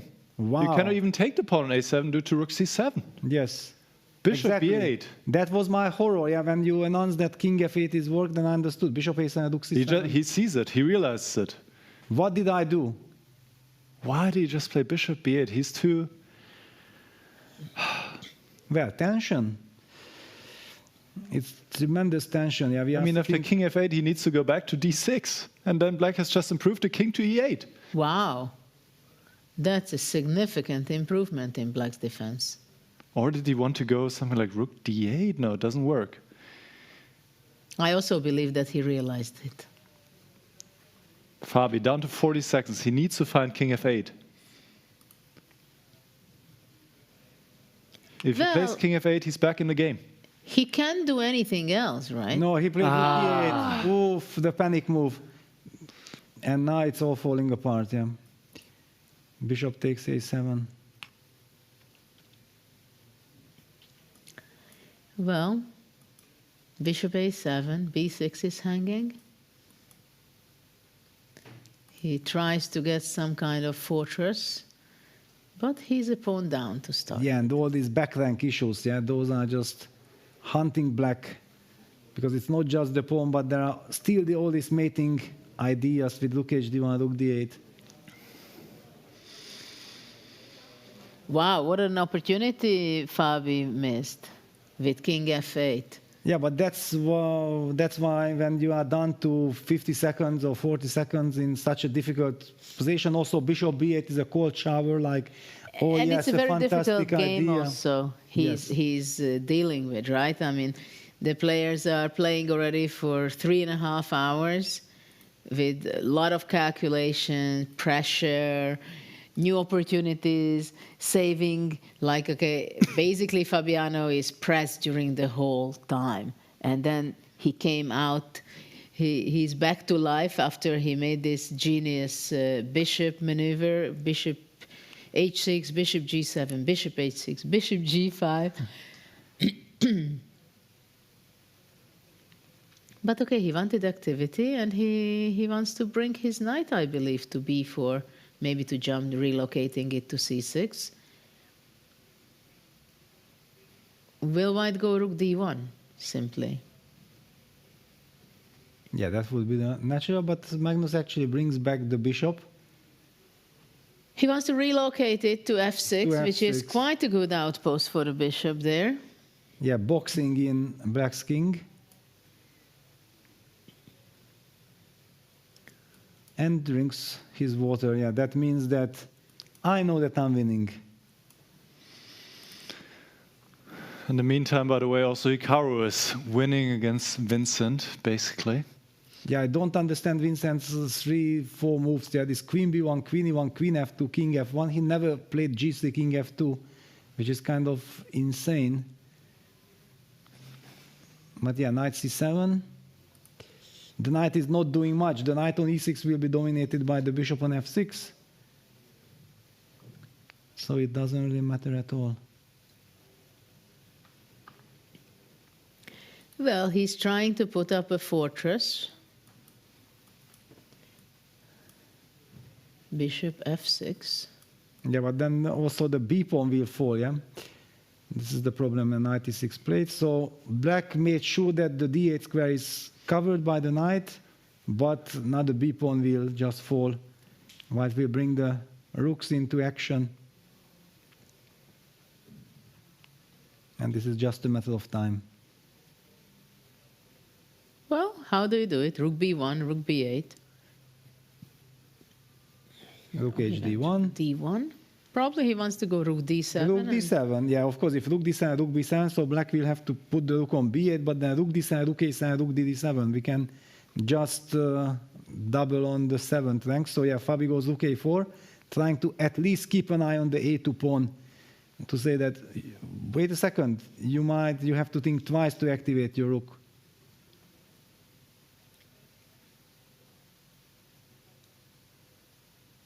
Well, Fabiano is trying to hang on, trying to make a fortress in the king's side. Knight on e6, of course, it's great location for the knight, protecting the d8 square. At the same time, I mean, white can just move to the c file. What do you think with the Yeah, rooks? white can just slowly win. It's Play rook c2 and then rook d6, rook c6, trying to enter to the 8th. yes. Make perfect sense. Also, rook d6 immediately is very promising, trying to go behind the black pawn to go rook b6, and then after rook a8, rook 1 to d2. Rook c1 is kind of very tempting, yeah, because then the rook on d2 guarantees protection of the a2 pawn. We don't have to worry about counterplay, and then you just slowly invade black's position. Rook d3 played. Okay, Magnus is enjoying himself. Why rook d3? Maybe next one, rook 1 to d2, just step-by-step approach. Because he doesn't want to allow black to go rook a3. Yes. To attack his touch the f3 pawn. Yes. What a delicate move. Not that it really matters, but it's nice, total prophylactic. Yes, because basically if Magnus can play against the plan of Fabi, not allowing any counter chances, after that he's just going to win with the extra pawn. At some point also maybe he will bring the bishop from f6 to e5 and play f4, f5. That's also kind of... Yeah, that's why g5, yeah. At least before white boxes everything in with g4, g5, Fabi thinks, yeah, I'm lost, but this is my only chance. Wow. At least fixing the structure. So white is unable to win on the king side by itself, but maybe this pawn will also fall in the long run, because actually there is no way of protecting that pawn if white can just quietly go rook 1 to d2, rook d5, and then threaten bishop take g5. Simple chess. Well, yeah, it's hard to imagine that the g5 pawn will not fall off.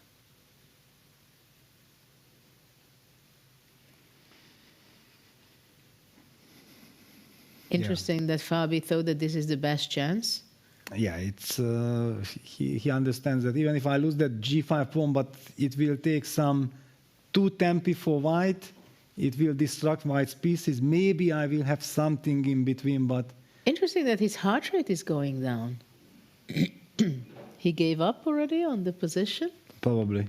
Yeah, this is not the position where you really hope for something. So another question is rook d5 immediately a good move? Or can white strengthen his position before?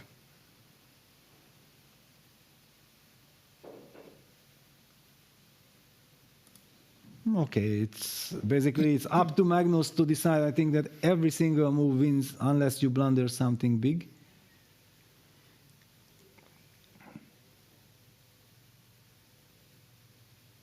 Magnus must be enjoying himself, having the question, how should I convert?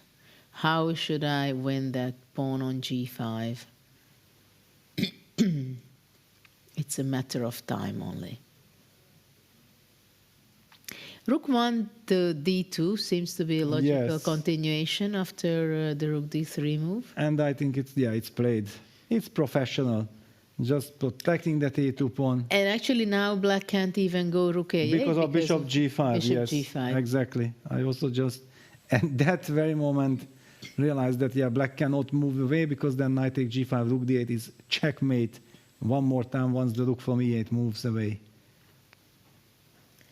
So basically right now in this position it means that the black knight from e6 cannot move because the g5 is hanging. The rook from e8 cannot make a move because the g5 pawn can be captured, right? Yes. So the only three pieces which can move is the king from g8, the pawn which was pushed, and the a4 rook. Yeah, b4 had to be pushed. Magnus might just sidestep with the king to b1. Yeah. Of course. On the board, yes. Just sidestepping, getting out of any kind of b3 moves. You don't need to calculate that.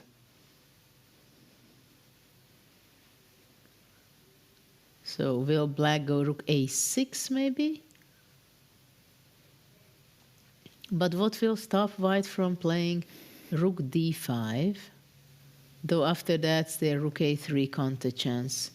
But then rook d2 to d3, yeah, you can also just trade one pair of rooks and then put rook on d5, come with the king to b3. Okay, it's just elemental win no matter what for Magnus. I'm just looking at the other positions. Yeah, Praggnanandhaa has beaten Richard Rapport, so he takes the 9th place. And Maxime is also about to win against Abdusattorov, so there we might be seeing, and not even might be, basically almost guaranteed, we'll be seeing another playoff. Rook A8. What is the trick? What happens after Bishop takes G5, B3. B3. B3, destruction. Lovely. And then after Rook takes B3, we can pick it up, and after A takes B3, we are trading one pair off. But the bishop is capturing back the rook.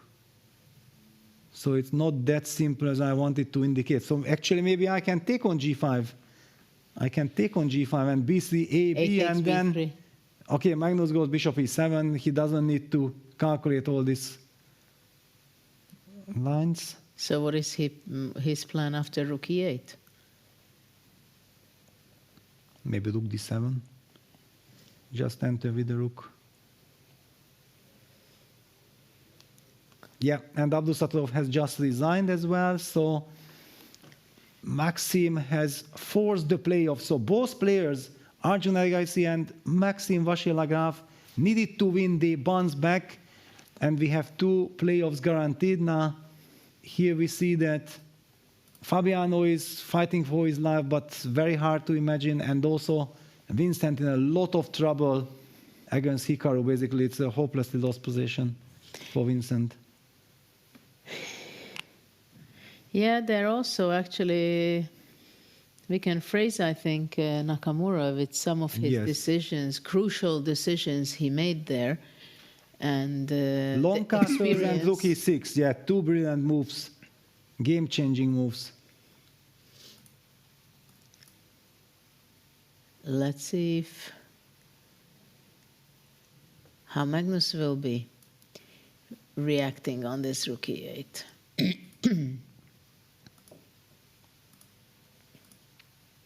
But after Rook D7, Rook A3.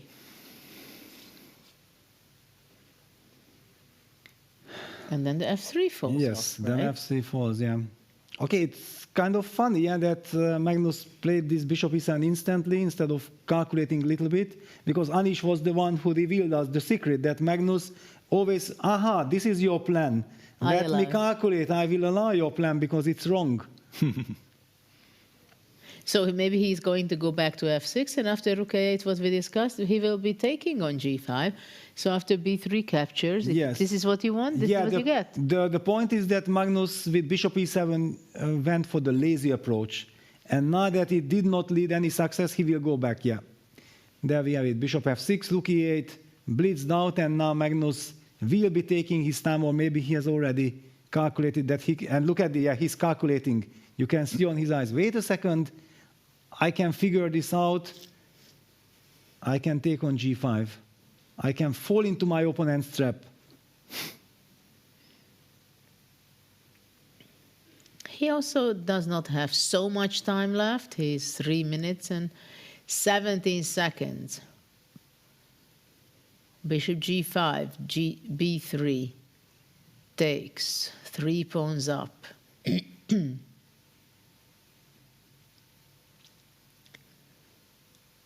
And if that is possible, then game is really over. And it seems so. Are we going to see bishop takes G5 on the board? I'm expecting yes. Now that Magnus used the lazy approach before and it didn't bring any success, I think he is tempted to calculate. Yeah, in the meantime, we see that... no, but he won't. He plays Rook to B2.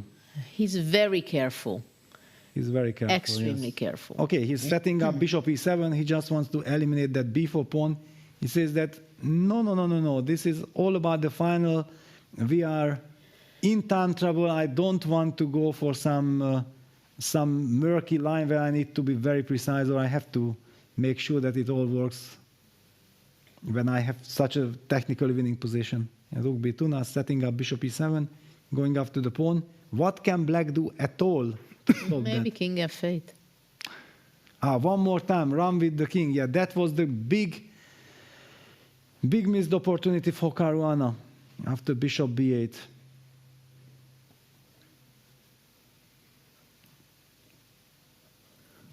And the thing is that if if white to move bishop e7, rook b8 is not possible, I think, because of a3. There is going to be a pin. Yes. And just winning the pawn that way. Yeah, okay, you anyway cannot hold on to this b4 pawn for too long, but yeah, this is also a lovely little detail that there will be a pin on the b8 rook. Yeah, again we are seeing and witnessing, rook a6, threatening with knight b4 suddenly, knight f4. Yeah, double attack. Though. Just move the rook no matter where. Well, maybe rook. In the meantime, the smoke has settled in Vincent's game against Hikaru. Now it's a completely winning endgame for Hikaru, so there are absolutely no surprises. I think Vincent is just playing out of frustration. No, he will resign probably. Yes. Right now. I'm expecting resignation, and that means that Hikaru, with a powerful performance, secures his spot in the final. Yeah, I think the game has just ended if you want to go there. No, we stay here on Magnus, of course. Yeah, he's playing now rook db3. If you have already were loyal to this game because of the time scramble, and of course, yeah. But I thought for a second that it's a blunder, but it's not, because now the 8th rank is the weakness shows from b8 when knight c5, rook b4, rook takes f6, rook b8 checkmate. So the b4 pawn is falling. We might be seeing resignation also here. Time is ticking down. And we have a victory already for Hikaru because Vincent did resign, and this is the last game of the semifinals. We are witnessing that probably it seems that there is not going to be playoff for the final. For the finals. Yes. Yes, so knight f8 played out of total desperation. Yeah, Fabi is looking around. Should I resign? Probably I should resign. And he will, yes. Wow, what a game. Yeah, fantastic game. Okay, it felt like Magnus at some point lost the control. He could have finished the game probably earlier, but then the way how he again created this masterpiece.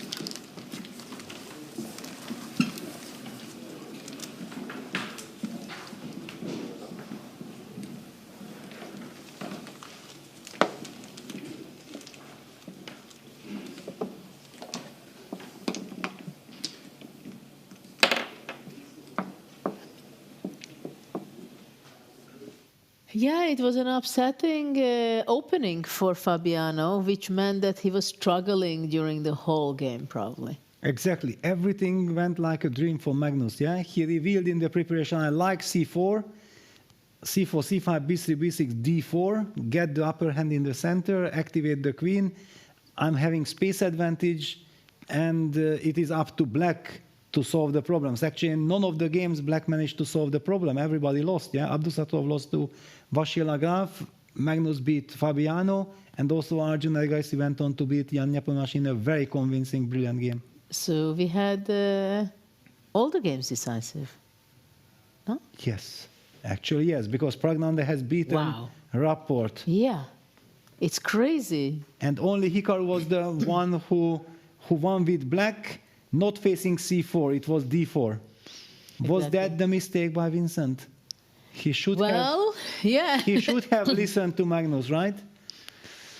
Well, in hindsight, if the result is like this, then clearly everybody will say like this, but still I like it that he believed in himself and he went for his beliefs.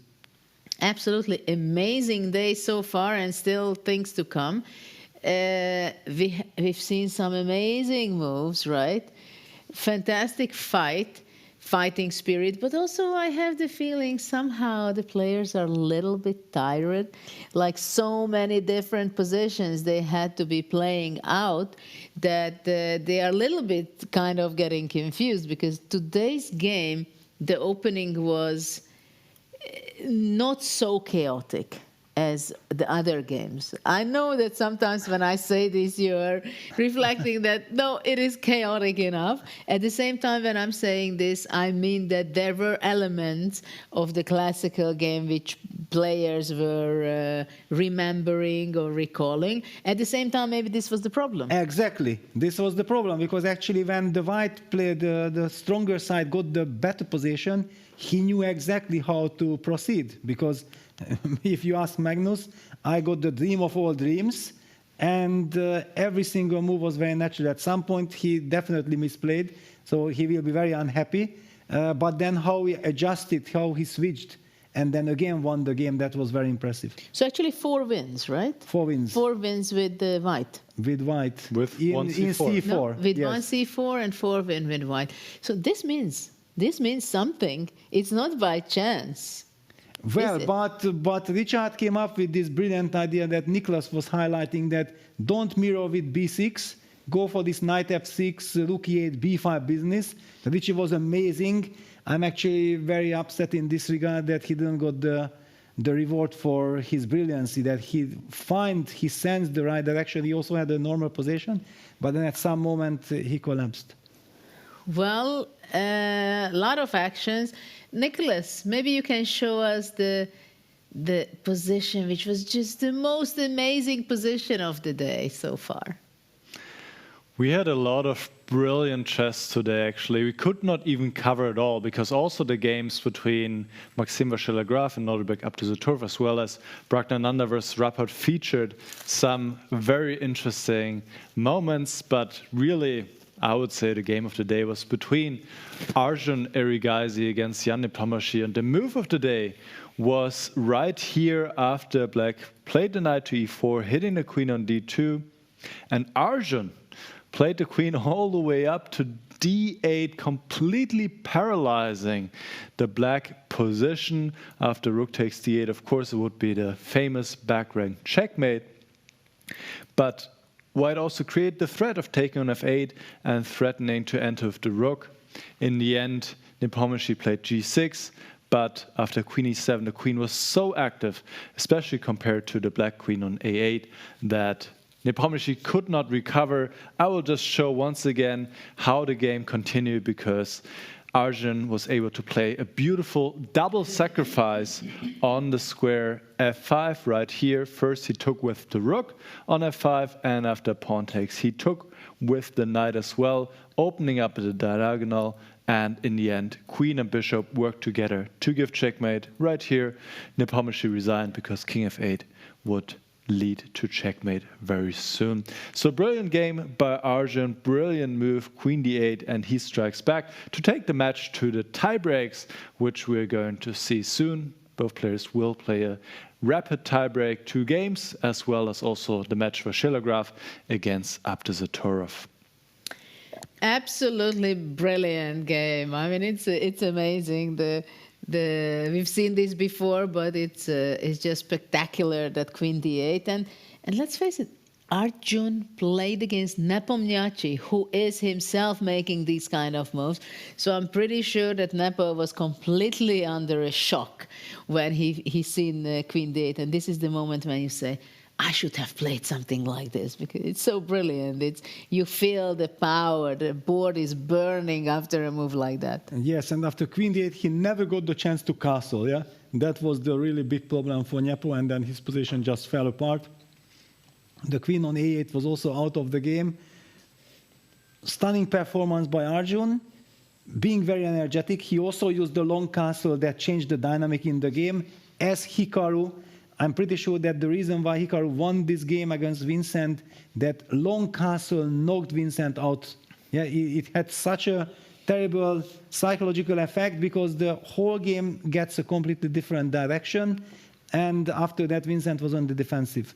Can we show it, Nicholas, if you can pull that up, exactly that position between Hikaru and Vincent? Because after the opening, we thought that he has a good position. He went into the confessional booth, and he was not complaining. He said black has a very stable position. This was very clear that he pointed out. And let's see where it went wrong for Vincent. Let's have a look together. Yes, around here it was actually quite fun, but maybe this whole idea with h4, including h5, in the end, one could say it actually benefited black, surprisingly, because the king went all the way to the other side of the board, and black could use the square on g4 for his pieces. So here the computer just wants to play castle immediately. Also, maybe in some lines, having the g4 square available, that looks quite odd, but could be an idea also. And the position is a little bit better for white. So after h4, h5, already it's probably around equal. And the big problem for white is that there are no clear targets, there's no clear plan, and Vincent lost some time. He also have to move bishop a3. Maybe something else was better. But already here it feels like, also Peter said it, he would prefer to play with black. And indeed, and this is of course always a big factor for whom it is easier to play. And we saw beautifully how Hikaru moved all of the pieces from the 8th rank to then prepare long castle, and he played it right here and started an attack against the white king. Still, there were chances for Vincent, but he always felt on the back. It always felt like he was on the back foot. He was defending. It was just really difficult for him to play this position, and probably it started as early as maybe around here, going h4.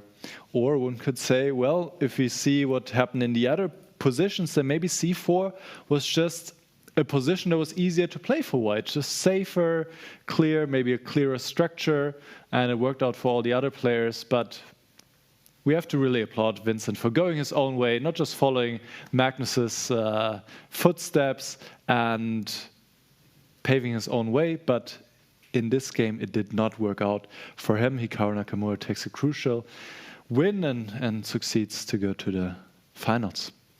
Absolutely, but I still believe that it was interesting that Vincent chose this way, and he believed in himself, that he does not trust Magnus, or maybe it's not even about that he doesn't trust Magnus. Maybe he just wanted to play a sharper game on different path, what he wanted to do. At the same time, c4 was very much his style also, to play solid, no? Yeah, but he doesn't like to play solid. That's the point. Yeah, the people misunderstand. People who are strategists, it doesn't mean that he wants to play solid. He wants to play fighting strategical battles, yeah, where he can outplay his opponent. He can go to double H things. And I think I did not like all his decisions. This d takes c5 fell to me because this knight e3, knight f3 against the pawns, e6, f6. My instinct was like, and that knight on d6, in my mind, it was a very strong piece.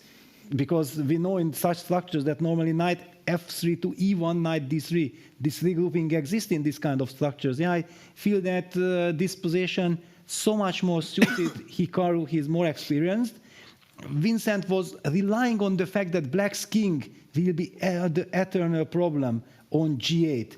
And basically, I think that's why he took DC and everything. He also revealed that, yeah, I'm not that happy with my position, but black will always have this G8 problem with his king.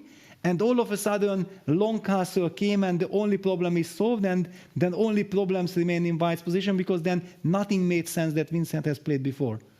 Exactly, but this is the kind of game, I think we are not exaggerating if we say that it's a freestyle game. At the same time, Nakamura outplayed, outsmarted Vincent in strategical way, because he was keeping in mind that long castle is an opportunity and actually changes and shifts the whole game, because suddenly while my king was the only possible weakness with the weakness of g6 square, it suddenly on the other side, having the bishops front of the king, no danger at all, while on the king's side, it was all ready to move forward. And I think I, for example, underestimated the power of black's pawn structure, having the pawns on e6 and f6. How powerful it was, controlling all the fifth-rank squares, right? Yes. d5, e5, exactly. f5, g5. Perfect harmony. It's the Karpovian harmony. And if it would not be Vincent, I would be now, but even if it's Vincent, I don't mind. I would be critical, and I'm always saying that this h4, h5, whenever a computer says that, okay, let's include h4, h5, the consequence of this move, you can't take this pawn move back. Yeah, that's why, humanly speaking, actually, we don't want to weaken our position, because this is a very committal decision. And normally, in my mind, when black has a solid structure, then I love if such moves are getting punished.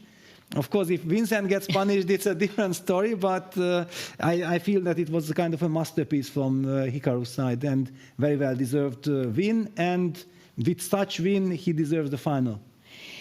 Well, yeah, I think Nakamura's best game was played today. Exactly. I don't think we are exaggerating that. And we're going to be seeing in the semifinals, I mean, for third and for fourth place, Vincent playing with Fabiano. But now we are off to go to the next draw of the next round, the playoff between the two players.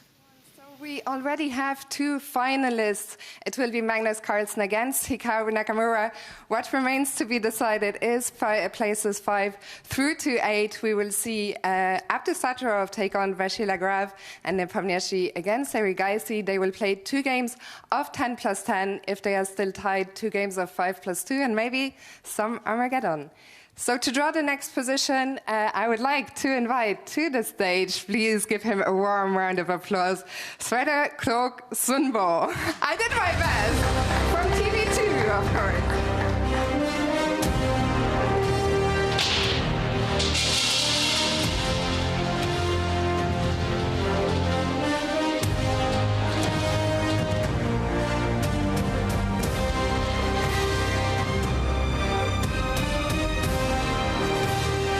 Going to be a good one. It's position 33. Thank you so much, Sverre. Position 33. The players will get 10 minutes, so to the players, good luck, and to the fans, have fun. Thank you, Sverre.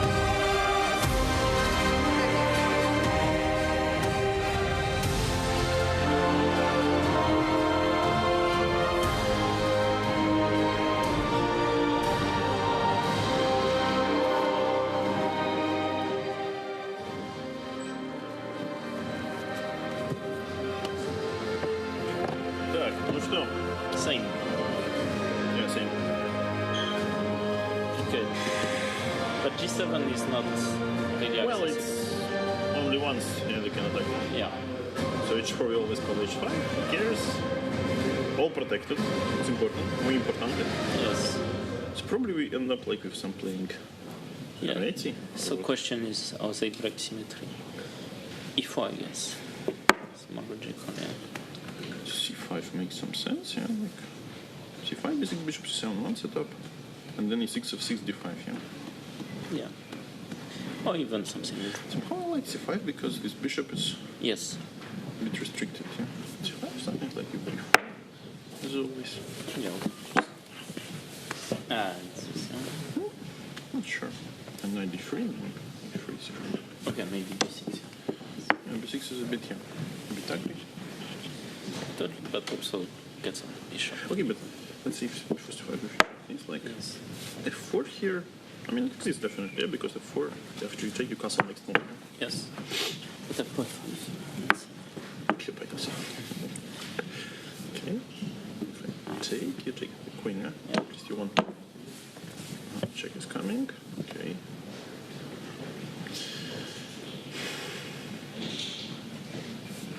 And but put next f5 maybe. And if I play b3, let's say, instead of this here.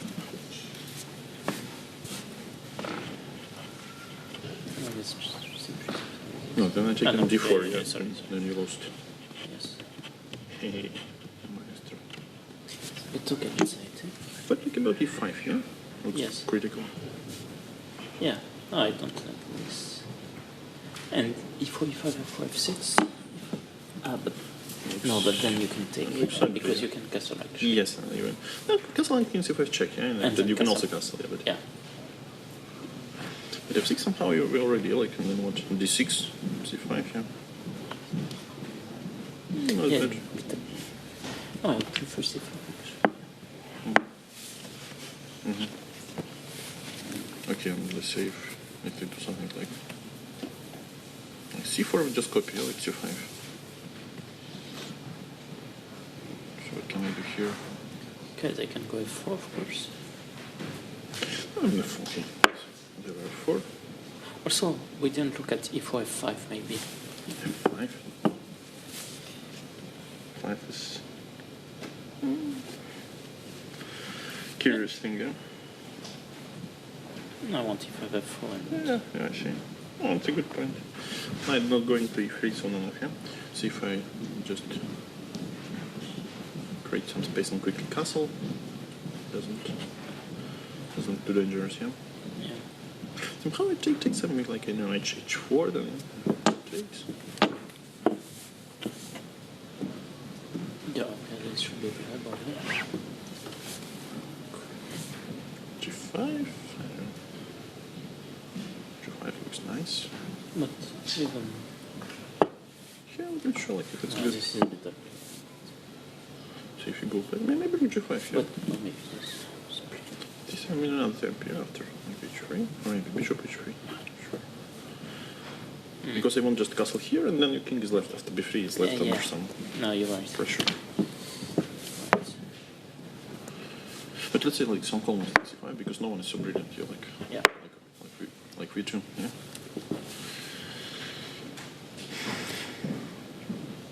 Wait.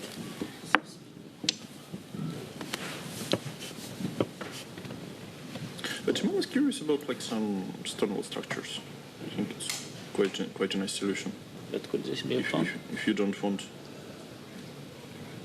maybe you should have taken now because okay, taking actually frees the knight a little bit, which I like. Yeah. At least there is. So this, what do you do like if? But this is like it's hanging, yeah. It's a problem. Yeah. So easy to make a move. So a5.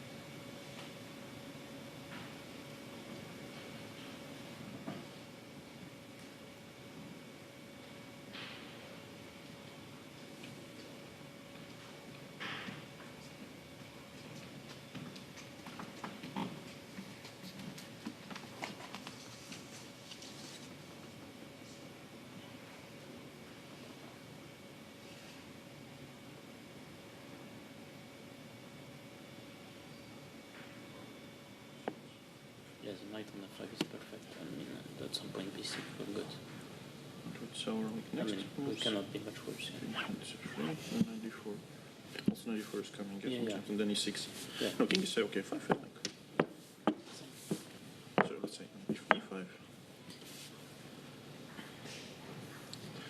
be generally okay, yeah, like because of... Oh, well, even this. I felt like maybe... B6 first, yeah. B5, I felt like to keep the square for the horsey. Yeah. If he goes E6, then Bishop not G2 much. or not D4. Bishop G2 is always... Oh, well, it's hanging actually. No, he has to go F4, I guess. Okay, let's say 4.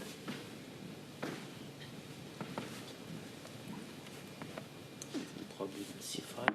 This bishop on A1 is... C5 and then what, like E6, knight G6, knight B6, yeah? Yeah, okay, the structure is not too dangerous, yeah, I guess. Yeah, this is cool. Should be doable. Okay, so let's say 4, okay, let's say 5. Well, there's some other moves like B4. How to react? Because also it looks like it looks very sensible. Probably go slow. So this is C4, whatever. Okay, this is takes, okay, phrase is okay, this is we fine with, yeah? With C4, C5 before B6, yeah, probably. Yeah. Is it good enough? And let's say if he goes like this, yeah? Just fight for the center. You can also like take in D5, yeah? Like in the worst case. I thought taking F6, yeah? So, 6, so okay, I think like 4, knight D6, yes, I have 3. And the old center, I think we'll... I mean, okay, it was a 4. Here, D5. Bishop B3. No, This is ugly. Yeah. Yeah, okay. Okay, let's hope this won't happen, yeah? Yeah. So what do we do? We wait for white color.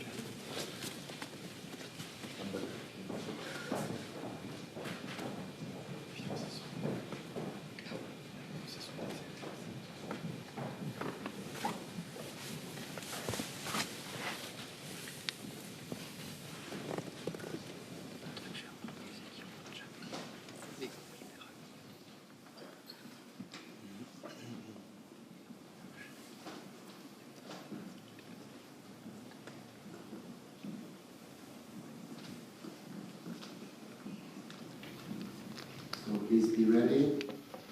And we're back with the playoffs. We are going to see some incredible chess, I believe, between Nodirbek and Maxime. And also the other playoff game will be between Nepo and Arjun. And they have in both matches, they played incredible 4 decisive games, 2-2. So we are about to expect something great stuff. So what can you say, Peter, about the starting position? Well, very similar like the previous game, the classical game, and we see C4, C5, B3 happening in Abdusattorov versus Maxime Vachier-Lagrave game. In the classical game, Maxime had the white pieces using the same strategy, B3, B6, and also the other game features the same moves. I think this is kind of unfortunate to have also the king's position, King G1, Rook H1, Rook F1, it's exactly the same. And the only real big difference is this queen on E1 and the bishop on D1. Yeah, before it was more harmonious with the queen on A1, and bishop on B1, C1, knight D1, knight E1. Yeah, white plays the move E3. At least Nodirbek plays the move E3. Arjun hasn't made up his mind yet. Maybe bird's eye view to compare, or we want to stick to something? F5 question mark. Look at that. Why is that?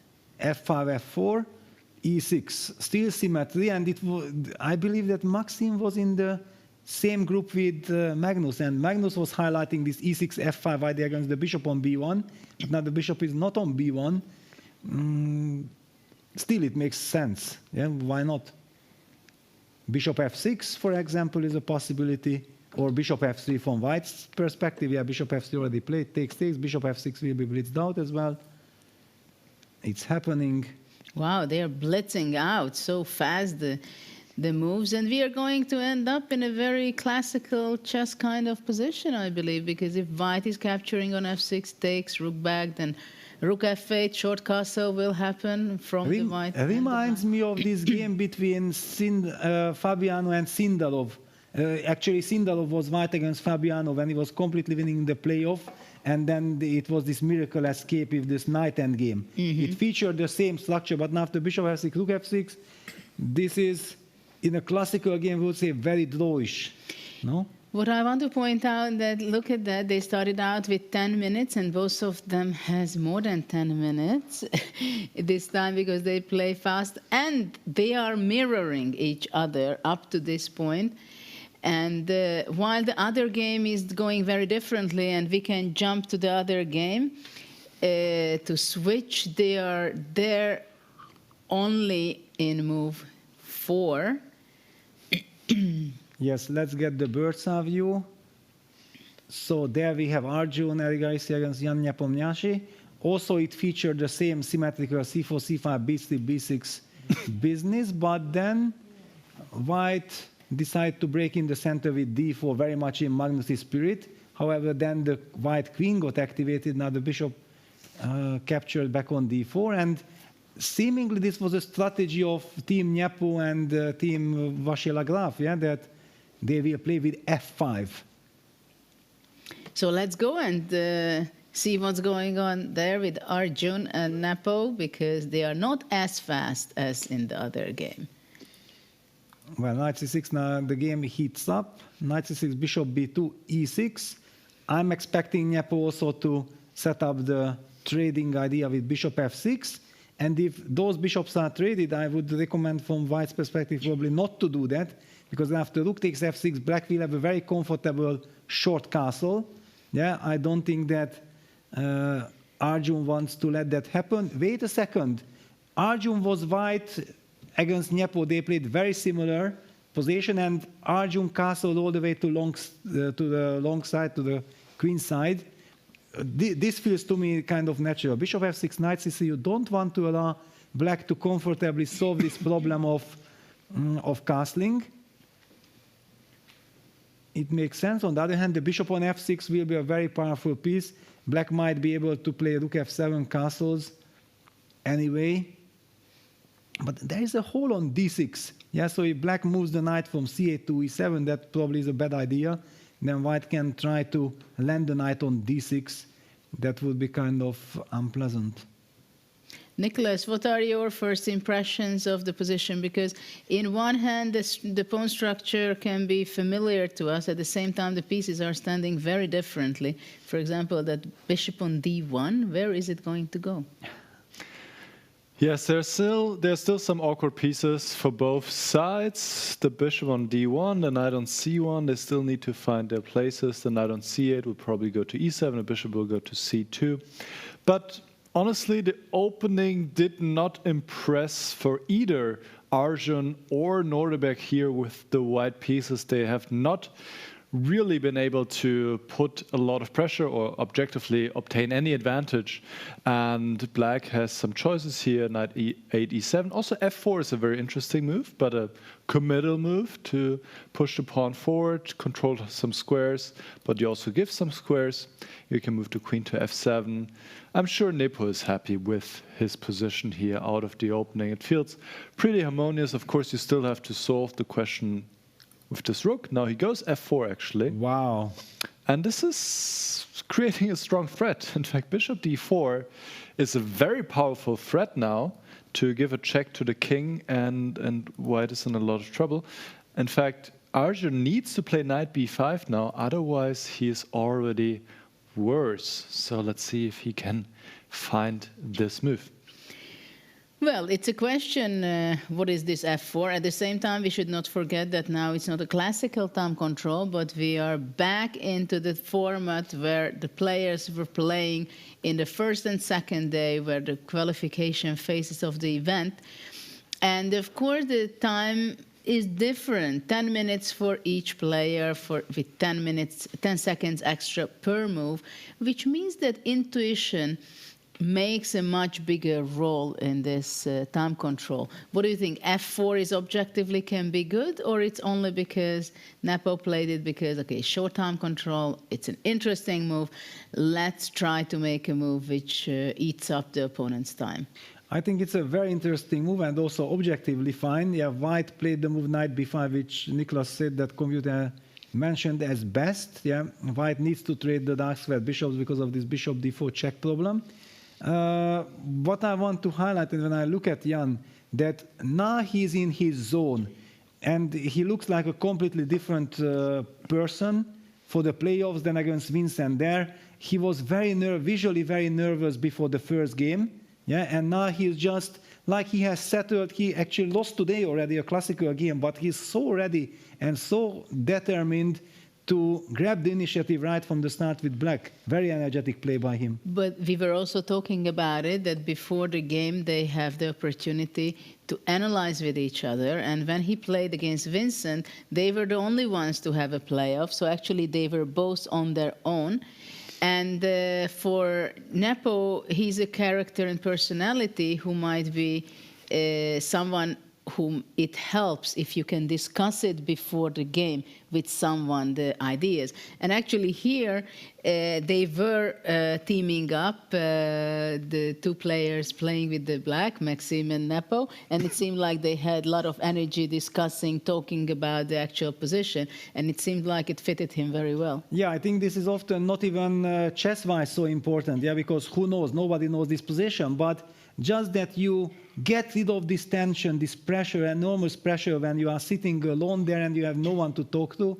And yes, Jan is a person who likes to communicate. He gets a lot of energy out of it. He has many interesting ideas, always coming up with creative ideas, ready to share them.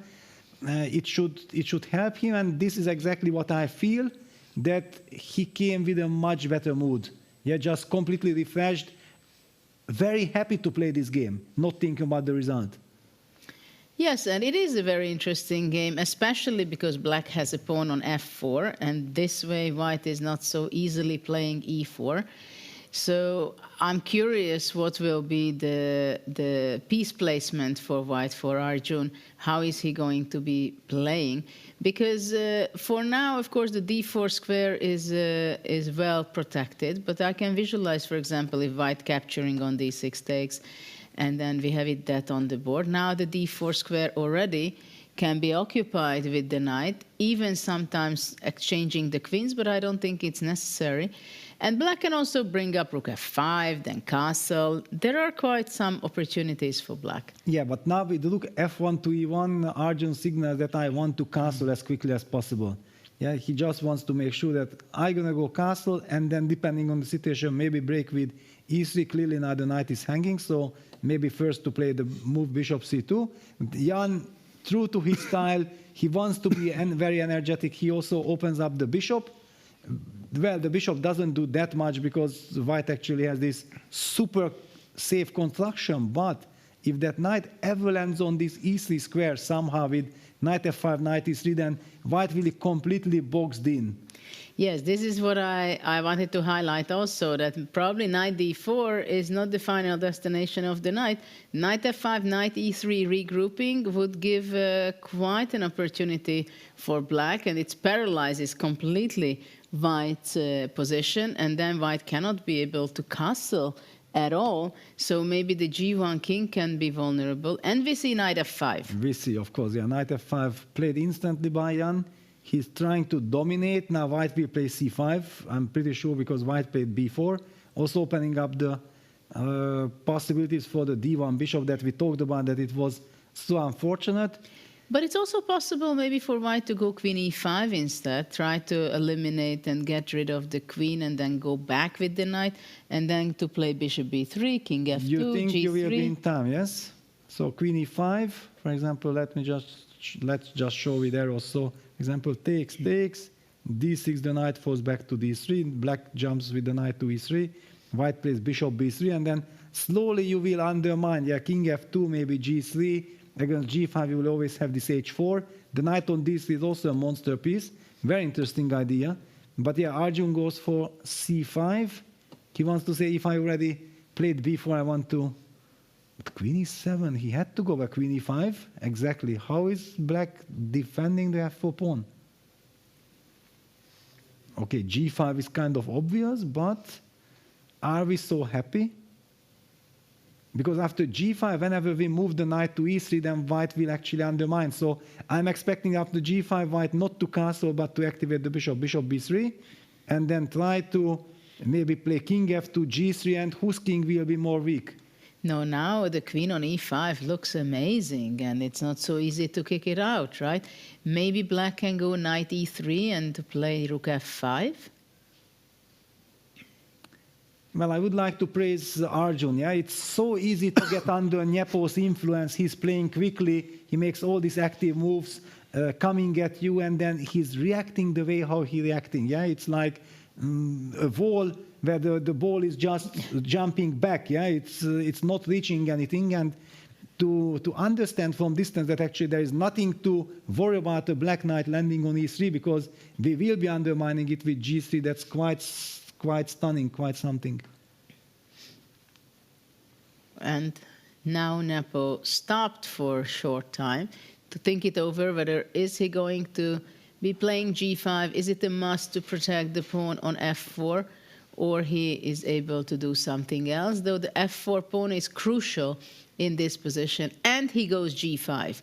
He goes g5, yeah. Even maybe bishop a4, maybe I can not even put the bishop on b3, somehow try to target that pawn on d7, because that's another weakness.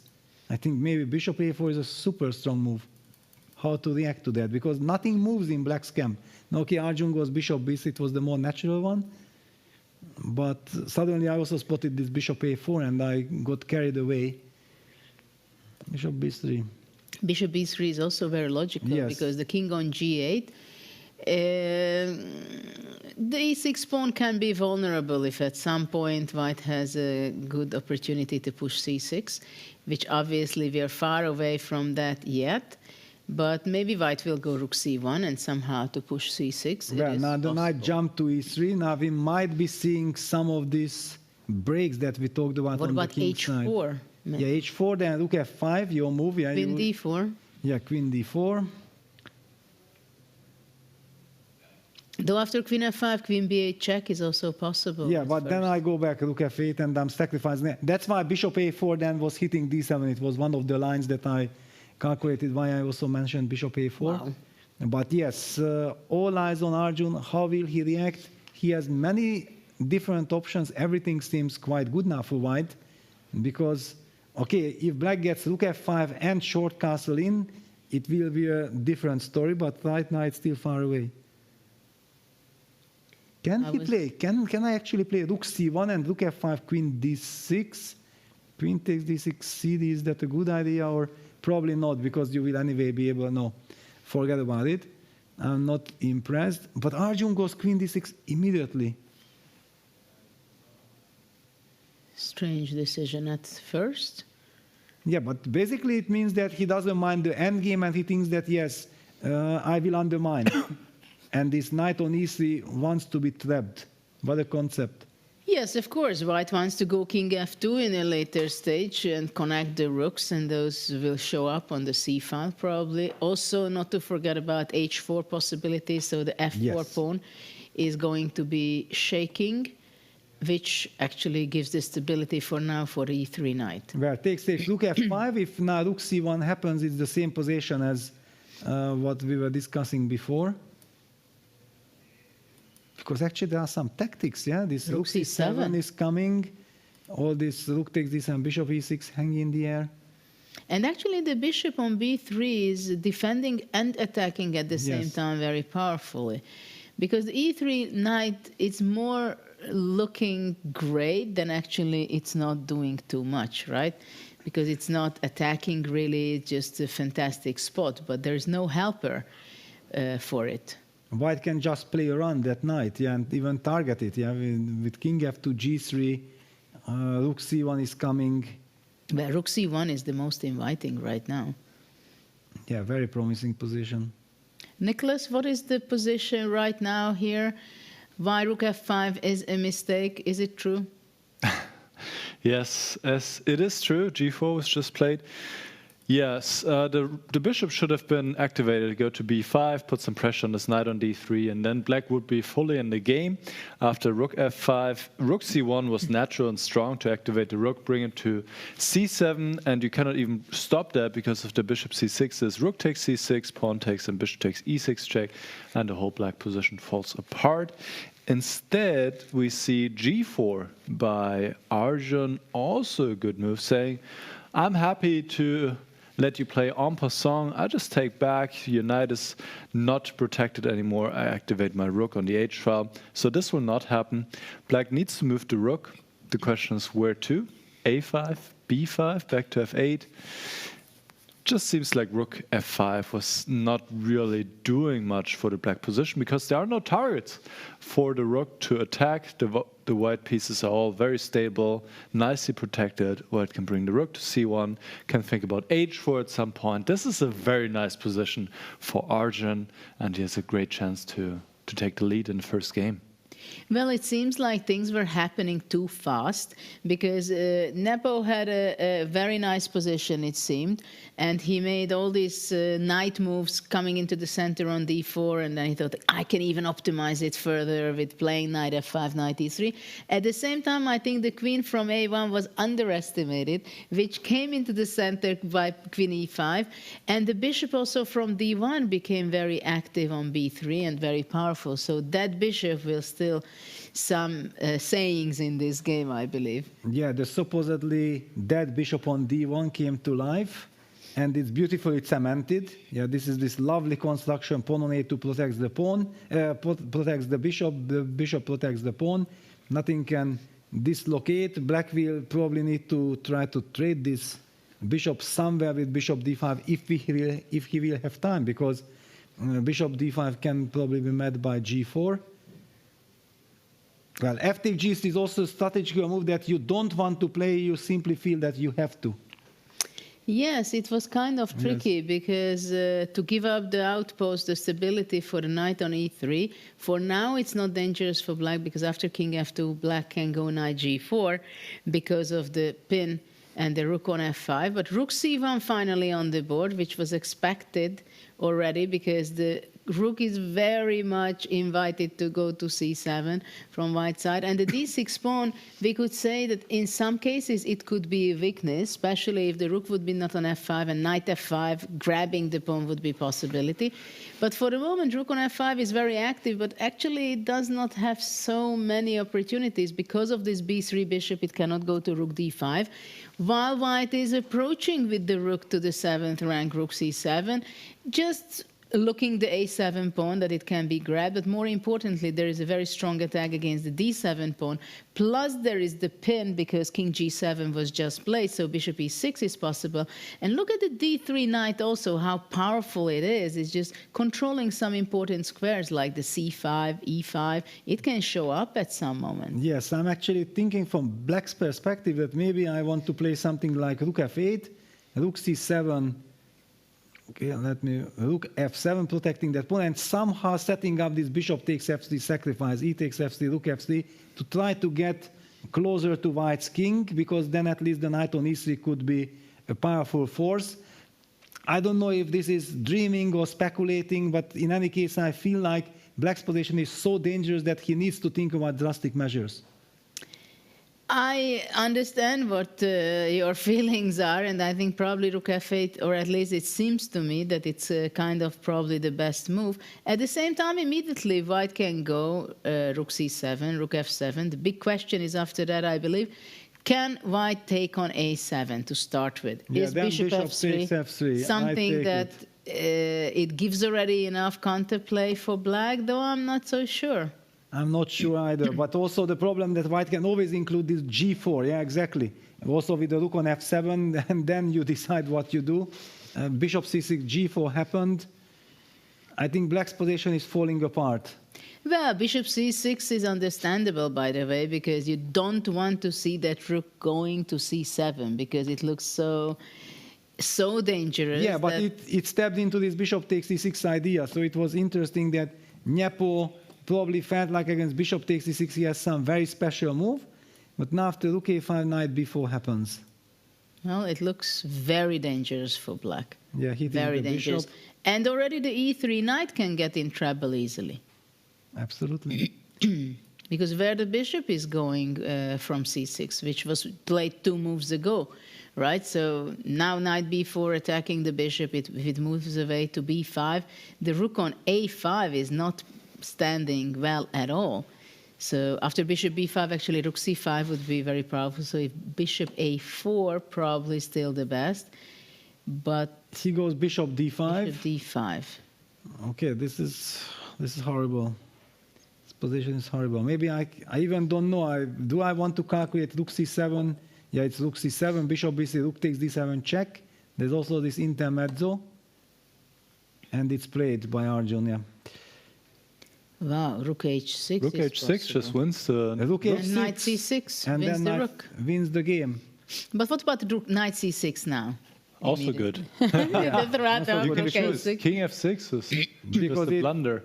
It's stepping into this mating construction. And Arjun even has to choose how he wants to win the exchange on a5. But it's just game over. Well, he goes rook h6. Yeah, let's just collect the. Yep. Wow, black's king gets to g3, rooks, but he cannot get the rook to c1, and even that doesn't help because the knight will protect from b3. It's a whole rook. If he sacrifices the bishop. Well, bishop takes a2 will be on the board, I think, or bishop d5. Bishop d5. I think bishop d5. Already it's not time about picking pawns, yeah? We lost so much. But white can also just play king f2, and if black's king is not reaching g3, there is no intrigue. That's the point, yeah? It's just dead lost after king f2.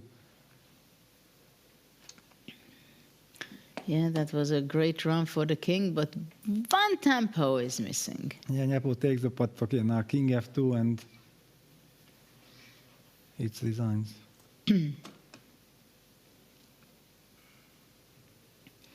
Very upset, Nepo already laying back on the chair. He knows he does not have much practical chance in this game. And this is crucial that he is seemingly losing the first game of the playoff. Yeah, it will be the second game that he loses today, and both after 1 c4, yeah, the same structure. So king already escaped to e1, the knight on e3 does absolutely nothing. Okay, if black can activate the rook now, rook c1 check would be good news for black, but rook c8 is always bad by rook c7, and it's anyway white to move. White can play knight c6, making sure that that rook can never be activated, taking away the b8 square. But Arjun just takes the pawn. Why not? Then the two rooks will take care of all the open files. Yes, rook c8, rook c7. But there's also the H file. Yeah, there are 3 files, exactly. Yeah. So this strategy of Arjun gives the check. Just gives the check and goes d7. And says, you can give 1 check on c1, and then he will resign. Because the knight is not protected anymore. Yeah. But hold on, knight g3, knight e3 draw. Look at that, if d7, rook c2. What? What? D7, rook c2, wow, that's a stunner, setting up knight g2. But I have rook h3 maybe, yeah? Yes, but okay, let's look at Arjun's body language. Will he go for d7, or why do you go do d7? You can just play king d2 or rook c7 Rook first. c7 followed by d7 is much simpler. It's very, very much more natural, just... But a nice find, Judith. Amazing find. Back in business, yeah?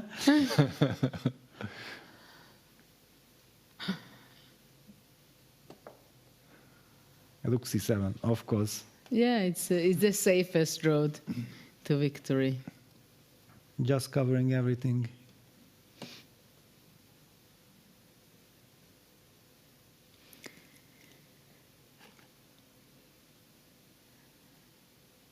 Rook b8. Rook b8. Now also with knight b7, you can just cement everything if you want. But do we want to cement? Then bishop d5.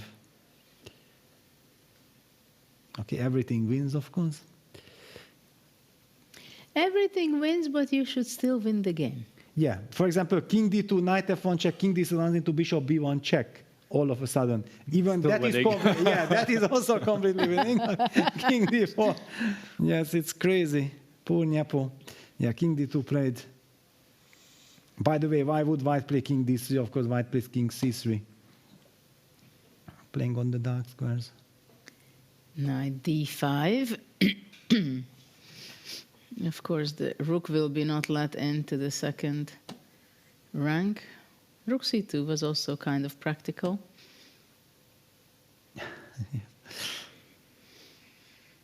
But okay, it's... Okay, knight c6 and... Knight c6 Oh, and rook resigns. f7. Yes. Also not bad. As you please, yeah.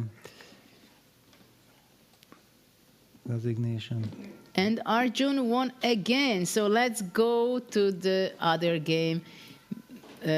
What a performance. Oh, it's by a draw. Arjun. They agreed to a draw in the other game. Perpetual check. Probably. Yes, apologies that we were not following that game. I think maybe we will start with that in Well, the next. or we can also now quickly have a look. Yes, Yeah. I can do a recap.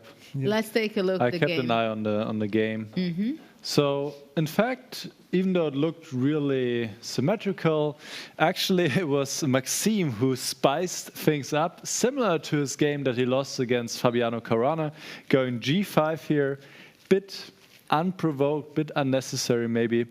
So d4, g4, quite aggressively. And here queen g7 apparently was not a good move. Instead, black should have taken on d4, follow up with d5. But yes, by pushing the g pawn forward, of course, you weaken your king safety. Now, Nodirbek found a strong continuation going d takes c5 and e4, and he's taking over here. Maxime played g3, maybe a bit out of desperation. This should not really work. F takes e4, queen e3, and knight g4. And now, shockingly, in this position with 7 minutes on the clock, Nodirbek took on c5, which is just a blunder. He only took 20 seconds to play this move, just rushing things here. If he takes on e4, he actually has a winning position. Material is equal, but the white pieces are better placed. The king is weak, the pawn No, is weak. white is pawn up. White is even a pawn up, yes. Yes. Yeah, thank you. White is even a pawn up. It's just horrible for black. After queen takes c5, this was the one trap in the position. Black goes rook f5, and the queen is not able to defend the square on e3, where the knight will land. But now, Nodirbek found some great defensive resource. Queen d6, knight e3, threatening checkmate and threatening the rook. White has to defend, of course, against the checkmate, goes g3. And black should probably take the rook on d1, but white has some compensation, has chance to hold. Instead, Maxime, of course, true to his spirit, goes for checkmate, which looks very, very good. But here, Nodirbek used his time wisely and found the only defense, rook to f1. Brilliant save here. The rook goes from one unprotected, one attacked square to another. The point is that after knight takes f1, now queen takes c7 happens, and white is threatening different moves. And if you bring the knight back to e3, you will just not be in time. After queen takes e6, rook f7, let's say, white can even take on e4, and there's no checkmate, and white has a lot of pawns for the exchange.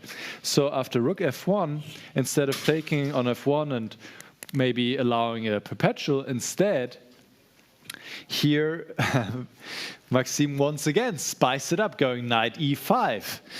Going knight e5, you cannot take this knight because the rook takes f1 checkmate. And in this position, actually, even white would be better if he plays knight d4. But yes, it's very messy, of course, very difficult. Knight takes f1, knight takes f5, knight f3 check. We would get to something like this, and who knows what's going on. Computer says white is a bit better. Instead of the knight e5, Nodirbek played rook f2. This is a mistake. We see the double question mark. But after knight f3 check, king h1, here knight takes h2, Maxime up to the task, double exclamation mark for him, knight takes h2, wonderful move. I need to even figure it out myself. Ah yes, queen f3 check and checkmate, and if the king takes, then the rook will join the party, and this will be also checkmate soon. So after knight takes h2, Nodirbek tried queen takes d7, and now Maxime only having 2 minutes on the clock. He missed the winning move here, rook f7, which should give him a big advantage instead of the knight f3. Now it is actually perpetual, because if you play queen g6, let's say, there's even rook h2. What kind of move is that? Rook h2, knight takes h2. I'm trying to understand. Now trading on g6 and going king takes h2, and white has a lot of pawns for the exchange. Is actually better, because if you trade on g6 right away, king takes, you still have to deal with this checkmate threat, rook h5. Very messy game, very complicated. In the end, it ends in a draw. Both players will probably be a little bit dissatisfied. Both had chances, but great game to watch, and it's a draw. Well, it was quite something, ups and downs, and what kind of move. Nodirbek's saving move, rook f1, was quite amazing, but even after that, there were some spectacular ideas out there. So how can someone recover from this, what Nepo has been going through? Yeah, he lost 2 games in a row. Okay, the consolation is that both were with black.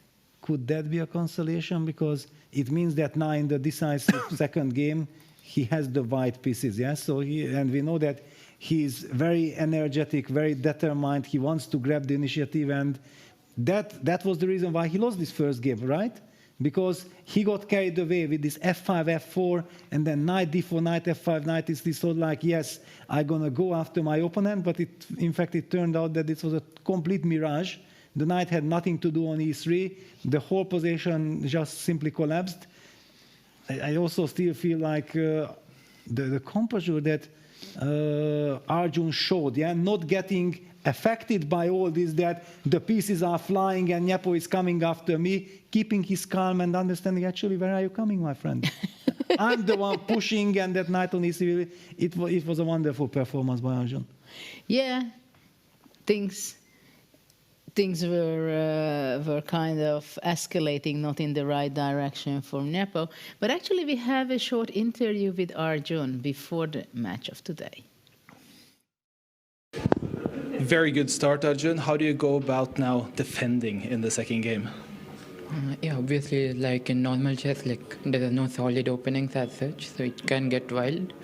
I think the best is to like try and forget the situation that just draw is enough, but play whatever the position requires.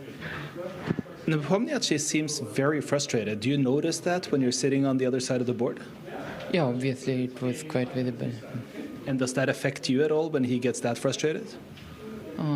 At least in that position, no, because it was quite easily winning. Good luck in the next one. Thank you. Well, he's a very stable player. He's not getting affected too much on things, right? And what a bounce back today after his loss yesterday against Nepo. And in the playoff, right? He just goes there and plays, and whatever happens, he's focusing. And as you said, that yeah, this knight on e3, we thought it can be very dangerous, but it's just bad for the eye, but actually not for the position that much. Yes, basically the only purpose of this knight in the game was that white is unable to play short castle. But actually the king does not need to castle at all. That was the problem. The f2 square was so much more safer and beneficial, also helping the break. Well, Nepo needs to calm himself down, because sometimes he is also rushing too much. For example, in this game, yeah, he did all these committal decisions, f4 and then knight d4, almost a tempo, just instantly, and it heavily backfired. Actually, the position probably required something else. But it's also interesting that I feel when I was playing long time ago that sometimes Nodirbek, we are not sure where the other players are. I'm sure they are not far.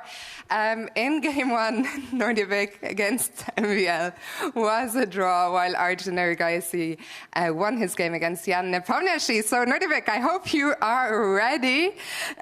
We have Prague as well as a backup in case something goes wrong. But for now, it's time to draw the next position. And I would like to welcome to the stage the tournament director, Sebastian Siebrecht.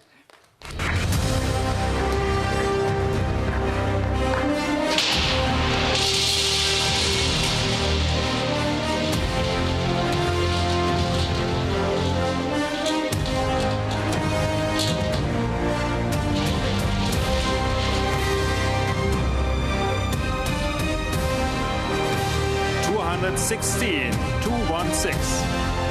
Thank you very much, Sebastian. The players get 10 minutes to prepare. So good luck, and back to studio.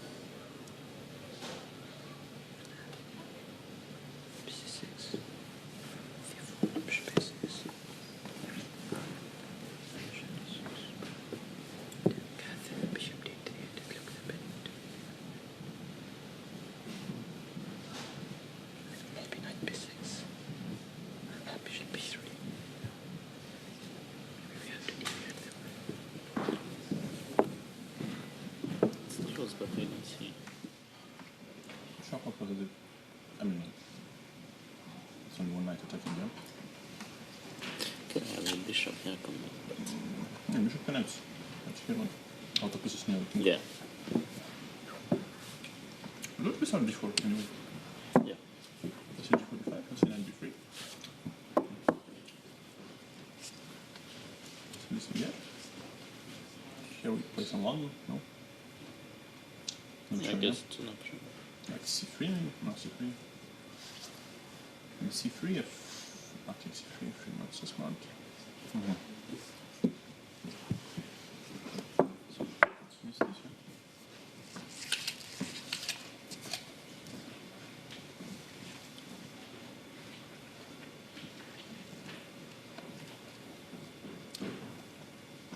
Just knight b3.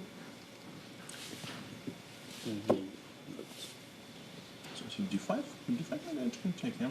c4, knight e5. You don't have to knight f6 for instance. But here I can go maybe before, maybe it's a bit d4. And here it's a bit more smart, yeah, with my knight on g1. Could be, yeah. Tiny bit. And if we go just knight f3, let's see. Knight also needs like to do something, yeah. If you got here. Knight e5. Principle. Okay, e4, can I go? Okay, let's say e4. This means I have d4, yeah? Yes. This is better case, this is unclear.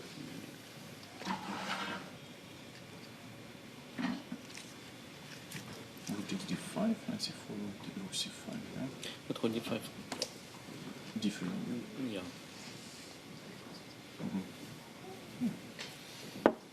A bit loose, but... Yeah. Maybe that's what we want. Okay, some of us.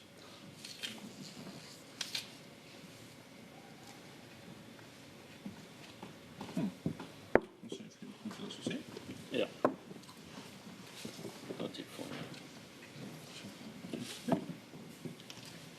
If he does knight e4, and what happens? Okay. So if now d6, it maybe your idea works, yeah? Finally. Yeah, it should. Yeah, no, it's good, yeah? Bishop d7. Okay, just now. Like maybe queen g5, yeah? Yeah. Okay, queen g5 takes and nothing, yeah? But this is a little bit different, because maybe it takes on g7, queen g5, cd. Maybe cd mid, okay. Yeah. Would it work? No, it wouldn't, yeah. Oh, maybe it would. Okay. This is dangerous, like, yeah? Yeah. Okay.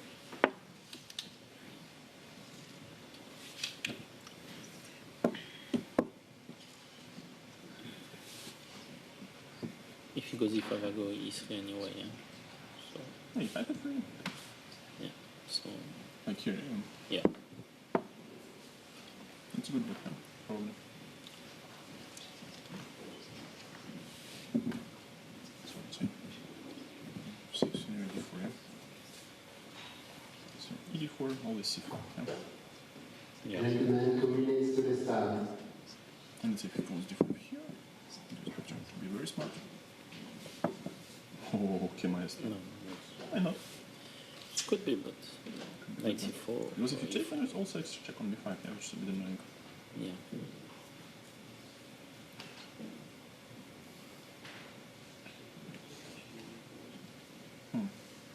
But okay, let's say. Okay, so if he goes c4. No. Because here c4 is a bit. Yeah. A bit ugly.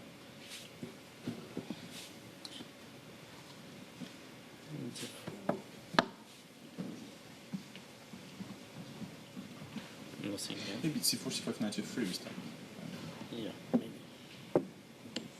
So now if we fight, we can maybe roll like to knight c2, knight f3 in some point. And if you go knight f6? Knight f6, knight b3. And then and go e5, then d4. Because c4 is not hanging anymore. What? Sorry, e3, yeah? E3. Yeah, I mean like c4 is not hanging. Okay, so it goes like d5. D5, d4. D4, knight g5, I'm okay, yeah? Because I'm happy. Yeah. Knight b6, d4, perhaps it works. Oh, just he takes and check, yeah? Maybe castle for now, yeah? Yes. H6. No, but 20 seconds, start of round. Looks like some trouble with queen g4, queen g4, knight g4, yeah? Looks like he's here because of it.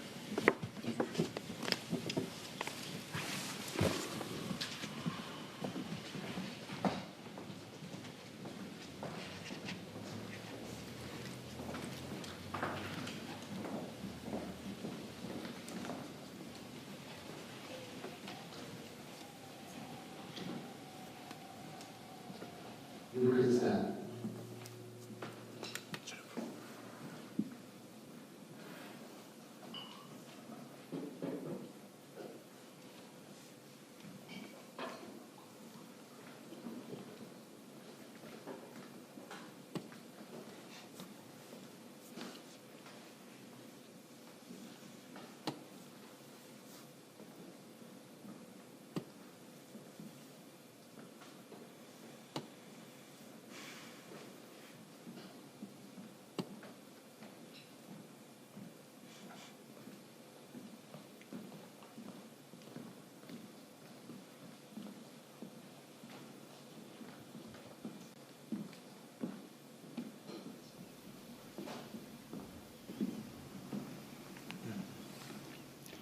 And we are witnessing the second game of the playoff for the 5th place.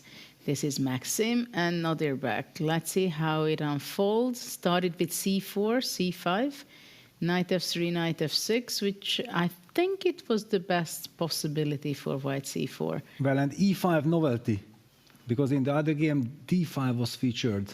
Arjun played d5, so up till move 3, it was the same position. But now the game gets completely different dynamic. And Nodirbek is looking back, probably spying on the other board. Yes, that's what happened. Did I meet a novelty or not? Is it a surprise? Because they also know that, yeah, MVL and Nepo were discussing very deeply all this. And before this game, also Nodirbek and Arjun was together, because in the first game they were separately yes, exactly. thinking, but this time they teamed up and they were curious about each other's thoughts. And let's interesting. See. E5. This E5. It's an anti-positional move, yeah, because it's a bit strange. At the same time, it wants to stop D4. Black maybe in long terms wants to go D5, of course, and get the Maroczy bind structure. So white has to be energetic here, not to allow black what he wants. Nicholas, is the starting move C4? Was that the best move? And these first 3 moves, what can you tell about that? Once again, we see C4, and indeed it was the best move. However, after C5, by both black players, knight f3, here actually the direct e5, which does look anti-positional, as Peter said, but would have been strong because you stay flexible with the development of the knight on g8. For example, now after knight b3, you can also put the knight on e7, and you can play f6, you can play with d5, and actually knight is just much better placed on e7 than on f6. So e5 directly would have given black already a better position in move 2. Instead of the knight f6, knight b3. Now e5, the computer is not a very big fan of. White should be better here after castle. Instead, we saw bishop f5, and now, believe it or not, the best move is to go back to g8 and then go to e7. But What? Well, this might happen. What do you guys think? If he finds this idea, it would be amazing. No way. It will not happen. I want to say that bishop f5 is also my kind of move. I was looking for it because I want to play something like d3, but with the bishop on b1, it's buried. Black has also weakened his construction with e5. So it's a very natural kind of reaction, activating the bishop, avoiding any kind of d5s as well, because we are pinning that queen. It all makes sense.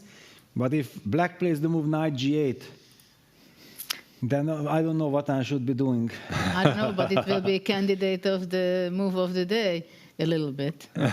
Absolutely, yeah. At least It's the move of the impossible. playoff. Move of the playoff. But then. it's impossible that he will play that. Do you think any chance? Never say never, as they say, but... No. No, yes, b6. Okay, after all, these are human players. By the way, b6 makes a lot of sense that it sets up this idea of eventually going with the knight to e6, but knight c7 runs into knight takes e5, so it isn't exactly working out the way I wanted. But it's a smart thing to play bishop f5, because now already playing d3, so the bishop is out. Yes, now Not queen b7. on This b1. feels slow. This really feels slow. I don't know what I should be doing. Bishop c3 looks like a very natural move, no? Activating that bishop. Attacking the pawn, because now probably black is trying to play d5 next. e4, yes, also makes perfect sense, just cementing an advantage. The big question is how much of an advantage is this in symmetrical position d6? Though the knight on b3 is pretty awful for white, so Yes. probably it will go to d2, b1, c3, all the way to d5. But maybe bishop d2 first to regroup it to g5? Well, but black has this very thematic knight c7, knight e6. In this regard, bishop d2 makes perfect sense. But the bishop on b8 is awful. Yes, exactly. And bishop d2 played. Bishop g5 was a threat. Black plays with h6. The computer G4. hates it. And g6. Bishop h6. But finally, there will be too many bishops hanging in Really? the air. I guess, no? G4. I just go. Close your eyes. Yeah? Yeah, the tension is getting also to us. It's not so easy to stay calm. We are rooting for all players. We understand what a heroic effort they are making. Also, there are ideas just to go short castle and then knight away and f4. Vamos. Very classical, Peter. F4 is classical. Mating attack. Yeah. Finally, I'm attacking and then it's classical attack, yes, right? H4. Look at that. Okay, but I'm not liking this. Why? When we are better, why do we need all these brilliances? He wanted to stabilize the bishop on f5, but maybe he didn't need it. Yes, he wanted to cement this bishop. Though Knight that e6. still, what I want to point out that the b8 bishop is really very bad. But we don't care about it. At least the knight reached his destination. Black got stability. And also white will have to make up his mind that where does he castle. I kind of agree with the evil bar that black has somehow stabilized. Well, h4, h5. In the meantime, the black knight got to e6. The good news for MVL is that he's not in a must-win situation. Yeah, so if black just stabilized, that's not the end of the world. But no, there was so much more to get from that position. By the way, white's queen on c1 is also a bit strange, yeah? Yeah, but it is kind of useful because on that diagonal looking towards the h6, it's not useless. Yeah, but I will never ever castle short. Yeah, that's absolutely clear, and everything is logged. The knight on b3. Are we going to see knight a1, knight c2, knight e3? Because what do we do with this knight, and what do we do at all with our position? Well, I'm expecting that that knight will be transferring to somewhere better location. Yeah, but it takes time, and the knight came from a1. Yeah, it hurts. Yeah, to go back. Logical would be to play king g2. Yeah, exactly. That's what Maxime does. And black castles all the way to the other side. But okay, I'm not that afraid of this because compared to Vincent's game, now white has a much more stable construction on the king side. So this long castle is not a game changer, just a solid good move. Maybe actually white will try to play knight h4. I don't know if the h5 pawn is takeable. Yes. It is. That's why I was telling you that the queen on c1 is unfortunate, because with queen on d1 we would have played knight h4 long ago. Yeah, knight on e6 is really great, but maybe white will go knight a1 and b4. Yes, he needs to do something. Yes, because actually black might just go rook g8 and g6. On the board, bravo Maxime. It's often the most difficult thing is to correct ourselves, right? Because you already moved the knight to b3, but the position is locked, so white has the right to lose a couple of tempis in order to get that knight to e3, just as Nodirbek did with his knight from a8. I'm also wondering if white wants to play b4 maybe as well. Yes, that's another story. If we want to do that, rook dg8, it's a nervous kind of move. Yeah, black wants to break with g6, but g6, is this really possible? Because then the h6 pawn, as you highlighted, this queen c1 bishop d2 battery is eyeing the h6 pawn. Don't want to touch Well, this that. is a big question whether black is able to play g6 or not. Yeah, otherwise everything that he has done made no sense. And also, knight takes h5 is not even possible because bishop e6.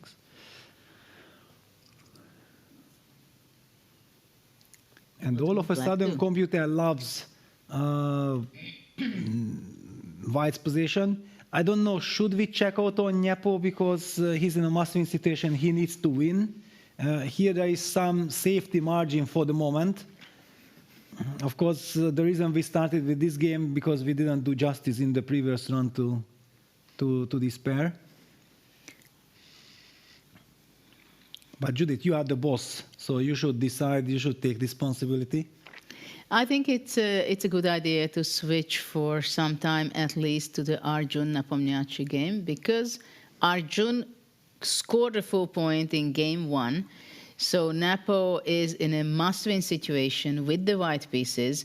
And what do we see? A question mark there. Nicholas, what can you tell us right here immediately in this position? What is going on? So currently black is up a pawn. Earlier there was a4 and Arjun took this pawn.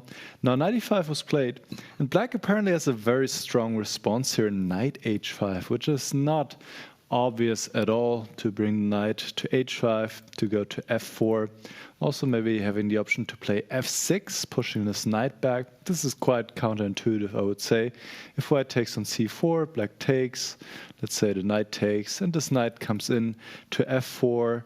You also have bishop b5 as an option, and the black pieces are becoming very active and very powerful.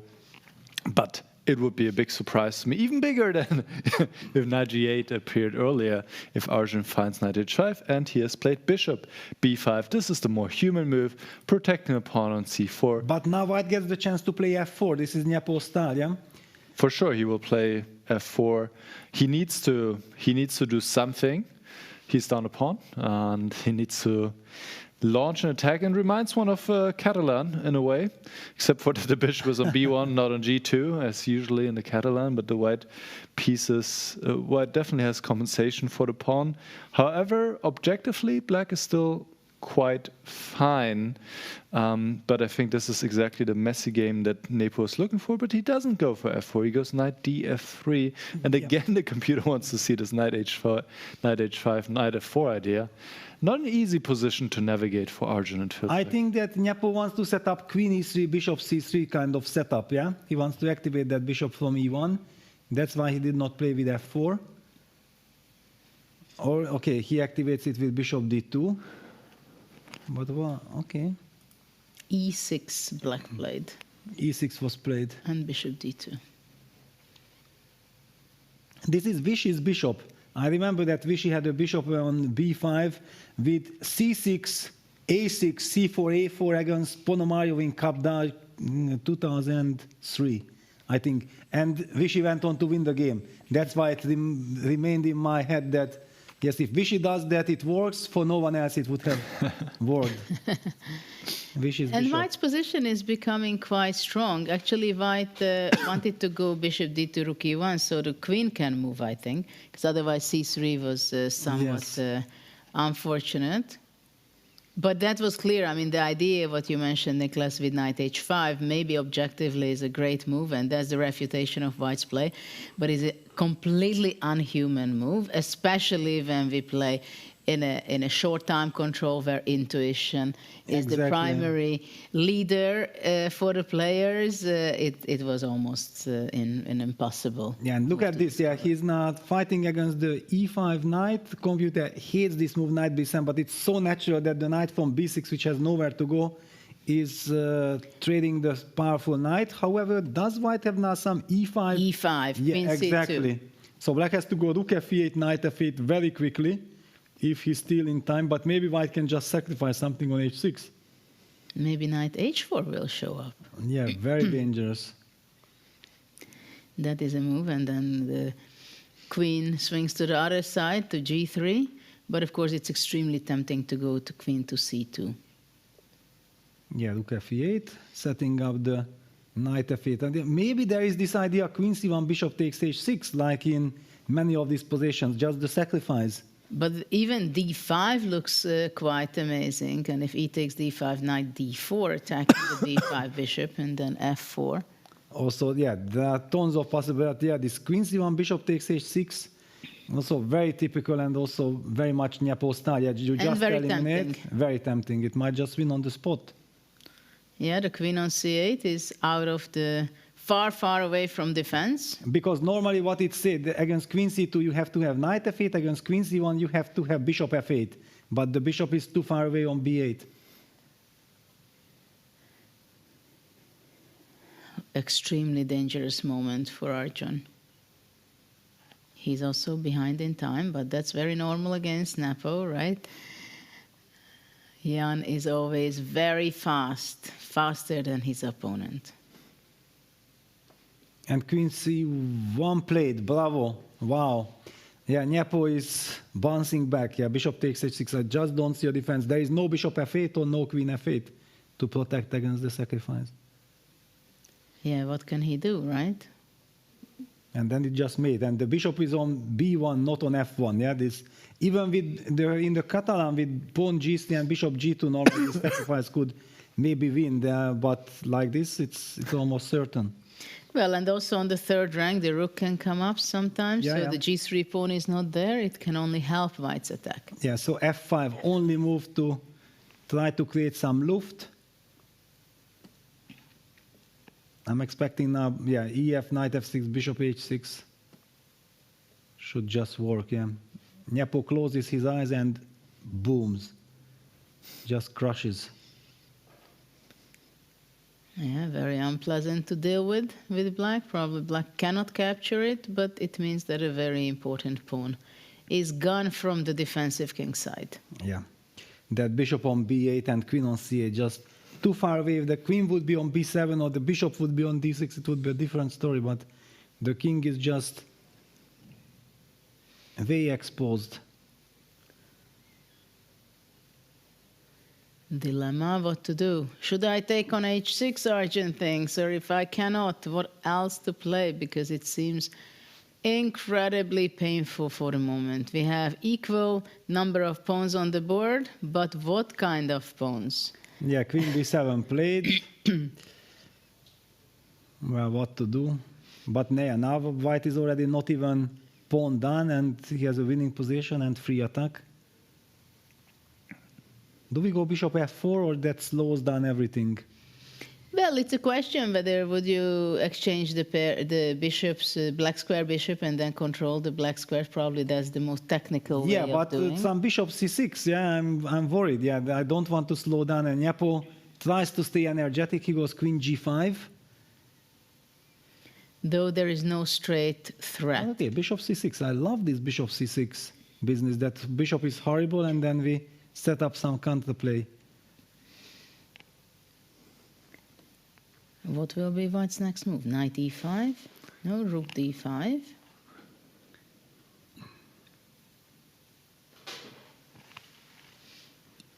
Also kind of human, yeah, to touch this queen on g5.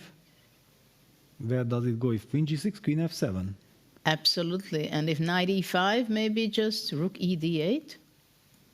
And then capturing on e5 next? Yeah, this queen on b7 is nicely It's exceptionally well placed. Yes. Protects the pawn, sets up some ideas on the long diagonal, gives stability. We do see the evil bar says that white is clearly better, but now it's a battle. Yeah, I think your bishop f4 was a smarter decision. But then bishop c6 was bothering me. It was not, I wasn't sure if... It was not so obvious, you think? Yeah, no, not. Again, we are witnessing that, I mean, it looks really awful for black, right? At the same time, with concrete measures, maybe black is hanging on and, of course, fighting back. Yeah, also the question that maybe just to get an advantage, it's possible. We are looking for a knockout blow, which we don't see. Black has stabilized for that.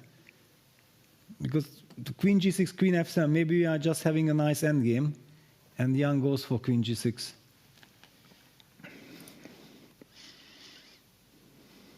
After all, maybe just long terms. Yeah, queen f7 will be played, yeah, on the board.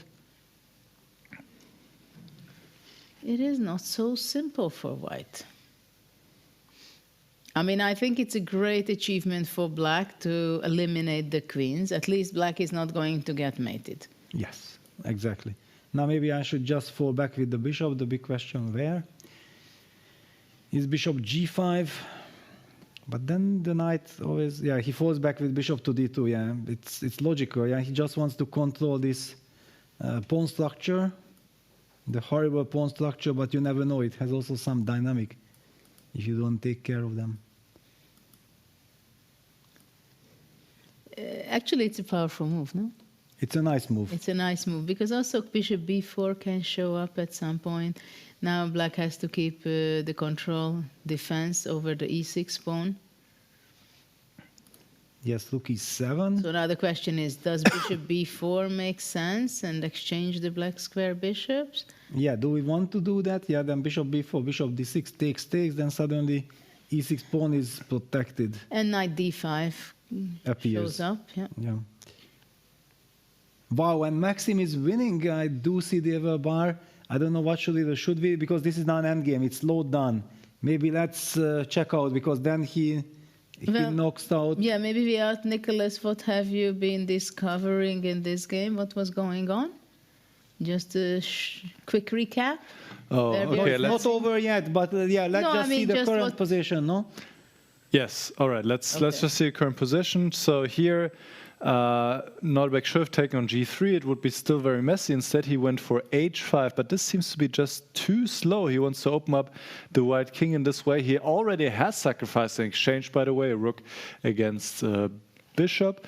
And now knight d5 or rook d5 are both very powerful, because you introduce ideas like queen a8 into a position, and it is the black king which is actually unsafer, and rook d5 has been played, and it seems that Maxime is on the brink of victory, and this would mean he would advance to the fight for 5th place. He would win this match against Nodirbek, who, well, maybe he wanted too much from this game, sacrificing the exchange, taking a lot of risk. Well, Nodirbek is a player who can do these things, right? Taking risks, sacrificing pieces. The first game was also quite interesting, and maybe we can go back to the other game, because they're a must-win situation for Jan Nepomniachtchi.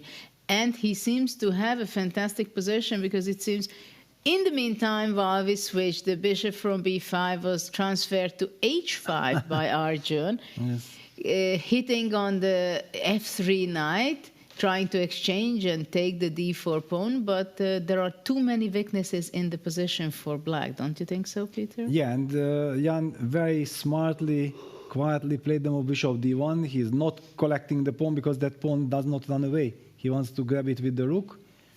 White has the better pawn structure. It's very important not to allow any damage to our king side, and that's why bishop d1 is perfect. Very nice move. Very nice move, because the a4 pawn seems that it cannot go away and cannot be protected, so it's going to be falling off in any case. And if that falls off, then the c4 pawn also very near to fall off, and the e6 pawn is very weak as well. e5. Yeah. Black goes for the e5 break. He feels that if he just stays passive, then he will lose the game. He has nothing to lose. He tries to change the character of the game. Whether it's an objectively good move or not, he's also under 2 minutes. Nepo plays simply bishop c3.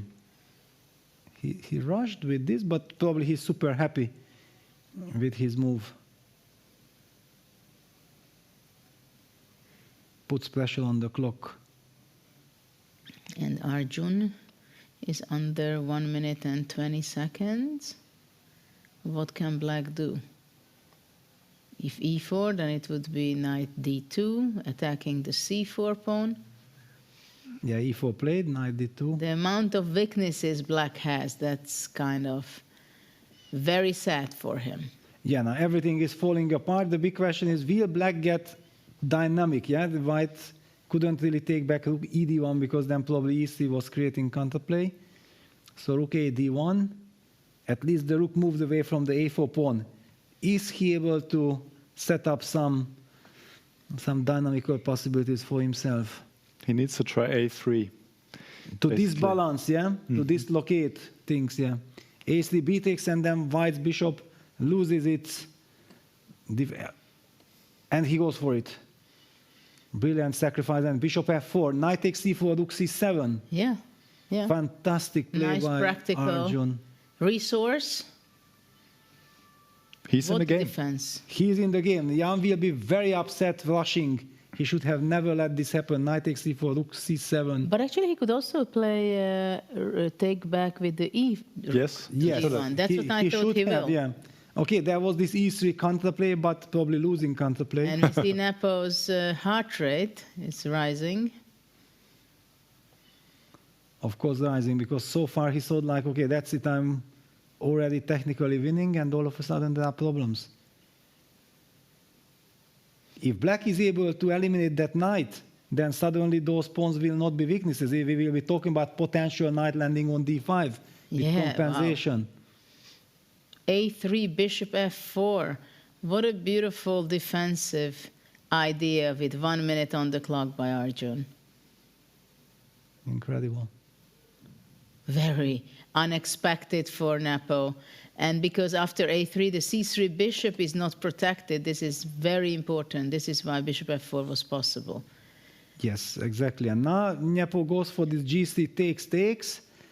Well, if that knight could fly to d5, it would be fantastic. But also rook b7, rook b3, counterplay is coming. And in the meantime, we have a final result. Maxime proceeds to the next stage, and he will be fighting for the 5th and the 6th place with the winner of this match. a5, very strong, and the position is already equal. Bishop c5, knight d7. Knight d7. Wow, it's so easy to miss because you're thinking that that knight should not land on d5, and then suddenly knight d7 traps the bishop. Bishop e7, knight e5. Is that the trick? And then the pin. And you win. And you might win. Knight d7, and the rook in game is forced. If he finds knight d7, he has great chance to hold. And Jan is in a must-win situation. He had it there. He had a beautiful, almost winning position. And Arjun finds knight d7. And plays it. So should white play rook c2? I think white should play rook c2. Only chance. But okay, black will be very active with this c-pawn. Mm-hmm. Yeah, okay. Well, luckily for white, at least there are chances. But yeah, rook c2. Very disappointed, Nepo.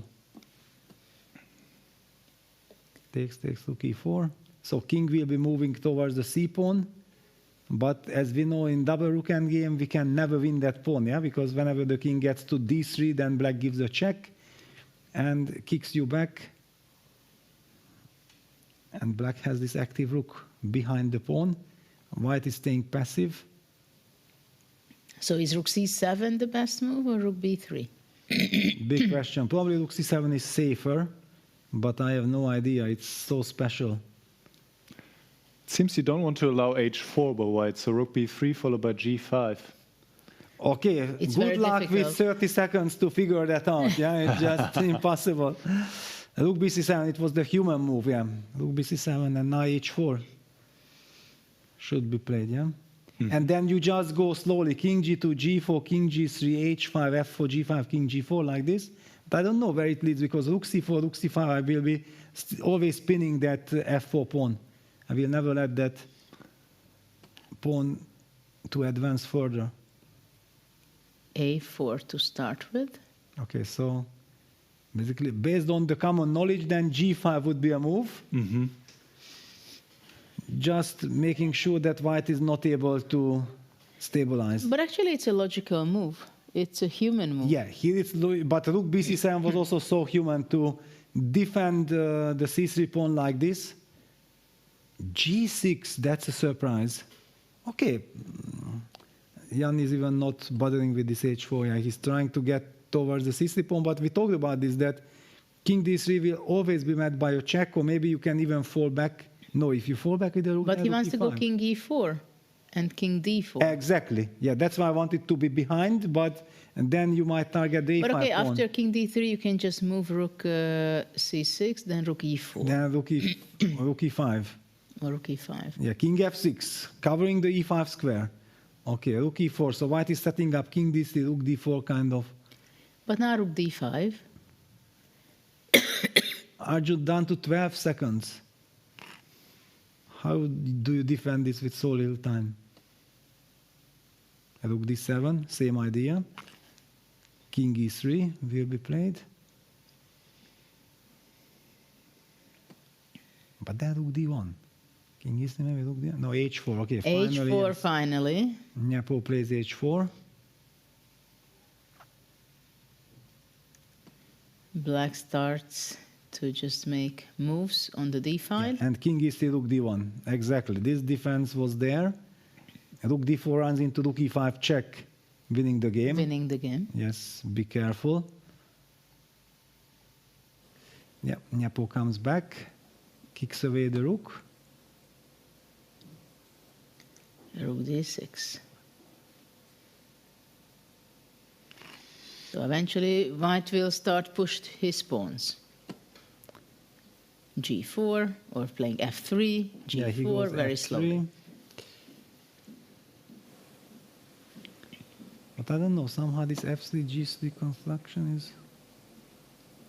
Black is provoking. Okay, come, go, go, go, go. There's rook g4, rook g5 now. Wow, rook g4, king f6, rook g5. But Nepo needs to spot this tactic. This seems to be winning, or close to winning maybe. Wow. Daria, rook g5, and after king f6, also rook g5, because after takes is a check, king g5, I'm not rook sure. takes is He will 3. go rook g5. Rook e5 check is possible. Yeah. King f2, you have to go. Rook d2 is not okay because takes, and rook d4. Misses it. Yeah, of course. Rook g4 was very computerish. But now black got everything. Black has an active king. Yeah, g4 check. Okay, that active king is pushed back. Arjun is under a minute. Yeah, for a long time already. But thanks to the 10 seconds, he actually regained a lot of time. Black also maybe wants to go king e5. Now he will give a check and go back. White plays king g3 then. And black is just going to wait. Black waits. Rook c7 or rook c5? Or king e5. Active move, yeah? King e5. Why not? Yes, why not? Nepo's heart rate 143. Of course, he knows that he needs to win this game, and he was winning. He will never forgive himself if he does not win this. Until now, it's definitely not his day. He lost 2 games already today. He had a winning position now in this game almost. King f7. Passive, but it does not seem how white can punish black. Exactly, that's the problem. There is no real way to make progress. Rook e3. You can play king f6, yeah, back or rook c7. Yeah, he goes rook c7. Yeah, it's tricky because the pawn on a4 is hanging, so white rook on the 3rd rank is tied there, because otherwise rook a4. Yes. So there are limitations for white's options. Probably he will bring his king again to d3. But it doesn't really do much.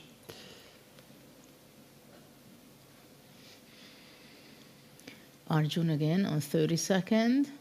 While Nepo is still 3.5 minutes. But will it be enough for him to create something that Arjun would be blundering?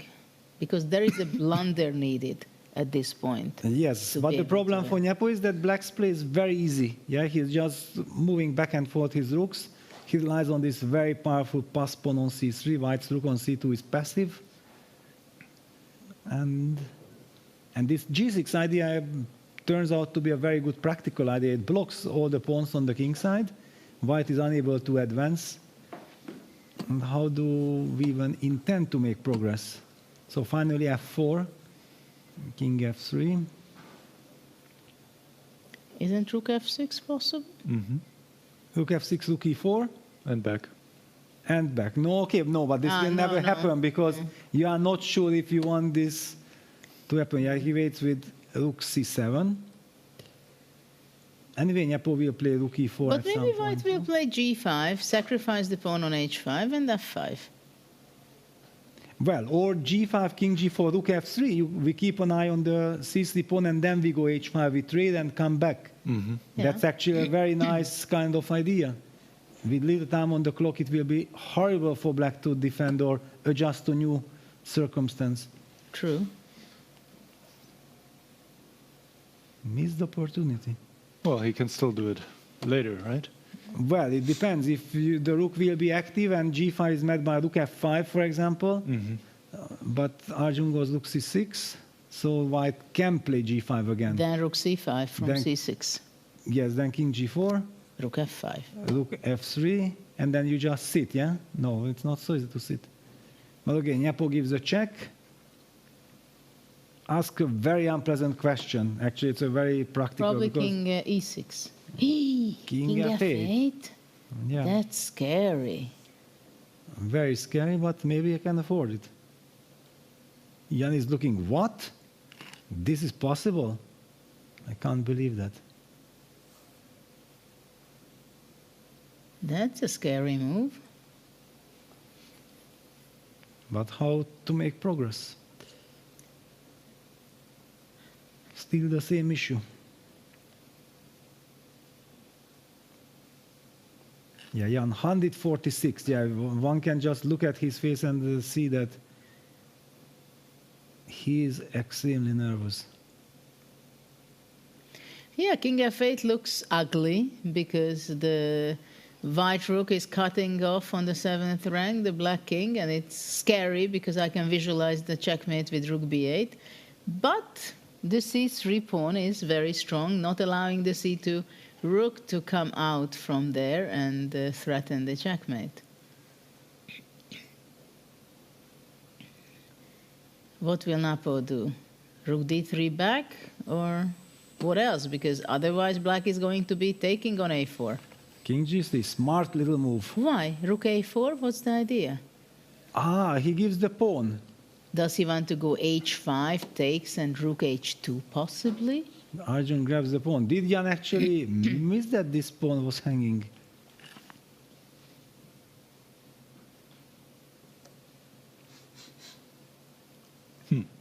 He might have just missed.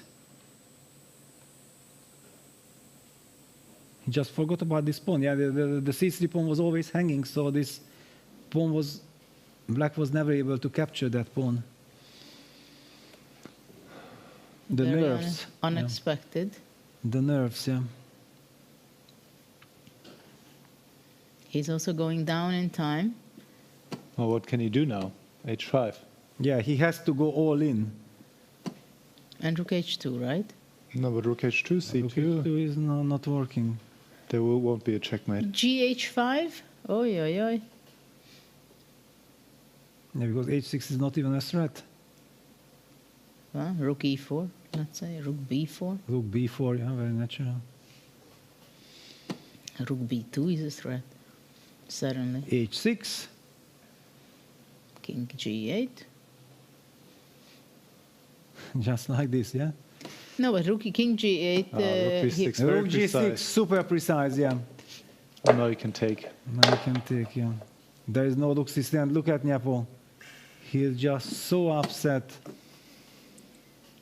Well, understandably. And rook back to c6. Or rook f6, not bad either. Yeah, Rook c4 is also playable. Rook f6 looks very convincing. Rook f6 takes on f5, and rook f7, cemento. Nepo just cannot believe.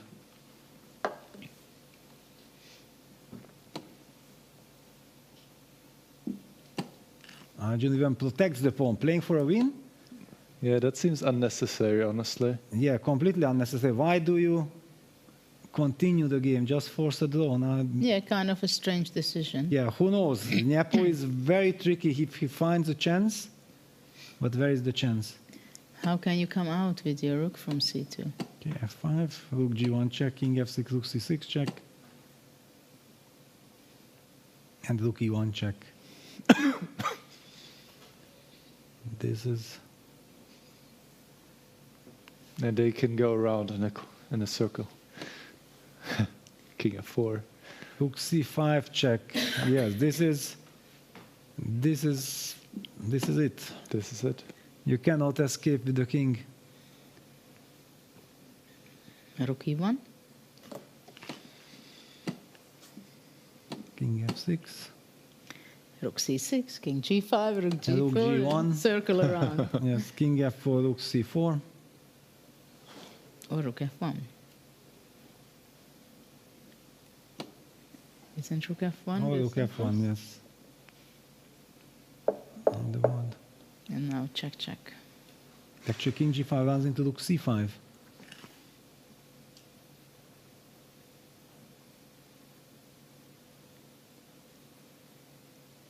Yeah.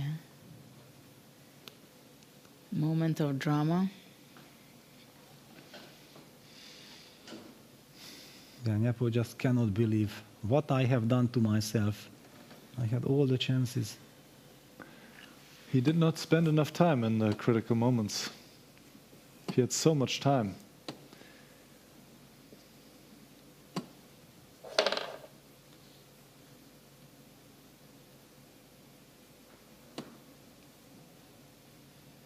Yeah, rook c4 check, king d5, rook d1 check.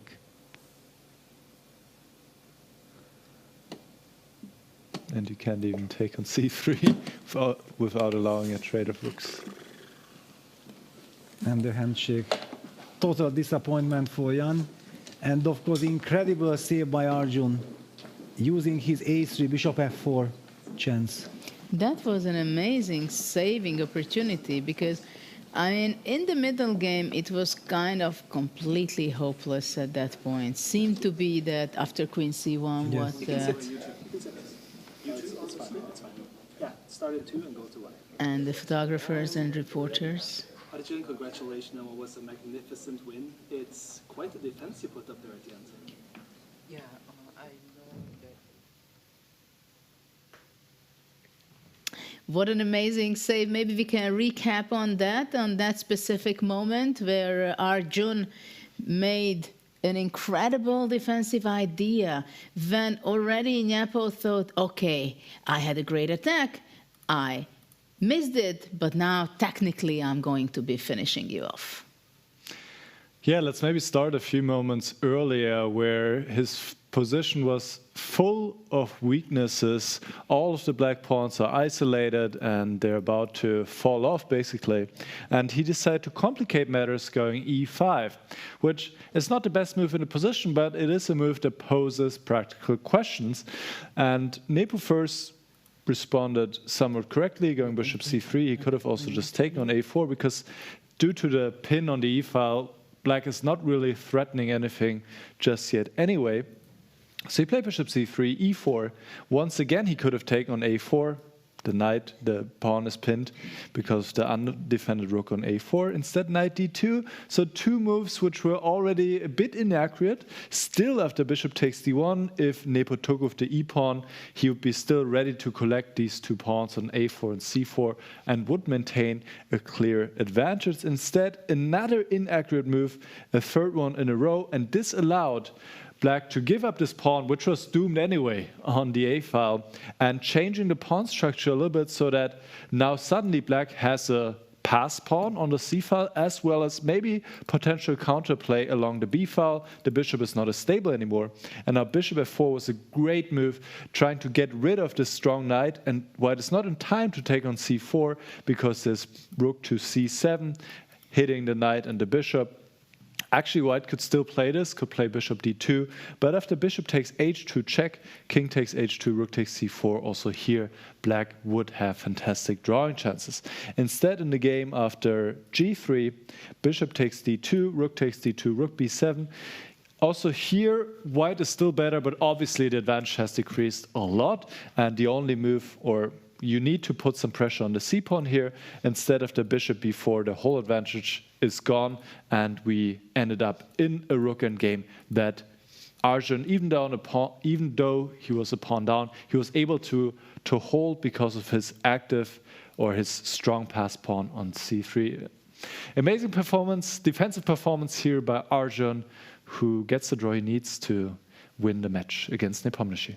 Yes, he is the winner of this match, and of course a full disappointment for Nepomniachtchi, where it was really not his day what he performed. In the classical game, he was unfortunate, and we can only praise Arjun. I believe that the way he won his classical game, and also the way he played such a calm way, and he was just focusing on the moment. If he made a mistake, he went on and played and fought out, and whenever he knew he needs a moment where he can show his skills and brilliancy, and he showed in his defensive skill in this game. Yeah, absolutely. It would have been so easy to give up after Queen C1 that, oh my God, what I have done, I'm getting checkmated with Bishop takes H6, coming up with F5, then coming up with this Queen B7 defense on the 7th rank, already reaching an endgame looked like a moral victory, yeah? Because let's not forget that he was leading the match.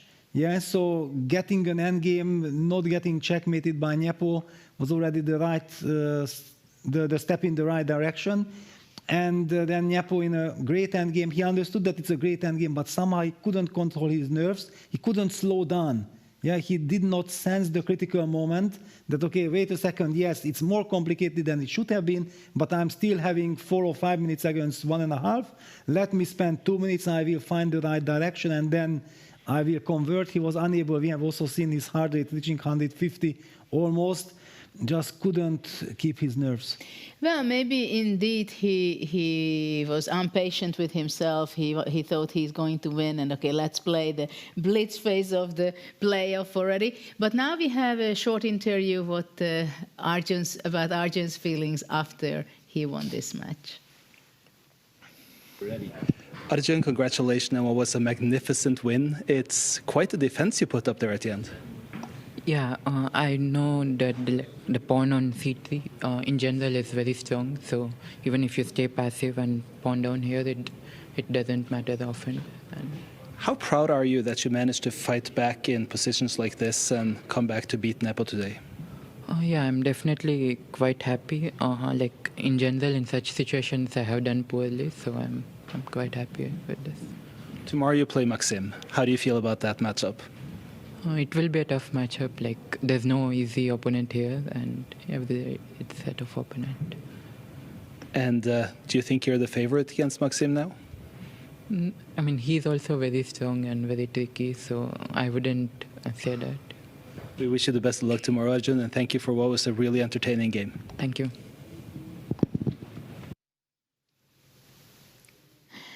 Yes, amazing performance by Arjun. And let's see the brackets first before we go on for the move of the day. Let's see the results, how it ended up today, and what were the results of the matchups of the semifinals and also on the lower brackets. But it was here we see the finals are going to be played between Hikaru Nakamura and Magnus, while for third and the fourth place will be played between Vincent and Fabiano. And we're going to see for the fifth and the sixth place, Arjun playing it out with Maxime, and Nepomniachtchi, who suffered a heavy loss today, very painful one. Together with Abdusattorov, they are going to be playing for the 7th and 8th place.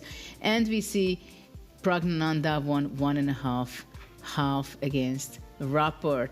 Yeah, this was the day of today. Incredible matches, incredible fighting spirit, incredible number of decisive games. For example, it was the first day in the Grand Slam history that 5 games were decisive in the classical portion of the day. But now let's ask Nicholas about what is the move of the day. Is there a debate or it's very clear to us? I think there were many candidates for the move of the day, as we had brilliant games, brilliant surprising moves, but the move that really stood out was in this position when Arjun Erigaisi against Jan Nepomniachtchi played the queen, which is attacked on d2, played it all the way up to d8, completely unprovoked, putting it on an attacked square, and the point is that black cannot take this queen because rook takes d8 is a back rank checkmate. However, the queen is very dominant, and you could see that black is not really able to develop his pieces here, and also there's the threat of maybe going bishop a3, forcing black to take on d8, or maybe to even sacrifice the queen on f8, bring the next rook in on the back rank and collect both rooks. In the end, Nepomniachtchi played g6, but after queen e7, the white queen was too strong, too powerful, and Arjun never looked back and won in a powerful fashion. Brilliant game, and then took the match to the tiebreaks. We just saw it. He won it, then 1.5 to half in the tiebreaks against Nepomniachtchi, and can be very proud of this special game and this special move, Judith. What an incredible move. We were phrasing this several times while it was made also. And Arjun, what an incredible player. We are going to be seeing him again playing for the 5th and the 6th place in tomorrow and day after tomorrow. We had an amazing semifinals. Today, both players who are in the finals, Magnus and Nakamura as well, they could save energy by winning their classical portion of the game. Last thoughts. Peter, what are your thoughts and feelings right now about this day? Yeah, it was a wonderful day, and basically how it went guarantees us the final between the world number 1 Magnus Carlsen and world number 2 Hikaru Nakamura. Hikaru had a wonderful strategical masterpiece today against Vincent. He outclassed or outsmarted him with this long castle, the other candidate move of the day, changed the character of the game. That was the move that Vincent hadn't seen coming and paid a heavy price for it. Hikaru played then also very convincingly. Magnus was dominating throughout against Fabiano. Fabiano was finding incredible resources to stay in the game, but then also clock ticked down and he wasn't able to save a bad endgame or a difficult endgame. And then this crazy comeback from Arjun, with this queen d2 to d8. I remember that Anish was here with us in the studio, and we were discussing Vincent's Hikaru's game about finesses, and then I suddenly look at the screen and I see the queen on d8. What happened? Breaking news. And yes, it was the move of the day, the turning point. Arjun bounced back, then he went on to win the playoff. Jan had the chance to bounce back at the end, but he couldn't manage, and also MVL made a heroic comeback. So basically both comeback kids won their match and will fight out for the 5th place. Well, today we had an amazing fighting spirit here in Paris at the Grand Slam of Freestyle Chess. And tomorrow we are continuing for the finals. Magnus Carlsen versus Hikaru Nakamura. What a final it is, and it's going to be the first game of their final match. Classical time control. We are going to be here waiting for you. Join us because it's going to be epic. I think there are a lot of actions going to be happening. See you tomorrow, same place, same time. Bye.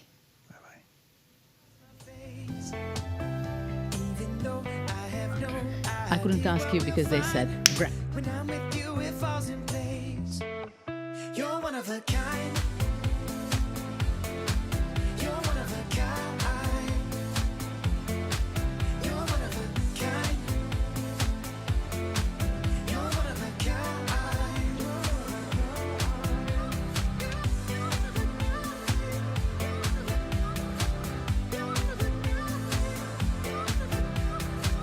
You show up first to every party, and you think tequila is your friend. You never say that you're sorry, and no matter what you can't pretend.